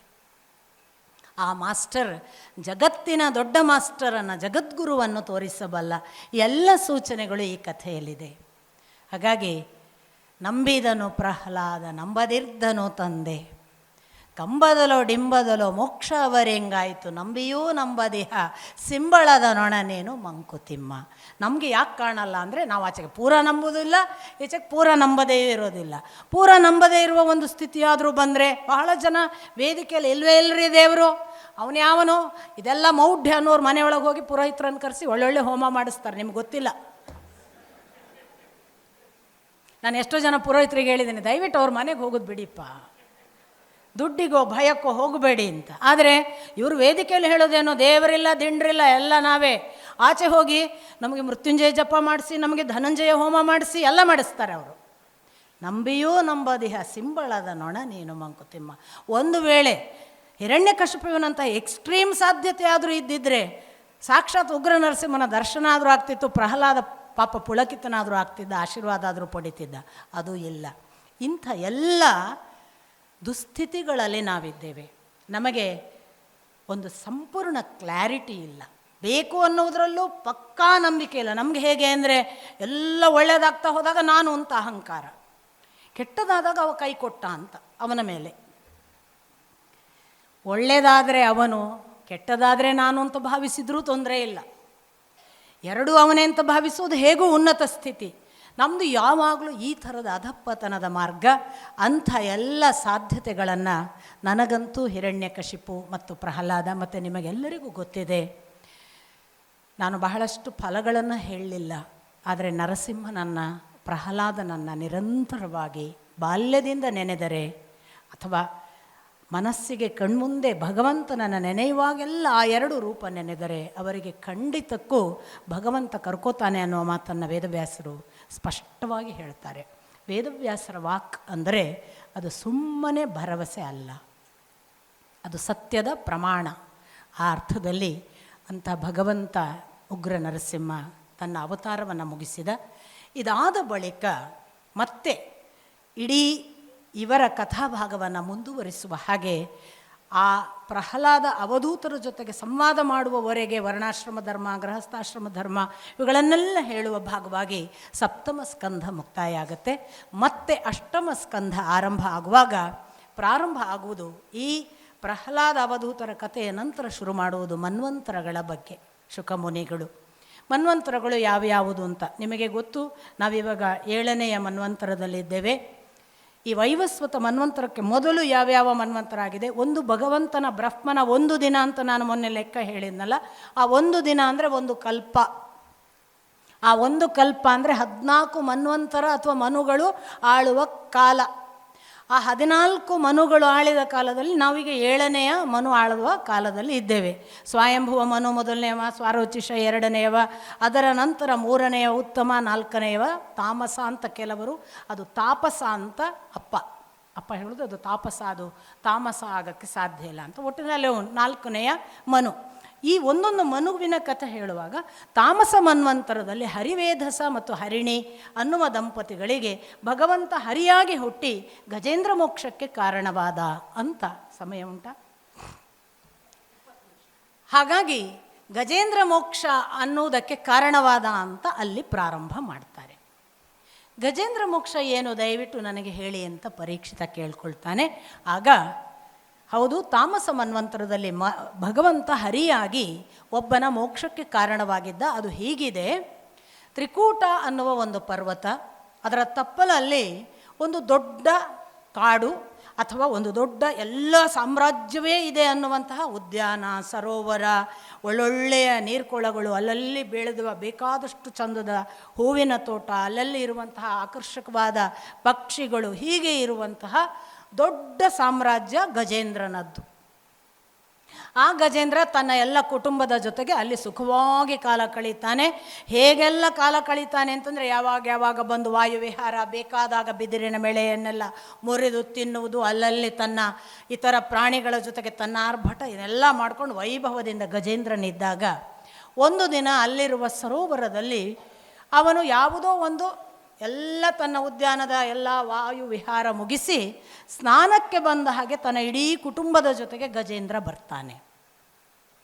ಬಂದು ಆ ನೀರಿಗೆ ಇಳಿದು ಸ್ನಾನ ಮಾಡುವ ಹೊತ್ತಿಗೆ ಅವನಿಗೆ ಸ್ನಾನದ ಆರ್ಭಟದಲ್ಲಿ ಎಷ್ಟು ಸ್ನಾನ ಅಂದರೆ ಇದ್ದ ಬದ್ದ ಎಲ್ಲ ತನ್ನ ಕುಟುಂಬದ ಅಷ್ಟೂ ಆನೆಗಳಿಗೆ ತನ್ನ ಸೊಂಡಿಲಿನಿಂದ ನೀರೆರಚಿಸಿ ಸ್ನಾನ ಮಾಡೋದು, ಅವುಗಳು ಮಜಾ ಮಾಡೋದು, ಇತ್ತ ಆ ಮರಿಗಳು, ತಾಯಿ, ಹೆಂಡಂದರು, ಮತ್ತೊಂದು ಮಗದೊಂದು, ಇತರ ಗಂಡಾನೆಗಳು ಎಲ್ಲ ಪರಸ್ಪರ ನೀರಿನ ಆಟ ಆಡಿ ಇನ್ನೇನು ನೀರಿನ ಆಟ ಮುಗಿಸಿ ಎಲ್ಲರೂ ಮೇಲೆ ಬರಬೇಕು. ಗಜೇಂದ್ರನೊಬ್ಬ ನೀರಿನಲ್ಲಿದ್ದಾನೆ. ಅಷ್ಟರಲ್ಲಿ ಅವನ ಮೇಲೆ ಬರಬೇಕು ಅನ್ನುವಾಗ ಒಂದು ಮೊಸಳೆ ಅವನ ಕಾಲನ್ನು ಹಿಡಿಯುತ್ತದೆ. ಈ ಕಾಲು ಹಿಡಿದ ಮೊಸಳೆಯನ್ನು ತಕ್ಷಣಕ್ಕೆ ಇವನು ಆರ್ಭಟಿಸಿ ತಾನು ಹೊರಗೆ ಬರಬೇಕು ಅಂತ ಕೂಗಿ ಹೊರಗೆ ಬರುವುದಕ್ಕೆ ಪ್ರಯತ್ನ ಪಡುವಾಗ ಆನೆ ಎಷ್ಟು ಬಲದಿಂದ ಹೊರಗೆ ಬರುತ್ತೋ ಅಷ್ಟು ಮೊಸಳೆ ಒಳಗೆ ಎಳೆಯುತ್ತೆ. ಸುತ್ತಮುತ್ತ ಈಗಾಗಲೇ ಇರುವ ಎಲ್ಲ ಗಂಡು ಆನೆಗಳು, ಹೆಣ್ಣಾನೆಗಳು, ತಾಯಿ ಅಥವಾ ಹೆಂಡತಿ, ಮಕ್ಕಳು ಎಲ್ಲ ಸೊಂಡಿಲಿನಿಂದ ಈ ಆನೆಯನ್ನು ಇತ್ತ ಕರೀಲಿಕ್ಕೆ ಬೇಕಾದಷ್ಟು ಪ್ರಯತ್ನ ಪಡ್ತಾರೆ. ಎಷ್ಟು ಪ್ರಯತ್ನ ಪಟ್ಟರೂ ಕೂಡ ಯಾವುದೇ ಆನೆಗಳಿಗೆ ಆ ಸಿಕ್ಕಿಕೊಂಡ ಆನೆಯನ್ನು ಬಿಡಿಸುವುದಕ್ಕೆ ಸಾಧ್ಯ ಆಗುವುದಿಲ್ಲ. ಅವಿಶ್ರಾಂತ ಪ್ರಯತ್ನದ ನಂತರ ಸೋತು ತಮ್ಮ ಕೈಯಲ್ಲಾಗುವುದಿಲ್ಲ ಅಂತ ಈ ಇಡೀ ಕುಟುಂಬ ಸೋತು ಆಚೆಗೆ ನಿಂತಾಗ ಇತ್ತ ಈ ಆನೆ ಸಹಸ್ರ ವರ್ಷ ಅಂತ ಹೇಳ್ತಾರೆ ಅದು ಪ್ರಯತ್ನ ಪಟ್ಟಿತ್ತು ಈಚೆಗೆ ಬರೋಕ್ಕೆ. ಅಂದರೆ ಅಷ್ಟು ವರ್ಷ ಆದರೂ ಅದಕ್ಕೆ ತಾನು ಈಚೆಗೆ ಬರಲಿಕ್ಕಾಗದೇ ಇದ್ದಾಗ ಅದಕ್ಕೆ ಕೊನೆಯ ಆಸರೆ ಅಂತ ಕಾಣಿಸಿದ್ದು ಭಗವಂತ ಮಾತ್ರ.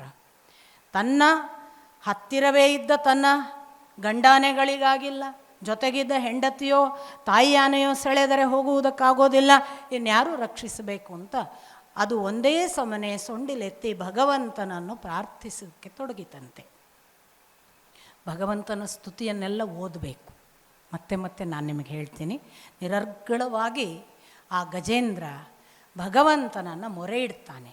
ನೀನಲ್ಲದೆ ಇನ್ಯಾರಿಗೆ ನನ್ನನ್ನು ಇದರಿಂದ ಬಿಡಿಸಲಿಕ್ಕೆ ಸಾಧ್ಯ? ನೀನಲ್ಲವೇ ಎಲ್ಲದರ ಆದಿ, ನೀನಲ್ಲವೇ ಎಲ್ಲದರ ಅಂತ್ಯ. ನಿನ್ನನ್ನು ನಂಬಿದವನಿಗೆ ಯಾರಿಗೆ ಬಿಡುಗಡೆ ಆಗಿಲ್ಲ. ನೀನು ಕೊಟ್ಟರುಂಟು, ಇಲ್ಲದಿದ್ದರೆ ಇಲ್ಲ. ನಾನು ಯಾವುದೋ ಭಾವದಿಂದ ನಿನ್ನನ್ನು ನಂಬದೆ ಪೂಜಿಸದೆ ಕುಳಿತಿದ್ದೆ ಎಂದು ಕಾಣಿಸುತ್ತದೆ. ಎಲ್ಲ ತನ್ನ ಪಶ್ಚಾತ್ತಾಪ, ಭಕ್ತಿ, ಪ್ರಾರ್ಥನೆಗಳನ್ನು ಮಾಡ್ತಾನೆ. ಇದನ್ನು ಕೇಳಿದ ಭಗವಂತ ಅತ್ತ ಗರುಡಾರೂಢನಾಗಿ ಹರಿ ಆಗಿ ತಾನು ಆಕಾಶ ಮಾರ್ಗವಾಗಿ ಗಜೇಂದ್ರನ ಕಡೆಗೆ ಬರ್ತಾನೆ. ಆಗ ಗಜೇಂದ್ರನಿಗೆ ಹರಿ ಕಾಣಿಸ್ತಾನೆ. ಕಾಲಿನಿಂದ ಸೆಳೆಯುವ ಆ ಮೊಸಳೆ, ಆ ಕಡೆಯಿಂದ ಕಾಣಿಸುವ ಆ ಭಗವಂತ. ಇದಕ್ಕೆ ಆನೆಗೆ ಅನ್ನಿಸ್ತದೆ ಗಜೇಂದ್ರನಿಗೆ, ತಾನು ಇವನಿಗೆ ಏನು ಅರ್ಪಿಸಬಹುದು. ಆ ಸರೋವರದಲ್ಲಿದ್ದ ಆ ತಾವರೆ ಒಂದನ್ನು ಸೊಂಡಿಲಿನಿಂದ ಎತ್ತಿ ಅವನಿಗೆ ಅರ್ಪಿಸಿ ತಾನು ತನ್ನ ಭಕ್ತಿಯನ್ನು ನಿವೇದಿಸಿಕೊಂಡನಂತೆ ಗಜೇಂದ್ರ. ಫಲಂ ಪತ್ರಂ ಪುಷ್ಪಂ ಫಲಂ ತೋಯಂ. ನಿಮಗೆ ಗೊತ್ತು, ಒಂದು ಹೂ ಕೊಡು, ಒಂದು ಎಲೆ ಕೊಡು, ಒಂದು ನೀರಿನ ಹನಿ ಕೊಡು, ಏನು ಕೊಡು, ನಿನಗೆ ಆಗುವುದನ್ನು ಕೊಡು, ನಾನು ಬರ್ತೀನಿ, ನಾನು ಒಲಿತೀನಿ, ನಾನು ಮೆಚ್ಚುತ್ತೀನಿ. ಕೊಟ್ಟ. ಭಗವಂತ ತಾನು ಬಂದು ಮೊದಲು ಆ ಆನೆಯನ್ನು ಹೊರಕ್ಕೆ ಸೆಳೆದು ಅದರ ಕಾಲನ್ನು ಹಿಡಿದ ಆ ಮೊಸಳೆಯನ್ನು ತನ್ನ ಚಕ್ರದಿಂದ ಕತ್ತರಿಸಿ ಮೊಸಳೆಯನ್ನು ಬಿಡುಗಡೆ ಮಾಡಿದ ಬಳಿಕ ಆನೆ ತನ್ನ ಆ ಬಂಧನದಿಂದ ಬಿಡುಗಡೆಯಾಗಿ ಭಗವಂತನ ಮುಂದೆ ನಿಂತ ಗಜೇಂದ್ರ. ಹಾಗೆ ನಿಂತಿದ್ದ ಗಜೇಂದ್ರ ಭಗವಂತನ ಕೃಪೆಯಿಂದ ಮತ್ತೆ ಭಗವಂತನಂತೆ ಚತುರ್ಭುಜಧಾರಿಯಾಗಿ ಅವನ ಗರುಡಾರೂಢನಾಗಿ ಅವನ ಲೋಕಕ್ಕೆ ಹೋದ ಅನ್ನುವುದು ಗಜೇಂದ್ರ ಮೋಕ್ಷದ ಕತೆ. ಆ ಮೊಸಳೆ ಅದು ಏನಾಯಿತು, ಹೂಹು ಅನ್ನುವ ಗಂಧರ್ವನಾಯಿತು ಅಂತ ಉಲ್ಲೇಖ ಮಾಡ್ತಾರೆ. ಏನು ಇದರ ಹಿನ್ನೆಲೆ? ಇಲ್ಲಿ ಗಜೇಂದ್ರ ಇಂದ್ರದ್ಯುಮ್ನ ಅನ್ನುವ ಒಬ್ಬ ರಾಜ. ಅವನು ಪಾಂಡ್ಯ ದೊರೆ. ಒಂದು ದಿವಸ ಮಲಯ ಪರ್ವತದ ಬಳಿಗೆ ಬಂದು ನಿವೃತ್ತ ಮಾರ್ಗದಲ್ಲಿ ಭಗವಂತನನ್ನು ತಪಿಸ್ತಾ ಕೂತವ. ಎಷ್ಟು ಭಗವಂತನಲ್ಲಿ ಮುಳುಗಿದ್ದಾನೆ ತಪಸ್ಸಿನಲ್ಲಿ ಅಂದರೆ ಅವನಿಗೆ ಇನ್ನೊಂದು ಎಚ್ಚರವಿಲ್ಲದ ಸ್ಥಿತಿ. ಆ ಎಚ್ಚರವಿಲ್ಲದ ಸ್ಥಿತಿಯಲ್ಲಿ ಅಗಸ್ತ್ಯರು ಬಂದಾಗ ತನ್ನ ಶಿಷ್ಯರ ಜೊತೆಗೆ ಗುರುಗಳಿಗೆ ತೋರಿಸಬೇಕಾದ ಆದರ ಆತಿಥ್ಯವನ್ನು ಅವನು ಮಾಡಿರೋದಿಲ್ಲ. ಇದರಿಂದ ಕುಪಿತನಾದ ಅಗಸ್ತ್ಯ, ಜಡ ಪ್ರಾಣಿಯಂತೆ ಗುರು ಬಂದಾಗ ಯಾವ ಭಕ್ತಿ ಭಾವವಿಲ್ಲದೆ ನೀನು ಮಾಡಬೇಕಾದ ಕರ್ತವ್ಯವನ್ನು ಮಾಡಲಿಲ್ಲವಾದ್ದರಿಂದ ಆನೆಯಂತೆ ಆನೆಯ ಹಾಗೆ ಜಡ ಪ್ರಾಣಿಯಾಗಿ ಹೋಗುವಂತ ಶಪಿಸ್ತಾರೆ. ಹಾಗೆ ಇವನು ಗಜೇಂದ್ರನಾದದ್ದು. ಹೂಹು ಅನ್ನುವ ಗಂಧರ್ವ ಒಂದು ದಿನ ತಾನು ತನ್ನ ಸ್ತ್ರೀಯರ ಜೊತೆಗೆ ರತಿಕ್ರೀಡೆಯ ಹಾಗೆ ಜಲಕ್ರೀಡೆ ಮಾಡುವಾಗ ಆ ಜಲಕ್ರೀಡೆಯಲ್ಲಿ ಮುಳುಗಿರುವ ಹೊತ್ತಿಗೆ ದೇವಲ ಋಷಿಗಳು ತಾವು ಸ್ನಾನಕ್ಕೆ ಬರ್ತಾರೆ. ಈ ದೇವಲ ಋಷಿಗಳು ತಮ್ಮ ಕ್ರೀಡೆಗೆ ಅಡ್ಡಿಯಾದರೆ ಇವರು ಬರಬಾರ್ದಿತ್ತು ಅಂತ ಹೇಳಿ ಹೂಹು ಗಂಧರ್ವ ಅವರನ್ನು ಮೊಸಳೆಯಂತೆ ಎಳೆದಾಡ್ತಾನೆ. ಒಬ್ಬ ಋಷಿಯನ್ನು ಮೊಸಳೆಯಂತೆ ಎಳೆದಾಡಿದ್ದರ ಫಲವಾಗಿ ದೇವಲ ಋಷಿಗಳು ಅವನಿಗೆ ಶಾಪ ಕೊಡ್ತಾರೆ, ನನ್ನನ್ನು ಹೀಗೆ ಎಳೆದಾಡಿದ್ದಕ್ಕೆ ನೀನು ಕೂಡ ಮೊಸಳೆಯಾಗಿ ಹುಟ್ಟು ಅಂತ. ಆಗ ಅವನು ಕ್ಷಮೆ ಕೇಳಿ ಉಶ್ಯಾಪ ಬೇಡ್ತಾನೆ. ಮುಂದೊಂದು ದಿನ ಭಗವಂತನಿಂದ ನಿನಗೆ ಈ ಮೊಸಳೆಯ ದೇಹದಿಂದ ಮೋಕ್ಷವಾಗಿ ನೀನು ಮತ್ತೆ ಹೂಹು ಗಂಧರ್ವನಾಗ್ತಿ ಅಂತ ಅವರು ಉಶ್ಯಾಪ ಬೇರೆ ಕೊಟ್ಟಿರ್ತಾರೆ. ಅದರ ಫಲವಾಗಿ ಅವನು ಮತ್ತೆ ಹೂಹು ಗಂಧರ್ವ. ಇಡೀ ಕರ್ಮ ಸಿದ್ಧಾಂತವನ್ನು ಹೇಳುವ ಬಹಳ ವಿಶೇಷವಾದ ಒಂದು ಕಥೆ. ಪ್ರತಿಯೊಂದು ನಮ್ಮ ಕರ್ಮಕ್ಕನುಗುಣವಾಗಿ ನಾವು ಅನುಭವಿಸಬೇಕಾಗ್ತದೆ ಅಂತ. ಗಜೇಂದ್ರ ತಾನು ಮಾಡಿದ ಇಂದ್ರದ್ಯುಮ್ನನ ಕಾಲದ, ಮತ್ತು ನನಗೊಂದು ಯಾವಾಗಲೂ ಅನಿಸೋದು ನೋಡಿ, ಮಾಂಡವ್ಯರು ಕೂಡ ತಪಸ್ಸಿಗೆ ಕೂತಿದ್ದಾಗ ದೊರೆ ಬಂದು ಕೇಳಿದ, ಅವನು ಉತ್ತರ ಕೊಡಲಿಲ್ಲ, ಅವನಿಗೆ ಶಿಕ್ಷೆ ಆಯಿತು ಯಮನಿಂದ, ಅಣಿಮಾಂಡವ್ಯರಾದರು. ಶಮೀಕರು ಉತ್ತರಿಸಲಿಲ್ಲ ಅಂತ ಹೇಳಿಬಿಟ್ಟು ಇವನು ಕೋಪಿಸಿಕೊಂಡು ಅವರ ಕೊರಳಿಗೆ ಹಾವು ಹಾಕಿ ತಾನೇ ಶಾಪಕ್ಕೆ ಒಳಗಾದ ಪರೀಕ್ಷಿತ. ಎಲ್ಲೋ ಸೂಚನೆ ನೋಡಿ, ಇಂದ್ರದ್ಯುಮ್ನ ತಾನು ಉತ್ತರ ಕೊಡೋದಕ್ಕೆ ಅಗಸ್ತ್ಯರು ಆದರಾತಿಥ್ಯ ಮಾಡಲಿಲ್ಲ ಅಂತ ಅವನು ಶಾಪ ಕೊಟ್ಟರು. ತಪಸ್ಸು ಮಾಡುವಾಗಲೂ ಎಲ್ಲೋ ಸೂಚನೆ, ನನಗೆ ಗೊತ್ತಿಲ್ಲ, ನಾನು ಅಂದ್ಕೊಳ್ಳೋದು ಕರ್ತವ್ಯ ಬಿಟ್ಟು ತಪಸ್ಸಿಲ್ಲ ಅಂತ. ಕರ್ತವ್ಯ ಮಾಡಿಕೊಂಡು ತಪಸ್ಸು ಮಾಡಬೇಕು. ಯಾವ ಕರ್ತವ್ಯದಲ್ಲೂ ಕೂಡ ಲೋಪ ಬಾರದ ಹಾಗೆ ಮಾಡುವ ತಪಸ್ಸನ್ನು ಮಾತ್ರ ಪುರಸ್ಕರಿಸ್ತೀವಿ ಅನ್ನೋದನ್ನು ಸೂಚಿಸ್ತಾರೆ ನೋಡಿ. ನಮ್ಮಲ್ಲಿ ಕೆಲವರಿದ್ದಾರೆ, ನಾನೇ ನೋಡಿದೆ, ನಮ್ಮ ತುಂಬ ಕಾಸ ಇರೋರು, ನಾನು ಬೆಳಿಗ್ಗೆ ಎಲ್ಲ ಯಾರು ಬಂದರೆ ಬಾಗಿಲು ತೆಗೆಯೋದಿಲ್ಲಪ್ಪ. ಯಾಕೆ? ನಾನು ಧ್ಯಾನ ಕೂತ್ಕೊಳ್ತಾರೆ. ಧ್ಯಾನಕ್ಕಿಂತ ಬಂದವರನ್ನು ಊಟಕ್ಕೆ ಹಾಕೋದು, ಬನ್ನಿ ಅಂತ ಕರೆಯೋದು ಅತಿಥಿ ಸೇವೆ ಪೂಜೆ ಅಲ್ವಾ? ಅಲ್ಲಪ್ಪ, ಹೀಗೆಲ್ಲ ನಿಯಮ ಮಾಡಿಕೊಳ್ಳೋರಿದ್ದಾರೆ. ಇದಲ್ಲ ಅಂತ ಹೇಳುತ್ತೆ ನಮ್ಮ ಧರ್ಮ ಪರಂಪರೆ. ಆ ಕ್ಷಣಕ್ಕೆ ನಿಮ್ಮನ್ನು ಯಾವುದು ಕರೀತದೆ, ಆ ಕ್ಷಣಕ್ಕೆ ನಿಮ್ಮ ಅವಶ್ಯಕತೆ ಯಾವುದು, ನೀವು ಮಾಡಬೇಕಾದ ಒಳ್ಳೆಯ ಕರ್ಮ ಯಾವುದು, ಅದನ್ನು ಮಾಡುವುದೇ ಪೂಜೆ. ನಮಗೆ ಪೂಜೆ ಬಗ್ಗೆ ತಪ್ಪು ಅಭಿಪ್ರಾಯಗಳೆಲ್ಲ ಇವೆ. ಧ್ಯಾನದ ಬಗ್ಗೆ, ಪೂಜೆಯ ಬಗ್ಗೆ. ಅಪ್ಪ ಅಮ್ಮನನ್ನು ಸೇವೆ ಮಾಡೋದಕ್ಕಿಂತ ಕಣ್ಮುಚ್ಚಿ ಕೂತ್ಕೊಳ್ಳೋದು ಧ್ಯಾನ ಒಳ್ಳೆಯದು ಅಂತ ಭಾವಿಸಿದರೆ ಕರ್ತವ್ಯ ಲೋಪ ಮಾಡಿ ಯಾವ ಧ್ಯಾನವನ್ನು ಯಾವ ಧರ್ಮವೂ ಹೇಳೋದಿಲ್ಲ. ಆ ಅರ್ಥದಲ್ಲಿ ನಮ್ಮ ಈ 3 ಘಟನೆ ಕೂಡ ನನಗೆ ಯಾವಾಗಲೂ ಅನಿಸುತ್ತೆ. ನೋಡಿ, ಇಂದ್ರದ್ಯುಮ್ನ ತಪಸ್ಸಿ ಕೂತಿದ್ದಾನೆ, ದೇವರಲ್ಲಿದ್ದಾನೆ, ದೇವರಲ್ಲಿ ತನ್ಮಯನಾಗಿದ್ದಾನೆ. ಅಗಸ್ತ್ಯರಿಗೆ ಗೊತ್ತಿಲ್ವಾ? ತಪಸ್ಸಿ ಕೂತಿದ್ದಾನೆ ಬಿಡು, ನಾವೆಲ್ಲ ಇದ್ದೇವಲ್ಲ ಇತ್ತೀಚಿನ ಕಾಲದವ್ರು, ಅವ್ರು ಧ್ಯಾನ ಕೂತಿದ್ದಾರೆ, ಎಬ್ಬಿಸ್ಬೇಡಿ ಅಂತ ಈಚೆಗೆ ಬರ್ತೇವೆ. ಹಾಗೇನು ಮಾಡಬೇಕಾಗಿಲ್ಲ ಅಂತ ಅಗಸ್ತ್ಯರು ಹೇಳೋದು. ತಪಸ್ಸಿಗೆ ಕೂತಿದ್ದಾನೆ ಗೊತ್ತಿದ್ದು ಅಗಸ್ತ್ಯರು ಶಪಿಸಿದ್ದಾರೆ ಅಂದರೆ ತಪಸ್ಸು ಯಾವುದು ಅಂತ ಯೋಚಿಸಬೇಕು. ಅಗಸ್ತ್ಯರು ಬಂದಾಗ ಅಗಸ್ತ್ಯರನ್ನು ಆದರಾತಿಥ್ಯ ಮಾಡುವುದು ತಪಸ್ಸು, ಅದು ಅವರ ಧ್ಯಾನ ಆ ಹೊತ್ತಿಗೆ. ಅದು ಬಿಟ್ಟು ಅವರು ಬಂದವರಿಗೆ ನೀರು ಕೊಡೋರಿಲ್ಲ, ಕುತ್ಕೊಳ್ಳೋರಿಲ್ಲ, ಕುತ್ಕೊಳ್ಳಿ ಅಂತ ಹೇಳೋರಿಲ್ಲ. ಏನ ಬಂದಿರಿ ಹದುಳವೆ ಎಂದರೆ ನಿಮ್ಮ ಮೈ ಸಿರಿ ಹಾರಿ ಹೋಗುವುದೇ, ಕುಳ್ಳಿರಿ ಎಂದರೆ ನೆಲ ಕುಳಿ ಹೋಗುವುದೇ. ಗರ ಬಡಿದವರ ನುಡಿಸಲು ಬಹುದು, ಸಿರಿಗರ ಬಡಿದವರ ನುಡಿಸಲು ಬಾರದಯ್ಯ ಕೂಡಲ ಸಂಗಮ ದೇವ. ನಮಗೆ ಕೆಲವು ಸಾಮಾನ್ಯ ಪ್ರಜ್ಞೆಗಳು, ಬಂದವರನ್ನು ಬನ್ನಿ ಕುತ್ಕೊಳ್ಳಿ ಅನ್ನದೇ ಇರೋದಿದಲ್ಲ, ಅಲ್ಲ ಅಂತ ಈ ಥರ ಏನೋ ಸೂಚನೆ ಕೊಡ್ತಾರೆ. ಆದ್ದರಿಂದ ತಪಸ್ಸಿಗೆ ಕೂತರೂ ತಪಸ್ಸಿನಲ್ಲಿ ಮಾಡಿದ ಕರ್ಮದೋಷ, ಅದಕ್ಕೆ ಫಲ. ಅದಕ್ಕೆ ಗಜೇಂದ್ರ ಜಡ. ಅದಕ್ಕೆ ನೋಡಿ, ಆನೆಯ ದೇಹದಲ್ಲಿ ಮೋಕ್ಷ. ಅದಕ್ಕೆ ನಾನು ಹೇಳಿದ್ದು ಪ್ರಾಣಿಯಲ್ಲೂ ಮೋಕ್ಷ ಆಗ್ತದೆ. ಅದರಿಂದ ನಮ್ಮ ಹತ್ರ ಬರುವ ಯಾವ ಪ್ರಾಣಿ ಎಷ್ಟು ಇವಾಲ್ವ್ಡ್ ಇದೆ ಯಾರಿಗೆ ಗೊತ್ತು. ಹಾಗೆ ಯಾವ ಪ್ರಾಣಿಯೂ ಕೂಡ ನಮ್ಮ ಹಾಗೆ 1 ವರ್ಷ 1 ಜನ್ಮದಲ್ಲಿ ಮನುಷ್ಯನಾಗಿದ್ದದ್ದು ಈಗ ನಮ್ಮ ಮುಂದೆ ಓಡಾಡ್ತಿರ್ಬೋದು. ನಮ್ಮ ಅಪ್ಪನ ಮಹಾಭಾರತ ಪ್ರವಚನಕ್ಕೆ ನಾಯಿ ಬಂದು ಅಷ್ಟೂ ದಿನ ಪಾಠ ಕೇಳಿದ್ದನ್ನು ನೀವೆಲ್ಲ ಅವರ ಉಪನ್ಯಾಸಗಳಲ್ಲಿ ಕೇಳಿರ್ತೀರಿ. ಅವರ ಉಪನ್ಯಾಸಕ್ಕೆ ಸಾಗರದಲ್ಲಿ ಒಂದು ಸರ್ಪ ಬಂದು ವೇದಿಕೆ ಮೇಲೆ ಕೂತ್ಕೊಳ್ತಿತ್ತು ಅಂತ ಅಲ್ಲಿಯ ಸಾಕ್ಷಾತ್ ಸಾಕ್ಷಿ ಸದಾನಂದ ಶರ್ಮರು ಉಪವಾಸ ಅನ್ನುವ ಗ್ರಂಥದಲ್ಲಿ ಬರೆದಿದ್ದಾರೆ. ಅಂದರೆ ಅದು ಫಸ್ಟ್ ಡೇ ಆ ಮರದಲ್ಲಿ ವಿಲ ಒದ್ದಾಡತ್ತೆ. ಅದು ಓಪನ್ ಏರ್ ಥಿಯೇಟ್ರ್ ಅವರು ಆವಾಗ ಮಾತಾಡಿದ್ದು. ಸೆಕೆಂಡ್ ಡೇ ಮೆಟ್ಲ ಹತ್ರ, 3ನೇ ದಿನ ಅವ್ರು ಕೂತ್ಕೊಳ್ಳೋಲ್ಲೇ ಎದುರಿಗೆ ಬಂದು ಮಲಗಿಕೊಂಡು ಉಪನ್ಯಾಸ ಕೇಳಿತ್ತು ಅಂತ ಅಪ್ಪ ಹೇಳ್ತಾರೆ. ಯಾವ ದೇಹದಲ್ಲಿ ಯಾವುದು ಮೋಕ್ಷಕ್ಕೆ ಕಾದಿದೆ ಯಾರಿಗೆ ಗೊತ್ತು. ಅದು ಗಜೇಂದ್ರನ ಮೋಕ್ಷದ ಒಂದು ಕಥಾಭಾಗ. ಇನ್ನು ಅದನ್ನು ಸ್ವಲ್ಪ ಇನ್ನು ಆಂತರಂಗಿಕವಾಗಿ ಭಾವಿಸಿದರೆ ನೋಡಿ, ತ್ರಿಕೂಟ ಪರ್ವತ ನಮ್ಮ ತ್ರಿಗುಣಗಳ ಬದುಕು. ಈ ಬದುಕಿನ ಸುಖ ಸಾಮ್ರಾಜ್ಯವೇ ಅಲ್ಲಿರುವ ಉದ್ಯಾನ, ಕೊಳ, ಮತ್ತೊಂದು. ನಾವು ವಿಷಯಾಕರ್ಷಣೆಯಲ್ಲಿ ಮುಳುಗಿದ್ದೇವೆ. ನಮಗೆ ಎಲ್ಲ ನಮ್ಮ ಸಂಸಾರವೇ ನಮ್ಮನ್ನು ರಕ್ಷಿಸ್ತದೆ, ನಮ್ಮ ಹೆಂಡತಿ, ನಮ್ಮ ಗಂಡ, ನಮ್ಮ ಮಕ್ಕಳು ಇವರೇ ಅಲ್ಟಿಮೇಟ್ ಅಂತ ಭಾವಿಸಿಕೊಂಡು ಆ ಜೀವನ ಅನ್ನುವ ನೀರಿನಲ್ಲಿ ಇದ್ದೇವೆ. ಕೊಳ, ಸರೋವರ, ಜೀವನ, ನದಿ. ಆ ಜೀವನದಲ್ಲಿ ನಮ್ಮನ್ನು ನಾವು ಕಳಕೊಳ್ಳುವ, ನಮ್ಮ ಅಸ್ತಿತ್ವವೇ ಇಲ್ಲವಾಗುವ ಒಂದು ಸಂದರ್ಭ ಬರುವುದು, ಅದು ನಮ್ಮ ಕರ್ಮಫಲದಿಂದ. ಯಾರೂ ಆವಾಗ ರಕ್ಷಿಸಲಿಕ್ಕಾಗೋದಿಲ್ಲ. ಗಜೇಂದ್ರ ಮತ್ಯಾರೂ ಅಲ್ಲ, ನಮ್ಮ ಅಹಂಕಾರದ ನಾನು ಅನ್ನುವ ಪ್ರತೀಕ. ಈ ನಾನು ಅನ್ನುವ ಅಹಂಕಾರ ಗಜೇಂದ್ರ ಜೀವನದಿಯಲ್ಲಿ ತನ್ನದು ಅನ್ನುವ ಸರ್ವಸ್ವ ಕುಟುಂಬದ ಜೊತೆಗೆ ಮೈ ಮರೆತು ಮುಳುಗಿದಾಗ ಅವನ ಕರ್ಮಫಲ ಎಳೀತದೆ. ಅದು ಅವನನ್ನು ಬಿಡೋದಿಲ್ಲ. ನಮ್ಮನ್ನು ರಕ್ಷಿಸುವುದು, ನಮ್ಮನ್ನು ಬಿಡುಗಡೆ ಮಾಡುವುದು ಏನಿದ್ರೂ ಕೂಡ ಕರ್ಮಫಲ. ಆ ಕರ್ಮಫಲದ ಬಿಡುಗಡೆಗೆ ಇನ್ಯಾರೂ ಸಹಾಯ ಮಾಡೋದಿಲ್ಲ, ಅವನೊಬ್ಬನೇ. ಈ ಎಲ್ಲ ಸೂಚನೆಗಳನ್ನು ಗಜೇಂದ್ರ ಮೋಕ್ಷ ಅನ್ನುವ ಒಂದು ಸಣ್ಣ ಕಥೆಯಲ್ಲಿ ಪ್ರಸ್ತುತಪಡಿಸಿದ್ದಾರೆ. ಇದರ ನಂತರ ಏನಾಯಿತು?